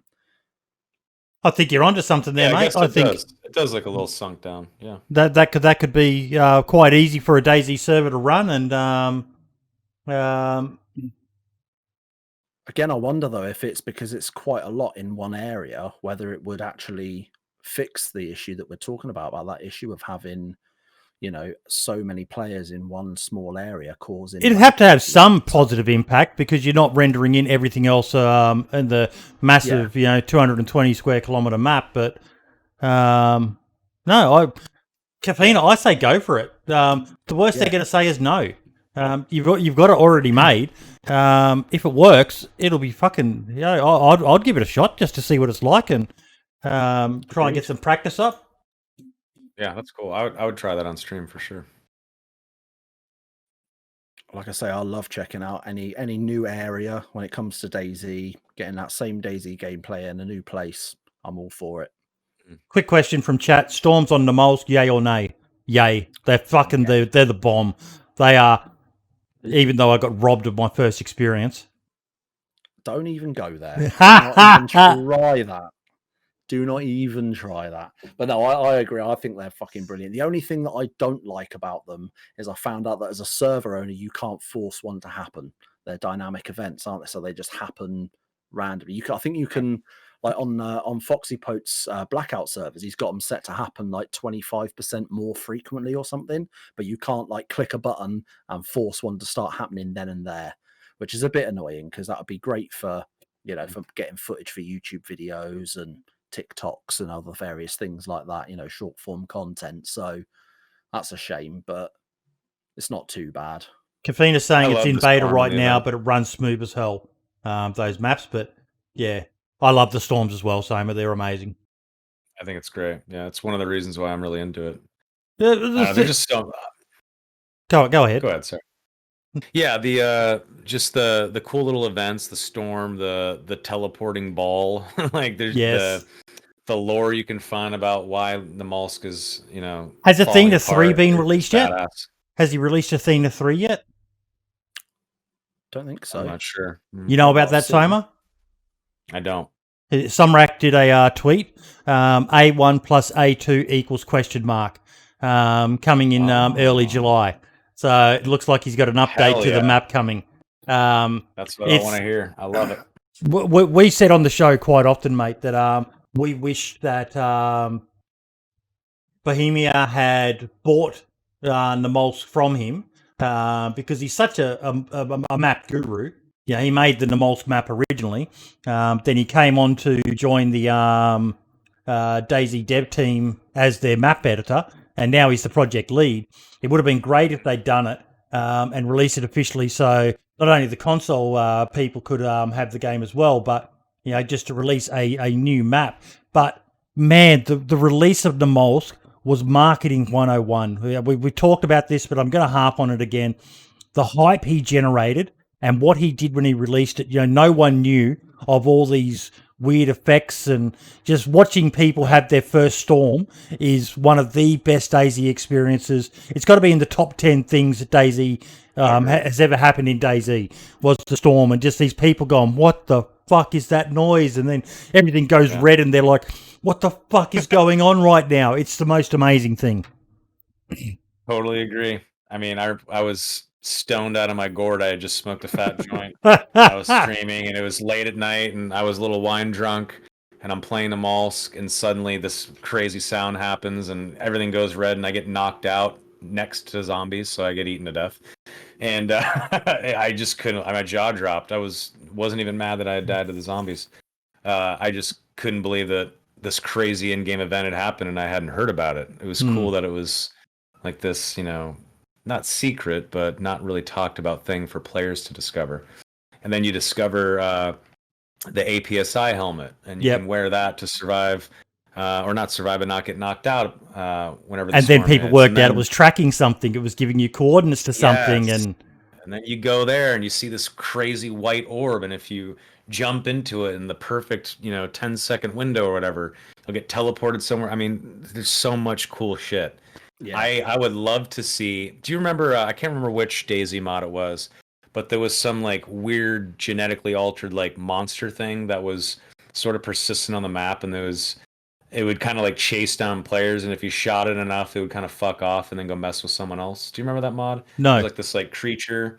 Yeah, so it was one of the DayZ Arma 2 mods before, like when standalone was still fresh in an alpha. It was some Arma 2 mod, and there was like this weird hulking nasty flesh creature, and it would run after you and kill you in like a couple of melee hits. And if you shot at it and defended yourself against it, it would kind of like disappear and go bother other people. But it was this persistent like mini boss that was like sprinting around the map, hunting people down. I would love to see something like that out of like the Research Institute. Like if you go down to the Research Institute and if like a player unlocks a certain door and another event happens, this thing escapes and it starts to hunt down players. And if you defend against it, it goes and bothers another player, another group. So it'd be like that one was more the thing to worry bloodsucker. about. Bloodsucker. Yeah, it's the Yeah. bloodsuckers from that was part. I think that was part of Namausk originally as well. I think so. Because obviously Namausk was the map for the Armor 2, wasn't it, for that era? So yeah, I think it was part of that. Well, that's not in the new Namausk that Sumrak's created. He's not got those, but there is a couple of mods, I should probably English properly. There are a couple of mods that reintroduce them that a lot of servers are using. They don't go invisible like they used to. Yeah, invisible was Armor. dumb. Yeah, that was a bit mental. was But they stupid. don't do that. But they do. Well, I think they do. Some of them do go invisible, but then they become visible again and stay visible once they've aggroed to a player. So you'll be wandering around. You'll hear these like frantic footsteps and be like, "What the fuck is that?" And then just suddenly it'd be like, "Aha, I'm here!" And suddenly tries to eat your face. And I think some of them it's like you need like 50 cal to the face to take these things down. They're like they're beefy boys from what I've seen. So I think I love the fact that people are adding just a new element to that. I understand when people would say, "Keep that out of my zombie game. Keep that out of the game." I get it, but once you put in 10,000 hours, you need something spicy to liven it up, right? And Yeah. that's kinda how I look at it. And like you mentioned earlier as well, Soma, the zombies in DayZ nowadays, I don't know what they were like, back when you first started working with them and stuff, but I hate them because The guy who made Bloodsuckers is in my chat right now, apparently. Dino's Bino. He said they do go invisible now after they go calm. So they've gone back for that old feel. Yeah. But like I say, that's perfect because like Soma said, the zombies nowadays, they're so buggy, they're so fucked up, especially recently. I don't know if it's something to do with that. Was it the 110 update that we're on now? Like since then, for some reason, the amount of times I've blocked an attack and still got hit and still bleeding, or I've swung an axe at a zombie's head and it's been perfect, but it's just not had any effect. It's like it's not actually hit. It's like the hitbox wasn't there. Exactly. It's such a ball ache. Where that's one of the things they need to polish here this year is the infected. Get them working good. Yeah, I mean, when zombies have more resilience and more health and can take more punches than a player, there's something wrong in my opinion. Like, there's nothing worse than being like 24 punches into a zombie and it's still standing there. It's like, come on. Like, I understand like the infected have to be a threat. And there needs, having that persistent enemy that will fuck you up when you're trying to PvP and be stealthy and bam, a zombie saw me, now it's running after me. I get that and it's cool. But when the zombies become such an issue that every time you have an interaction with it, you're punching your monitor, there's something wrong. There's such a weird like juxtaposition with zombies in DayZ at the moment. It's like I always think they should be one of the biggest threats alongside other, hostile players. I think zombies in a zombie apocalypse, in a survival situation, you're going to want to avoid them. You're going to want to stay the fuck away because if you get them on you, you're in a lot of trouble. Whereas that doesn't seem to be too much of an issue unless you have like a big ass group like you get on the Namausk, where there's such a dense population of zombies in such a small area, then it becomes an issue.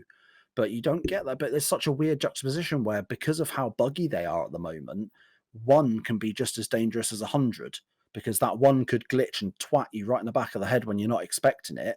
And that's it. You're in trouble. And it phases through closed doors or through walls. You think you're safe in a shipping crate and you're bandaging from the bleed you already got from him. And then when he kitty prides himself through the shipping crate door and starts hitting you, you're like, wow, I didn't know you had fucking superpowers on you. This is great. It's frustrating. I gotta say, I love the Shadow Cat reference. I'm down with that. Oh yeah. Now, we have a patron for the podcast, and one of the perks that the patrons get is each week we ask them if they have a topic they would like us to discuss. And Scalespeeder, one of our patrons, thank you so much, mate. As a relative newcomer to DayZ server modding and especially PC server Steam workshop mods, I often have trouble figuring out how to get the more complicated mods working on my server, and the installation instructions on the Steam workshop pages can be a little too high level, non-existent or out of date. Is this just me, or have the panel or guests had this experience, and how can we encourage mod creators to help out us noobs with dummies guides? Thanks, Rob. I agree. I'm not the most tech savvy person, but some of the mods, like there's one that I absolutely fucking love, Survivor Missions, which adds basically in-game objective Soma. I don't know whether you've heard of it. But yeah, so you have a radio on you and you get missions, and I want to go in and customize it, but oh my fucking God, you need to be inclement dab, I think, to be able to mod that shit. I can do basic XML and JSON edits without breaking things too badly, but whatever the hell that stuff is way beyond edit. You know, it's very complicated. I love the mod, but yeah, for the sort of server I run, it's more hardcore, and the rewards you get from those missions are too extreme for my server. They need to be, you know, parts of a weapon maybe, or you know, one magazine and a couple of boxes of ammo, as opposed to, you know, 4 AKs and fucking 5 SVDs and God knows what else. And yeah, that's just one example. But there's some of the mods are wow. Yeah, so I'm interested in you guys' feedback. Anyone in chat on this as well?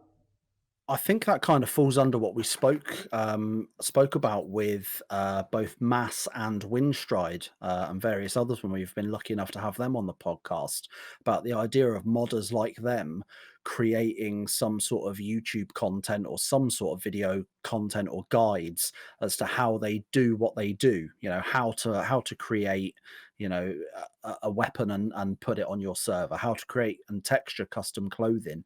I think this kind of falls under that same marquee to a degree, where, you know, it would be nice to see people like them that know what they're doing, know what they're talking about, make videos on various subjects, like you say about the getting the Steam things to it. Like recently, I'll give a shout out to JLK.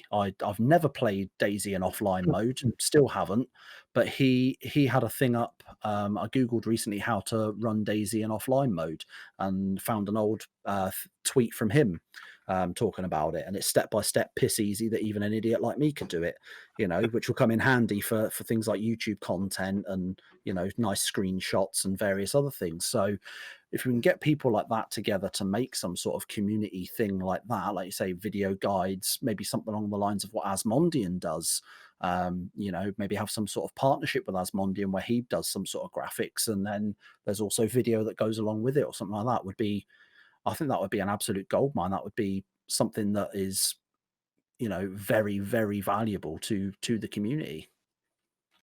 I got a question for you guys. Go for it. A little bit of a subject change slightly.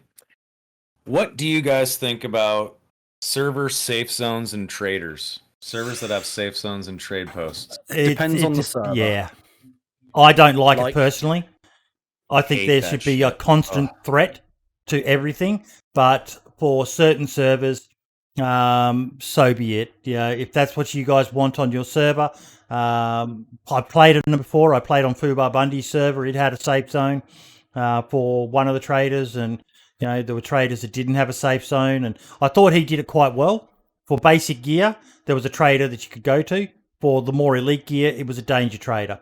But me personally, I prefer it to be player enforced safe zone.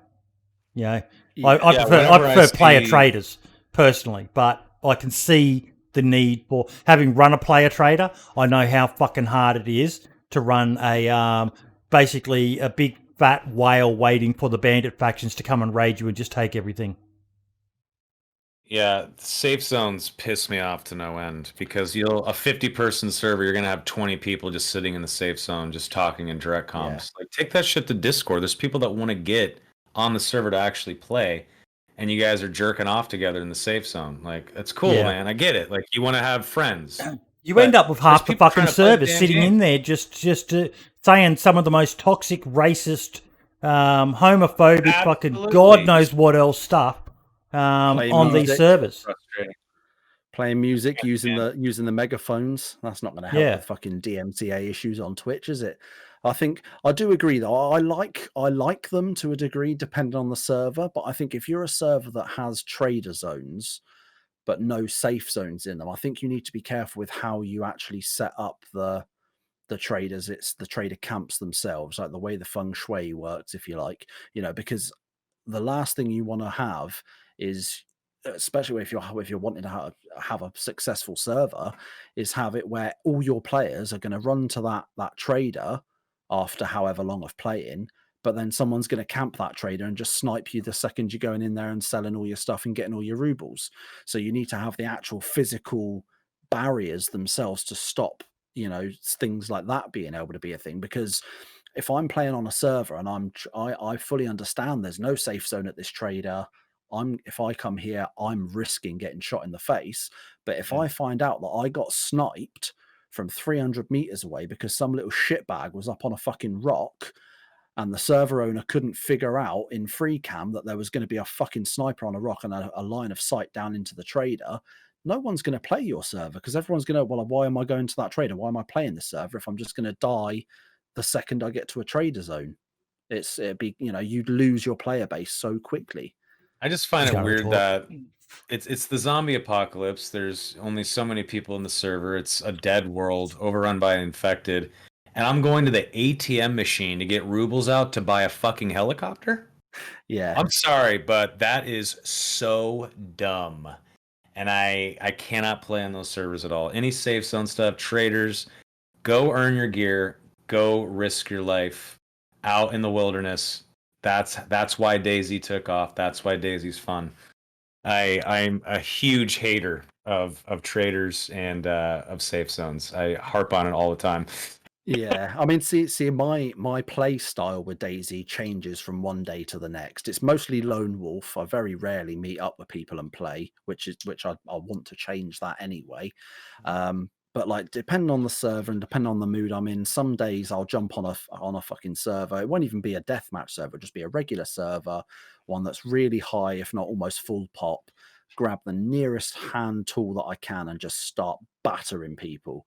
But then the very next day, I'll be like, nah, I'll jump on a PvE server. I don't want to kill. I don't want to be killed. I just want to run around, explore, chill out, get some loot, fuck up some zombies, maybe have a chat with some people if I bump into them somewhere in Electro or whatever. Mhm. And then the next day it'll be completely different. I'll want something even different to that. I want to go an RP and I'll come up with some sort of fucking stupid character that really does not deserve to exist, and go down that route. So for me, I like, and I think one of the best things about DayZ, thanks to the modding community, is the fact that we do have these community servers, all these mods. We say it every single week pretty much on the podcast, but there is a server out there for everyone, in my opinion. There's so much variety out there that any play style you have, anything you want to do, generally speaking, you can almost guarantee is catered for in DayZ nowadays with different community servers. So have you seen Daone's Vanilla Plus Plus trader, Soma? I believe so. There's a bunch of different. His is only on his server, but it is probably the most in-depth trader model, and even I was stunned when I saw it. It's basically, he took heavy inspiration from Call of Duty, just phenomenal stuff that he's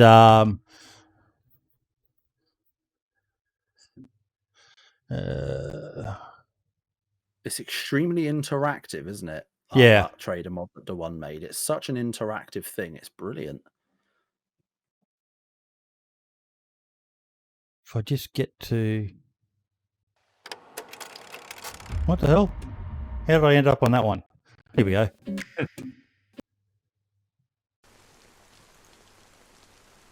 Oh, yeah, this looks different. Well,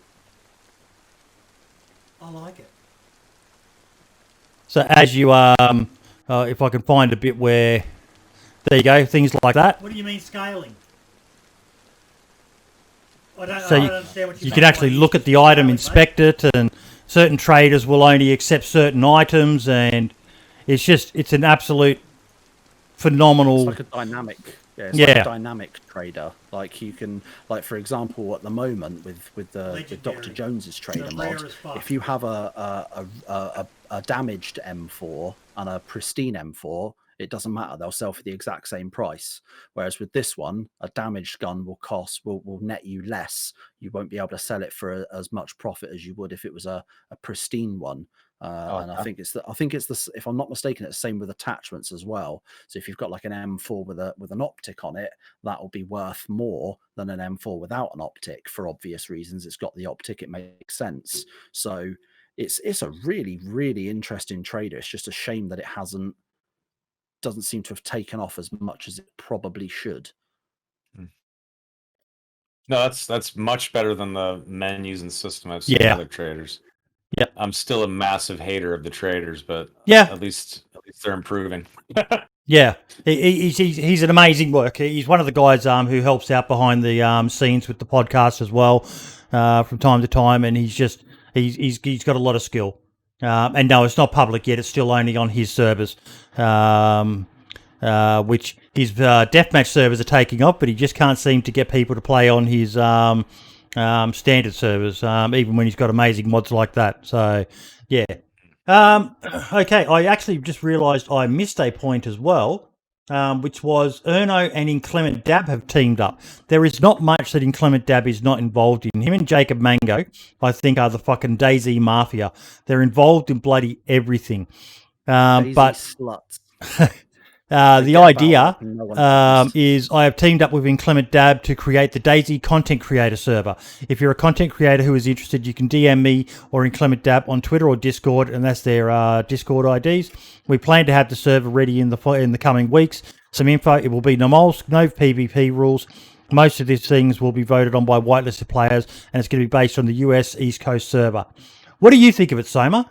I question how viable it's going to be, just sheerly because I remember years ago when DayZ did a patch release, and it was a patch that was highly anticipated, and they did a content creator only server, and all in all, it just turned out to be a big circle jerk of people running up to each other, trying to network and meet the big name guys, Mr. Moons and all the rest of it who were on there. Barring a couple of people, and they were the streams I gravitated to, who just ran around and wanted to shoot every motherfucker. That was the stuff I wanted to see.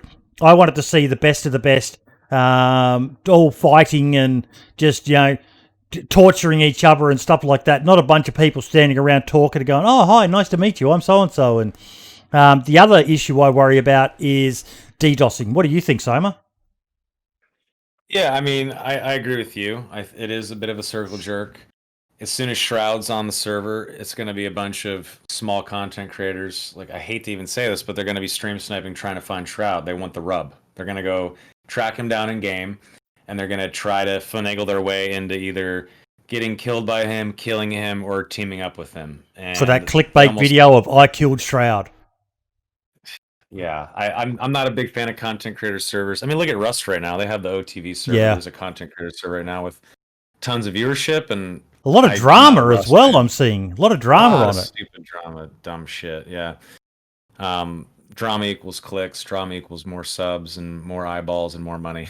But yeah, I'm not a big fan of the content creator servers. I think the reason why people gravitate towards streamers is because it's organic stuff, especially in DayZ.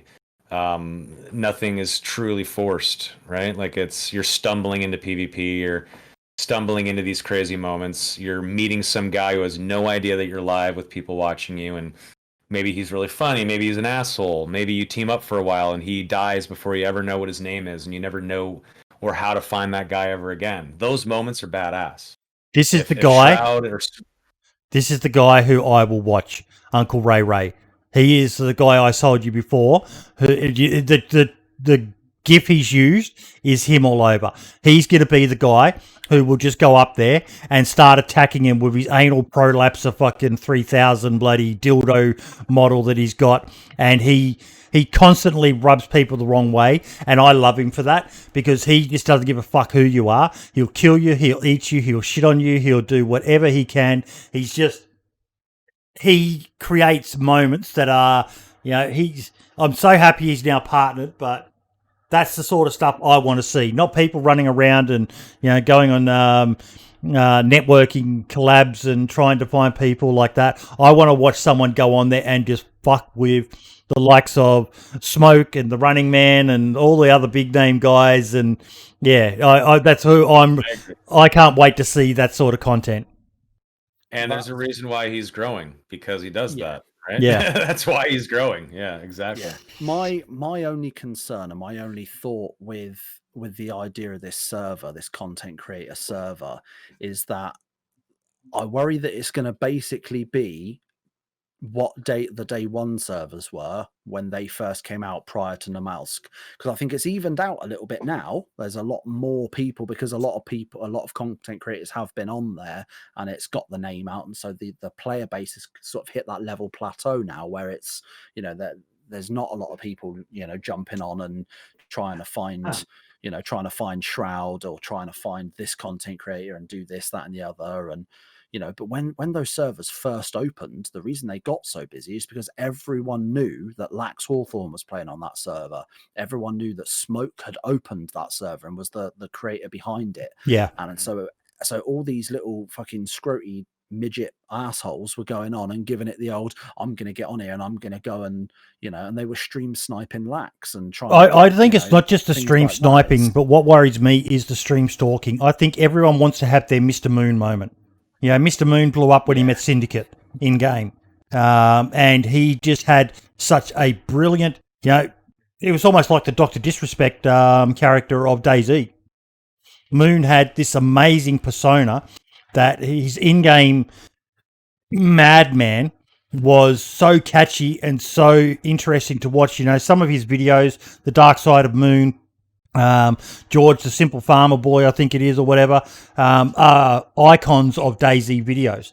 But it all came from a chance meeting. You know, I asked him when I interviewed him, so did you stream stalk? And he goes, did I? And he just left it at that. He's not going to answer the question. What's in it for him? Nothing. But I had to ask the question.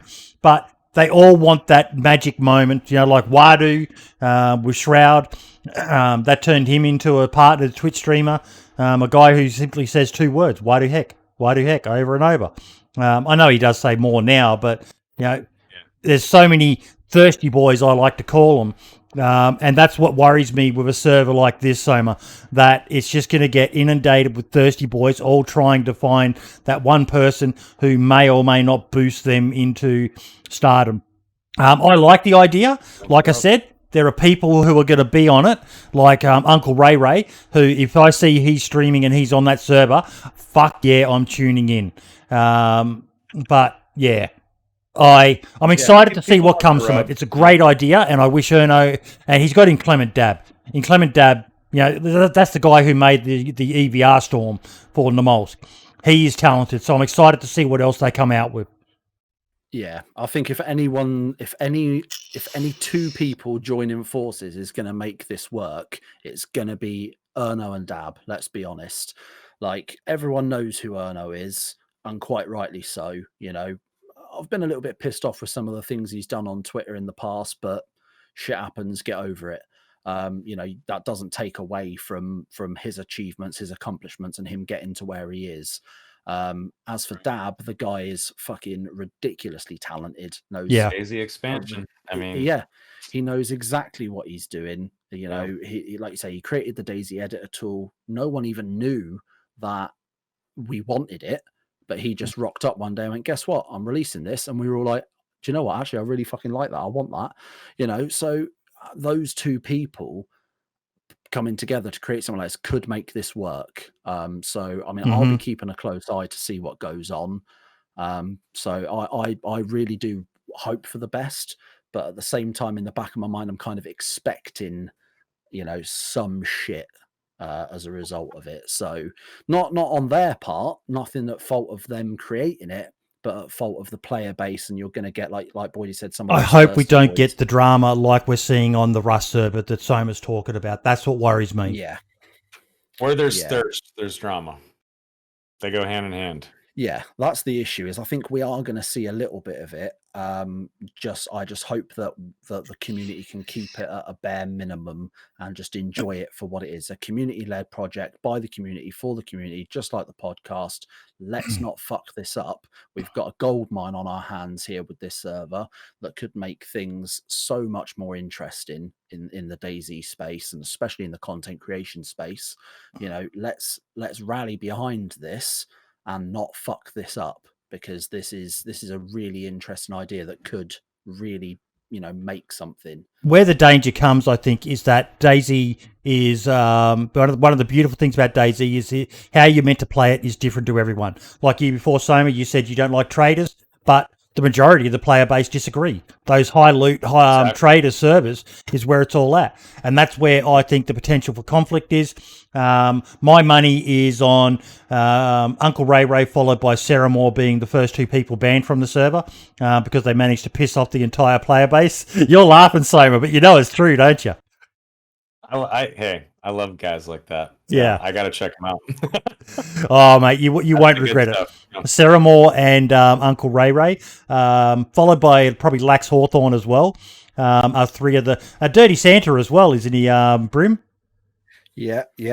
Magnus, aka Cookie. I'm never in a million years gonna forgive Uncle Ray Ray for telling me that piece of information. I can't look at Dirty Santa the same way again, knowing that he's a character that I've played with and had no idea, because it makes me feel like a dumb fuck. But I just love it. Dirty Santa is so fucking good. He is really brilliant, and yeah, I can only imagine seeing Magnus on that server as well will be really, really interesting. Danny Boy's another one who I would love to see, because I don't know if you know Danny Boy, Soma, but he's this British guy, soldier as well, and he's just got the nicest voice. He sounds like the friendliest fucking guy you'll ever meet. And, you know, he'll take you, and if you're new to the game, he'll show you the ropes and then get you to start a campfire. And while you're sitting there roasting a piece of roasting a piece of meat over the fire, he'll tie you up and just kill you, but in a slow, torturous way with a baseball bat. And just, and his videos are perfectly edited, absolutely perfectly fucking edited. It's I've kind of ruined it for you now, but the first time you watch one of his videos, you're like, isn't this a nice guy? And then, oh my God, it just goes dark so quickly. It's so quickly. Yeah, I used to do this thing called the art of infiltration, where I would just be a solo player and I would try to infiltrate a group. Yep. And I mean, like, play like for 4 hours with them, like get to know their names. I know about their families. We're sharing stories about our lives, and then the second that I have a lineup on the entire squad, I gun them all down, and that's how the video. And you know they're never forgetting you. You know, to this day, they're still waiting to hear your voice, so they can. You're that prick who killed me 5 years ago at fucking Cherners with Tom and Joe. I fucking have never forgotten you. You're living rent free in their head, and there's a kind of beauty to that. Yeah, there was just like last month, I was in one of the little, you know, the Pier Town cabins in the northwest part of Namalsk, the little spawn area. Yeah, so I was in that little village where the well is, and me and my buddy are surviving and, you know, lighting a fire and thawing out some food in one of the cabin houses. And we're not friendly, and we're sort of being quiet and whatnot, and this guy runs up. And we shoot at him through the window, but we don't hit him. And he manages to get into the cabin, and he kills us both, which sucks. And I had a shotgun, and I was trying to take him out. I never said anything, but I shot at him. He didn't die, and he was able to kill me. I respawned in. I ran. This is like maybe 4 or 5 minutes later. I ran right back to that little village, and I just pretended to be like a fresh spawn. And he had the door locked, and he said, "No, people aren't being friendly. I just killed these two guys." I was like, "Oh, well, do they have any food? You know, I'm starving to death, and I need a fire. I'm also new to the game, and I was just playing dumb and really nice." And he was very untrusting. He was not buying it. And finally, I sort of wore him down. I said, "Hey, there's a guy here trying to kill me," and there was a player trying to kill me, and he killed the guy and saved me. And I said, "Thank you. You know, can you let me in? I'm losing health from freezing to death." And he lets me in. And we were just sitting there talking in game about DayZ and Namalsk. I'm asking what he thinks about Namalsk. He gives me a little bit of food. and some players show up outside, and I'm like, oh shit, like I can help you defend if you want. Do you have any like a spare gun or maybe a pickaxe, anything? And he hands me a handgun, and we actually kill the guys outside, and we're sitting there together, licking our wounds, and we're still hanging out in the same cabin 20 minutes later. And when he's got his back to me and he's bandaging or doing something, I take out the pistol, I point it at his head, and in direct comms, I say, I was the shotgun guy earlier. And I just shoot him in the back of the head. And you could see him suddenly, this like, I didn't even see his face. It's his character that I'm looking at. I saw the moment the light bulb turns on and his character is like he's trying to take his gun out. He's turning to point at me, and I just pop him in the head. And one of my viewers actually was on the server too, and he said he saw the guy later on, and the guy was super depressed. He couldn't believe that he had been tricked. He was heartbroken. Evil man. You've probably just turned an interactor into he's going to KOS every motherfucking new spawn. And you love it too, don't you? Oh, I fucking loved it. It's why DayZ's so great. Oh, I loved it. McKingus is saying in chat, I remember that stream. It was a thing of beauty. Very, very. That was like just a few weeks ago. Shit, I've run into Mr. Lax Hawthorne there in chat a couple times. Back when Lavoni was the hot shit before Namalsk, and I knew it was him, and I don't know if he knew it was me or not, but I was like, oh shit, I love Lax, and I just like turned off DayZ mode, and I would just like stream, like, dude, Lax, what's up, brother? And I just get fucking blasted, and I was like, son of a bitch, he fucking knew it was me. And then I was on the hunt, but I never was able to find him again. But that's why DayZ's fucking fun. Yeah. You know? I love stuff like that. And again, this is where I worry with the streamer server. There are people out there who can't take it on the chin like you did, who take it personal and they forget that it's a game. I've been guilty. You know, it's DayZ. You invest a lot into your character, and it can cause extreme emotions.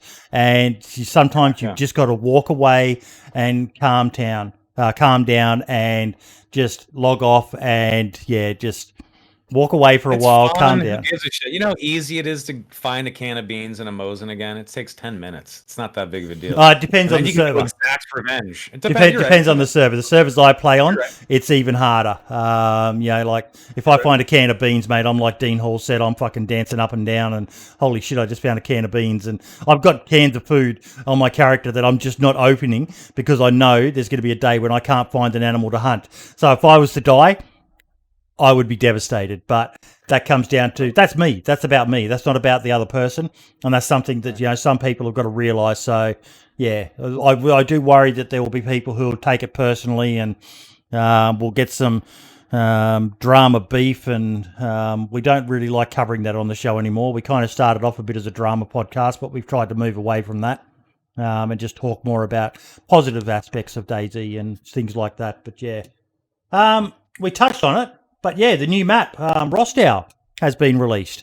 That's why I've got his Twitter account up now, and I'll put it into chat for those who want to give him a follow. But Psych, Revenge, Arma 3, and DayZ modder. And he's also got a video that you can watch, which I'll post a link to as well. Flying over Rostow in DayZ. It looks beautiful. I did get a chance earlier on before the podcast this afternoon to check it out a little bit. I ran around on it for maybe an hour, if that. And it did look and feel really good. But the map itself, like when you press M in game to open the map, I so hope that the guy changes a couple of names, because it almost seems low effort naming. Like some of the fucking place names are literally like 1 or 2 letters different to ones that we've already got on Chernarus. So like from that perspective, it looks good and it ran really nicely. I was getting really good frames running it today, but I think he just needs to take that little extra time just to maybe. Now, is this a brand new map, or is this one that's been out before, or is this something completely new that no one's ever seen? I don't know. Sure. I think it's something completely new. I don't recognize the name of it from anywhere. Have you heard of it But- before, Soma? You'd know. No, I've never heard of Rostel.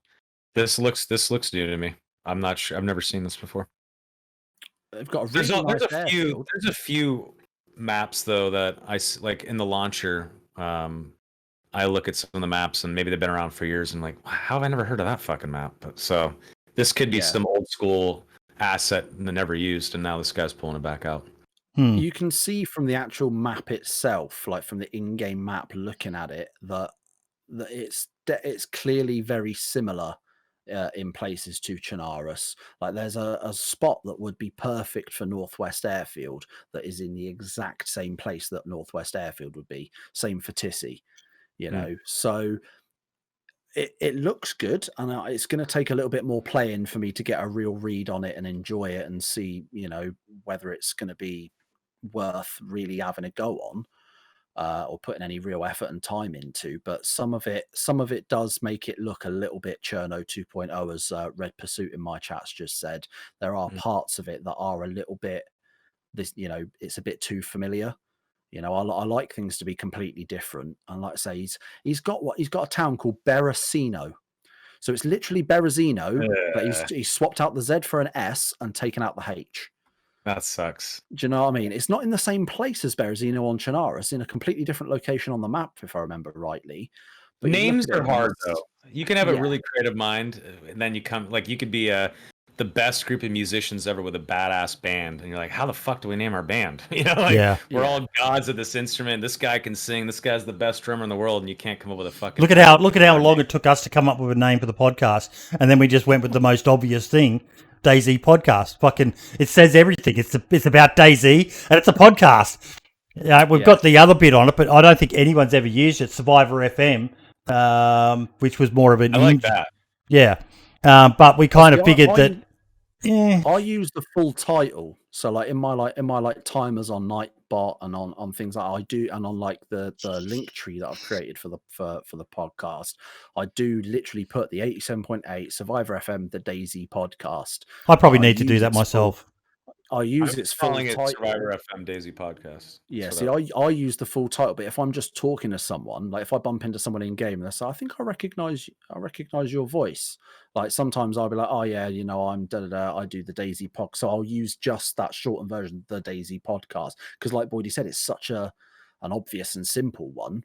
You know, it's very much to the point, tells you every bit of information you could possibly want to know in that moment. So it makes sense, but I think it's like having that short title versus that lot, you know, using someone's full name. But no, it looks cool. Yeah, he's done a good job. It's something different for people out there, and you know, variety is the spice of life, and he's put a lot of effort into it, and it seems to be getting relatively well received. Just Berezino, yeah. You know, hey, maybe he runs a competition and lets people suggest renames for some of the towns or something like that, and you know, that'd be a great way to get people engaged. But yeah. I did see a thing on Twitter. I think it was Anarchy that mentioned it as well, saying that apparently he had heard that footsteps, you don't hear footsteps unless they're on concrete. He was asking the question if anyone knows whether that's actually true on that map. I can't remember because I drink, so I don't know for certain, but it's definitely something worth looking at. It's a very good looking map, generally speaking, so it's worth checking out at the very least.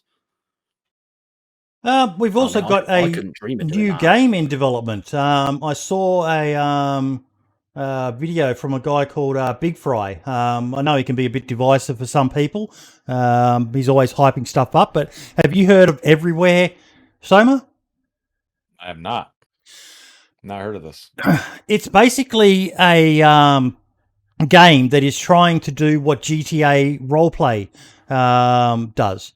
And apparently a lot of the people behind the game are people who used to be attached to stuff like Rockstar and you know, some very former developers on Grand Theft Auto series. The main guy who created it worked on GTA 3, 4, 5, Online and Vice City, if I remember rightly. The video that that Matey Boy put out says, I did watch the video, big whatever his handle is. He mentions it in the video. I watched it earlier, but like I say, I drink. I don't remember these things. So, but it's a really interesting video, and judging by what he says about the game itself, it looks like it could be really interesting, like a proper, like in-depth, built from the ground up GTA RP, essentially, like a really, really good version of that. So it's going to be really interesting to see if his video is anything to go by, and they can pull off what he says in his video and what he reckons is going to be the way to go, then that's going to change things a hell of a lot. Like, we talk about things being DayZ killers. I don't think this is going to be anything near to that anyway. No. But it's certainly going to be something that the DayZ community are going to want to look at some point and try out, because if what Big Matey says in his video is it actually happens, that's going to change a lot with the gaming industry. So it looks very GTA 5. Looks a lot like it. And it's apparently set before or right when some sort of apocalyptic event happens, or, a collapse in society. And it's just got such a... out, if I can, sorry, Boydie, very quickly. His video, I think I don't know for certain, but I think that is actually on GTA. I don't think his video is footage from the game, as far as I'm aware. GTA, right? Yeah. I'm pretty sure that is actually GTA that you see in that video. I could be wrong, but it did look very GTA. That's what I It's been a while thought. since I played it. In the near future, technology has brought humanity to the precipice of a world-shifting change. There are those who want to use this technology to advantage only themselves, and those who want to use it to help all humankind. Will we look to the stars or stare only at our feet? Will we be inspired or live in fear? There's a war between good and evil in the hearts of men and women. Everything is changing and there's no going back. It's a game, it's a community, it's a new world. The storm is on the horizon, and it is only the beginning of everywhere. It's pretty much GTA 5 roleplay, but in a dedicated game that was built for the roleplay side. So I'm interested. I'm not going to back it. Fucking dead matter, dead side, survived the night. Fallout 76 have all fucking burnt me. I will never pre-order a fucking game again in my life, except for if they release DayZ 2, then shut up and take my money. But yeah. I know it's kind of ironic saying that as a DayZ fan. We talked about the dizzying highs and terrifying lows, but I've just been burnt so many times, I'm never going to fucking back a thing again. I say that, and I know I probably end up will, but some flash catchy advertising will catch me. But yeah. I know that Hitman 3 is coming out on the Epic Store at some point this year, so I've already wishlisted that. I think if I was going to pre-order any game, it would have to be the newest Hitman game, because I fucking love those games with all my heart. Yeah, I won't pre-order anything. I didn't even buy DayZ standalone early access. Hicks just gave me a copy. That's why I had it. I don't want to put my money into anything that's not finished. It's kind of like I equate it to, I commission an artist to paint a painting for me, and about halfway through says, "Hey, this is the painting so far. I would like my full payment, and I'll finish the painting later on." But as soon as that check is handed to the artist or that painter, and he gets paid in full, well, I've been paid in full. I want to make more money, so I got to go to the next project now. Like, let's get someone else to pay me, and I'll paint half a picture, and then I'll go to the next painting and paint half a picture. If they're paying me when I'm only halfway done, why would I not continue to take that money and keep half-assing projects? I was weak, and I pre-ordered and bought into early access for Baldur's Gate 3. And I went against my principles, and I installed the game, and I was in the character creation, and I realized what I had done. I was going against my principles, so I actually Control-Deleted, I closed the process, and I refunded the game and I never made it out of character creation, because it just felt dirty knowing that I was about to potentially put 100 hours into only Act 1 in a buggy game that's going to take another year to finish. And how dare I burn myself out of a game that I'm really excited about. Yeah. I burned myself out in Act 1 when there's only half the classes available. And by the time this thing does fully release at the end of 2021 or beginning of 2022, will I even care enough to go back and finish the game or even Yep. see Act 2 if I put 200 hours into it? Probably not. And I feel like that happens a lot. You just get burnt out. I haven't played Dead Matter demo. for that reason. The launch of the early access was a debacle that will go down along with New Sky or New Man Sky or whatever it's fucking called. As one of the worst launches of all time. And I've just said to myself, I'm not firing the game up. I still believe in the vision. I hope they can recover. New Man Sky has made a bit of a recovery. My young fella said to me that Fallout 76 is a lot better now as well. So maybe I'll try that, but it was Fallout 76 though is kind of on a different level. Well, New Man Sky is as well. They were actual releases that were, not even early access. They were just dog shit games. But Right. I do kind of think I'm going to lean towards I'll wait until a game is actually released unless I hear good No Man's Sky. That's it, No Man's Sky. Okay. I'll wait until I hear from someone I know that a game is good, and then I'll consider it. I'm not going to fall for slick marketing and all that other bullshit from developers now. You can invest a bit if you want me to chuck my hard-earned money at a game as well, because Dead Matter was a crying shame. And I still believe that their vision is good, a game with a bit of AI elements to it and a resetting environment and all the rest of it, but they fucked the goat. You guys have heard me talk about that before, but yeah. Yeah. Um, I mean, I'm the sort of person that I have to be careful because I let nostalgia and childhood Yes. memories rule me. yes. So like I am literally that fucking close to buying Call of Duty Black Ops Cold War. That fucking close. I played the beta. It was shit. I've got back into Warzone, into regular Call of Duty, and enjoying myself every couple of days playing that. But the only reason I would ever consider it, and it's the reason I got burned with the previous ones as well, is because it says Black Ops. Black Ops 1 and 2 were Yeah. absolutely the best Call of Duty games I have ever fucking played. Black Ops 3 and 4 can suck my ass. They were trash from ground up.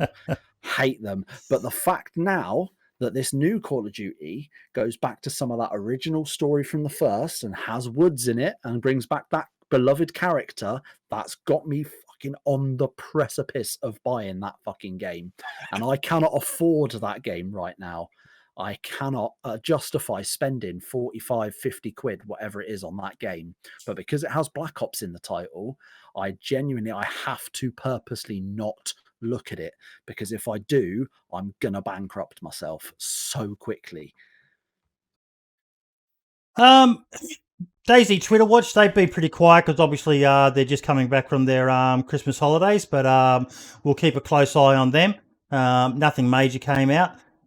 So we're on to the last section of the show, which is our spotlight of the week. Now, Soma, I gave you a heads up, something I've forgotten to do for most guests, but what for you has stood out in the last week or just recently? Can be anything at all, mate, related to DayZ or anything at all if you've got nothing DayZ related. Huh. Well, I had my first ever quad kill with a single grenade. I sent you that clip. That was the best grenade I've ever thrown in DayZ. But there's actually so obviously the Survivor Games thing is why you guys want to invite me on. And a cool thing I wanted to mention is the creative juices in my mind have continued to flow. And I don't know if you guys know anything about Hightail. It's sort of like the next iteration. Check out Hightail. It's I can't remember the name of the mod group, but there was these famous Minecraft modders, and they made this collection of servers and mods that were so popular that they became their own thing, right? They became super popular, and they actually ended up creating their own company. I think it's what's the name of this? Let me see. The Hypixel servers in Minecraft. Super fucking popular. Oh, I gotta turn that off for you. Sorry. People let me turn that off. Give me a second. Hold on. I accidentally turned that back on last night because I was getting fucked with in chat, and I don't trust people. Can't trust anyone these days, mate. I didn't even know that was a possibility of something to do on Twitch. Yep. Oh yeah. You learn Try it something out. every day. Go ahead and refresh that. Oh.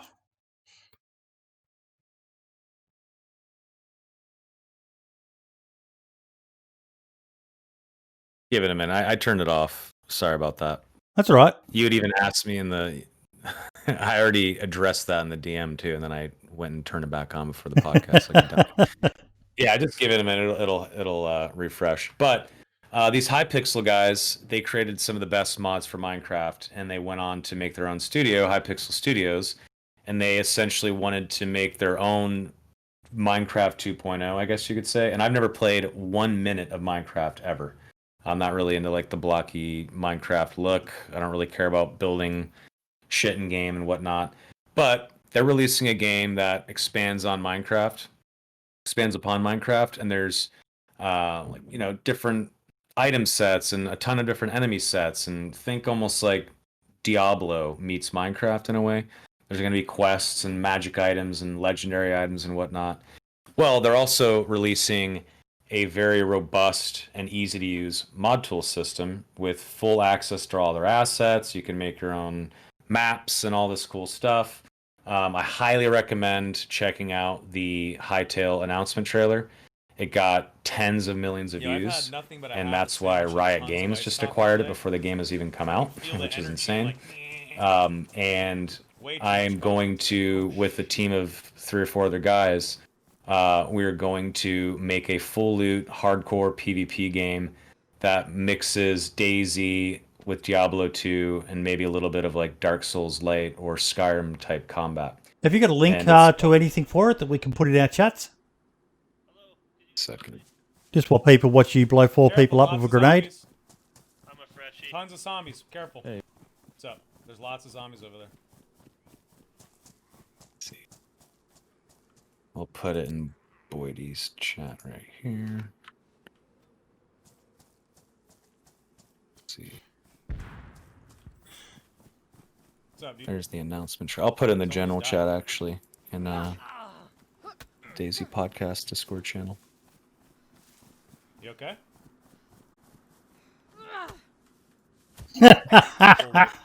Did you actually hit someone with an axe and then ask them if they're okay? That's what I was thinking.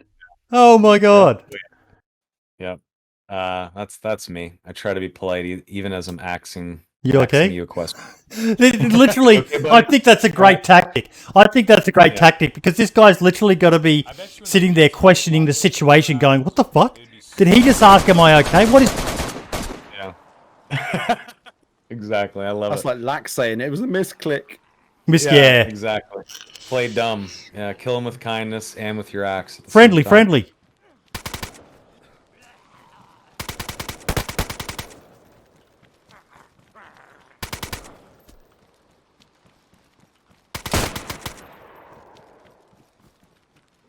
I love PvP in this game. It's fun. It's a little wonky, but I enjoy it. The grenades, they've got to do something with the grenades. Watching that grenade clip, they're just so clunky. It's more arse than class when you get a grenade to go where you want it.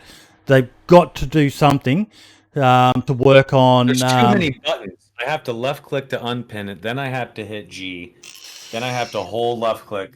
If I could just hit the G key, and that's how my grenades were used, like most shooters, it would be so much better. There's too many steps, too many points of error to fucking kill yourself using a grenade. And you can never actually use it in the middle of combat. Like, I ran up as a friendly, and when they were all distracted, I was able to like stand there and unpin it and hit the G key and take my arm back and throw it. I had to like get lucky there, right? That they didn't notice.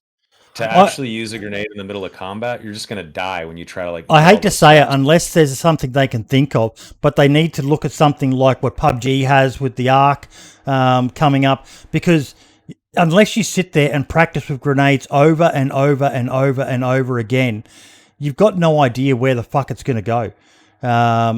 and they're so clunky to work with. They can't blow in your hands, Kafina. They'll only blow if you drop it to the ground and pick it up again, because then you have the release handle of the grenade has come off the grenade and activated the firing pin. So even if you drop it on the ground and pick it up, it's going to blow. No. There's two safeties to a grenade, Kafina. You've got the safety pin, which has to come out before the handle can fly off. So you pull the safety pin out. You always have to remember to hold on to that, because you don't always want to throw a grenade. I'm talking about IRL now with them. So then you can repin it if you need to. But if you then drop the grenade, once it comes out of your hand, there's a lever on the side of a grenade that flies off into the air. That makes the classic ching sound that you associate with grenades. And when that comes off, a little firing pin flips over and strikes the percussion cap or the detonator, which starts the fuse burning of the 4 to 5 second delay of the grenade. Once that's gone, it's all over Red Rover. There's no putting fucking anything back in to make that grenade safe. So, correct. Yeah, it won't blow up in your hand, provided you don't... well, it could if it's a faulty grenade, but they're quite rare. But yeah, so... Here's a fun thing to do with nades when you find them. If you are at a fire and you're a fresh spawn and you happen to have one little grenade on you and you're sitting around a campfire with a bunch of people, you can just take the grenade and put it in the fireplace and walk away, and as it burns, it'll blow up. That is quite fun to do. I highly recommend it. You'll have like 5 people all gathered around in some starting spawn area. You get lucky enough to find one grenade. Yeah, hey, can I share the fire with you guys? As they're not looking, drop it in. Hey, I'm going to go get more firewood. I'll be right back. Okay, Super Freak is saying in chat that despite how grenades really work, you can drop it, pick it up, and repin it, and it won't go off. So there you go. I did not know that. I've always assumed it was done like real. I don't think I want to test that. Maybe on a play around server, but yeah. Uncle Ray is in chat, so I think we've got to say a shout out to Uncle Ray. He's got that lovely purple tick next to his name. Congratulations, mate. You missed us talking before. If you get on that streamer server, you will be one of the few people I watch. You and Sarah Moore and Lax obviously as well. But you in particular, mate, because I just know you're going to upset so many people, and I can't wait to see people crying over a video game. I've cried myself over a video game. I'm not above that, but I can't wait to see it. It's going to be a thing of beauty, mate, and I hope to God you upload to YouTube, because it will be fucking awesome to see. Oh, yeah, that's a valid point. Ray, you need to dust off that fucking YouTube, mate.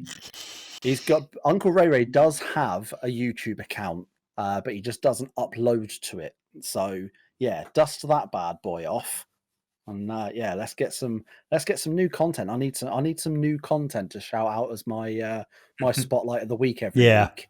Yeah, there needs to be more content like that. I'm getting bored with myself, Soma, with watching Epic Squad Wipe and Epic Base Raid and all the rest of it. I love seeing those random interactions where, you know, the clip that Agony put up of him taking out Ray and the other guys with that deagle is one of the best clips of last year, in my opinion. That was just absolutely brilliant. Ray was being Ray, and he got taken out by Agony in this epic 30-second clip where he knocked out someone, Ray I think it was, and then took his deagle and then killed the other 2 guys who were with Ray and finished Ray off. And it was just a brilliant clip. That's the sort of stuff I love to see. Not just the emotion was there, and the interaction was there as well, and it was just brilliant to watch. Yeah, that's the sort of stuff I love. It's the best moments. I agree. Super Freaky, you're saying that Sarah Moore does it to cook the grenade. He repins it and says it cooks the grenade a small amount. Well, there you go. I'll have to maybe Wobo needs to do a science video on that. That is my shout out of the week actually as well. Wobo has his website up and running now. Let me see if I can find it. If you're into DayZ, Wobo FM. I did have a little look at it yesterday when he released it, and it's a really clever tool. Have you seen I it, saw- Soma? I have not. It's such Educate a clever me. tool. It's such a clever tool. It's basically to compare, or one of them is to compare the weaponry in DayZ. So like the M4 versus the AKM. What's the RPM? What's the bullet damage? And it's really in depth stuff too.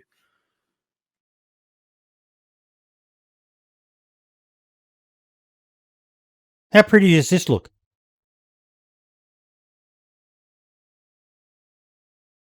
Wow, that's actually way more in depth than I thought you could go. Yeah. It's pretty crazy. And so if you want to Is compare... the Gauss rifle on there? No, I'm pretty sure... That fucking gun, god damn it. I died of that last night. Just go back, boy. To go back a page. Sometimes it brings you to that page when you don't want it to. Because I am a backer, so I've got access to hit all the alpha back stuff. again. There you go. And you should just be able to. Now click the drop. Oh, is it not doing? Nah, it's bugging out. But yeah, it's when I did it, it was fine.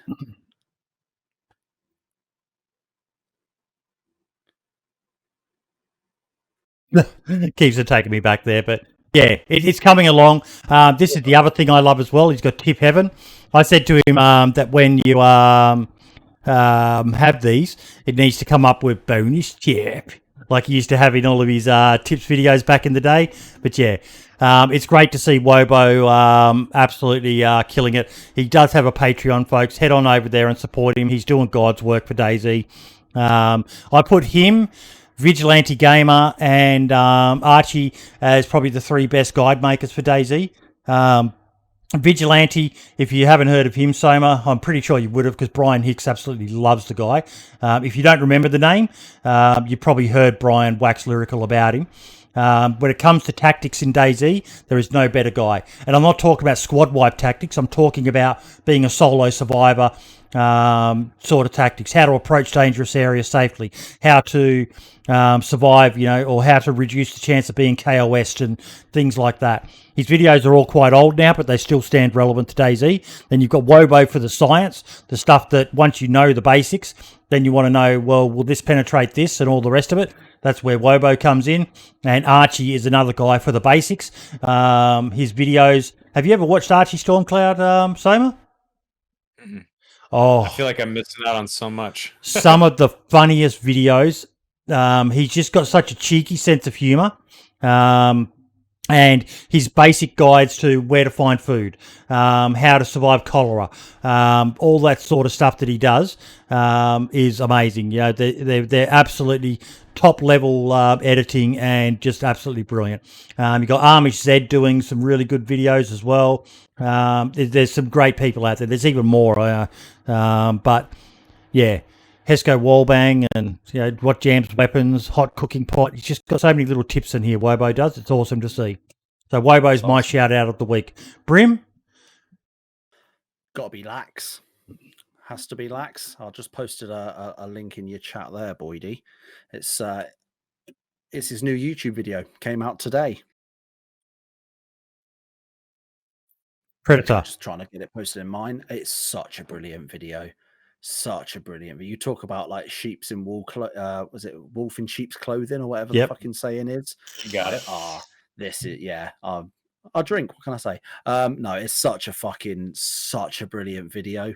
Like he literally, I obviously don't want to spoil it too much for those of you who are going to go and watch it. I suggest everyone does, because it's peak Lax. It's peak Lax being Lax, and there's nothing more you could possibly want or need in that situation.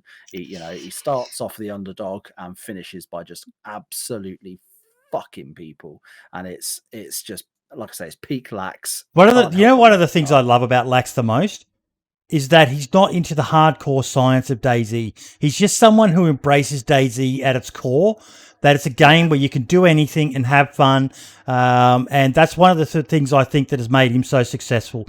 Everyone can relate to him. He's very relatable to, he's absolutely awesome. best current DayZ streamers in my opinion. Yeah, Uh, he's excellent. he's normal, isn't he? So to speak. He's he's your average. Hey, he's normal. Well, Yeah. he's your average guy. You know what I mean? We can all kind of look at Lax and be like, he's one of us sort of thing. He's not some. I mean, he's a little bit mental. Let's be fair, but he's not completely out of the realm of possibility. Do you know what I mean? He's he's just your average guy, just doing what he loves, following his dream, and being fucking entertaining at the same time. So I got nothing but love for Lax. You also shared Brim. Sorry. I was gonna say I didn't realize what the shout outs were whenever I was talking about my clip. If I'll shout out Ben Fruit. Yes. I remember when I was Benny Boy. rating Ben Fruit when he was like 13 or something like that. Yes. Now, yes. Now he's an adult and he's a full-time streamer, and I'm really happy that kid figured it out and continued. Have you heard his song Forever? No, but I want to. Oh no, dude! Seriously, if you don't mind some of the modern sort of music that's out these days, young Ben. Oh, I'm getting goosebumps. My hair is standing up just thinking about it. Where is it? From my perspective, I'm a heavy metal fan. Love heavy metal music, any rock music. This is. Can you hear this? But I love it. Yeah, I'm listening.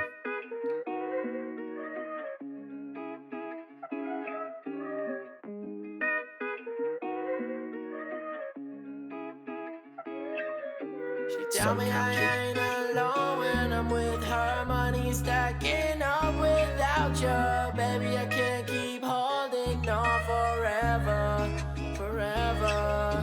She tell me I ain't alone when I'm with her. Money stacking up without you. Baby, I can't keep holding on forever. And I'm going to stop it there because if you want to hear it, go listen to it on his channel. Yeah, he made that song on his own. He recorded, engineered, and wrote the whole song. Awesome. He's like an onion, that little boy, isn't he? And I say little boy, he's a man now. He's 19. He's a man now. Yeah. But I remember watching him when he was 15, and he was. I remember him asking me, "Do you know how I can get PayPal to work?" Because he wasn't even old enough to have a fucking PayPal account, and now he's fucking just absolutely killing it. It's so good to see. Ben Fruit is fucking amazing. Love that kid. I'll send you that link on our Twitter DM as well, mate, so you've got it. But how talented is that man? I love the fact that people just I had no idea he had that in him. That's amazing. I had no idea. That's cool.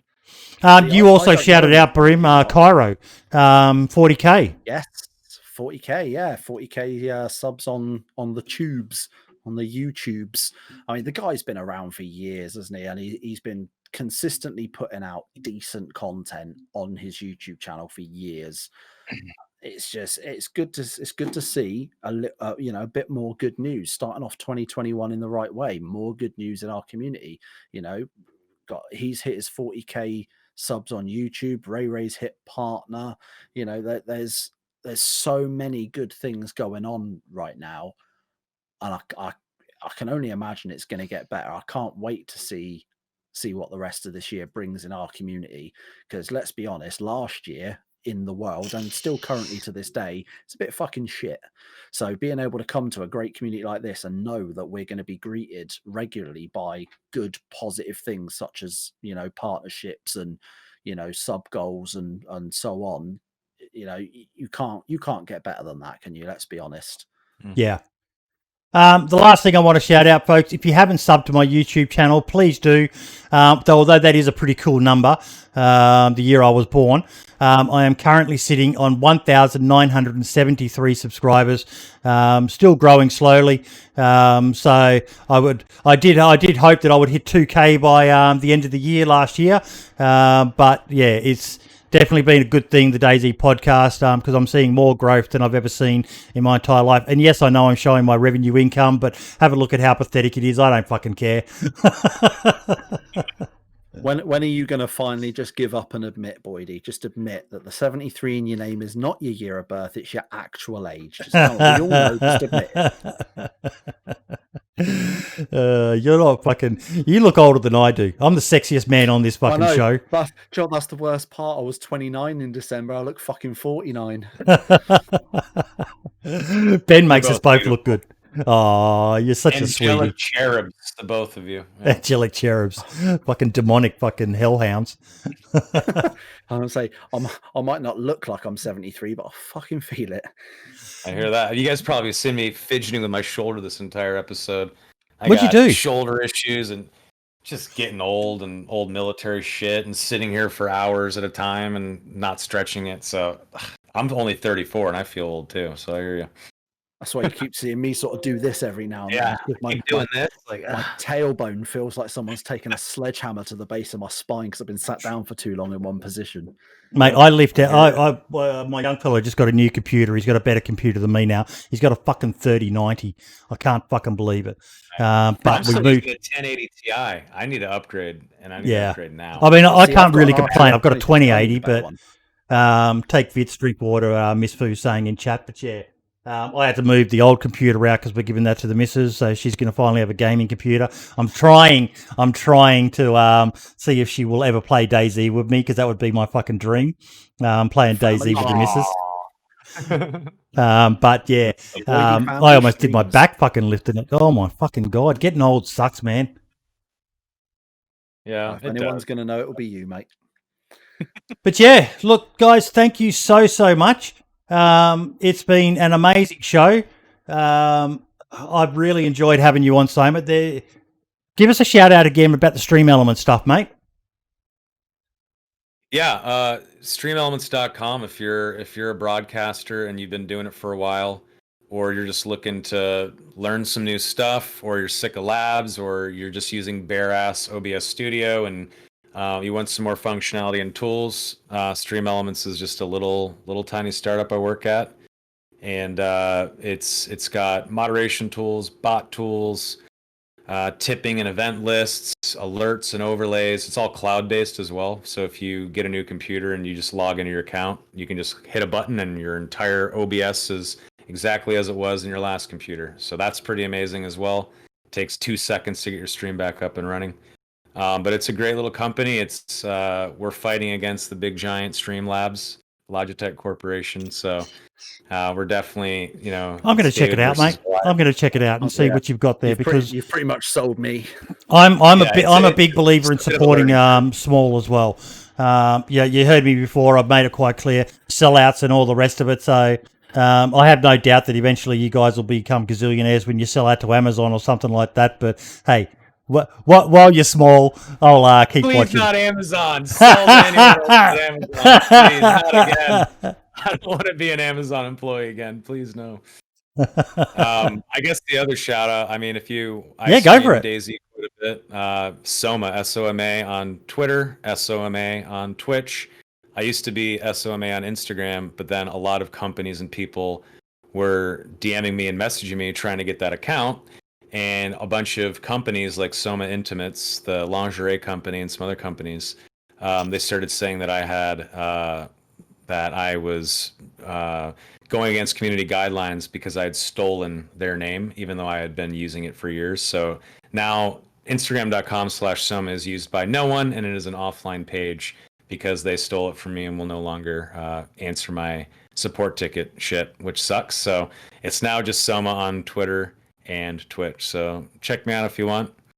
And if not, go fuck yourself. No, seriously, I've lurked a lot in your stream, Soma. You're a lot of fun, mate. You're generally stoned off your fucking head or something like that. But like I said about Lax, mate, you play DayZ the way it's intended to be played. You just do what you feel like doing at the fucking time. You don't get serious, and it's generally very chill and mellow in your streams. Definitely check him out, folks. I've got the command there. That's his Twitter account and his Twitch. Give him a follow. And yeah. Soma, thank you so much for coming on, mate. It was really good to have you on because, like I said, I didn't know that you were the guy who came up with the initial idea that started the juggernaut that became Survivor Games, which recreated esports for Twitch. That's absolutely fucking amazing, mate. It is absolutely amazing. I love this show because it lets us, I guarantee 90% of the people who watch this will never have heard of you. They've all heard of Brian Hicks. How could they not have if they follow DayZ? Right. But Soma, who the fuck's Soma?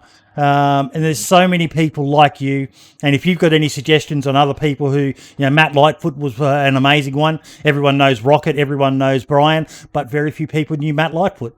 And speaking to him and just hearing the Brian who someone's saying in chat. But yeah, so definitely hit us up if you've got any ideas on other people we should talk to, just who might have an interesting story that the DayZ community would love to hear, and that should be immortalised for 20, 30 years down the track. People having a flashback, they can Google search DayZ history, and maybe one of our videos will come up, and someone might be sitting here watching you talk about Survivor games.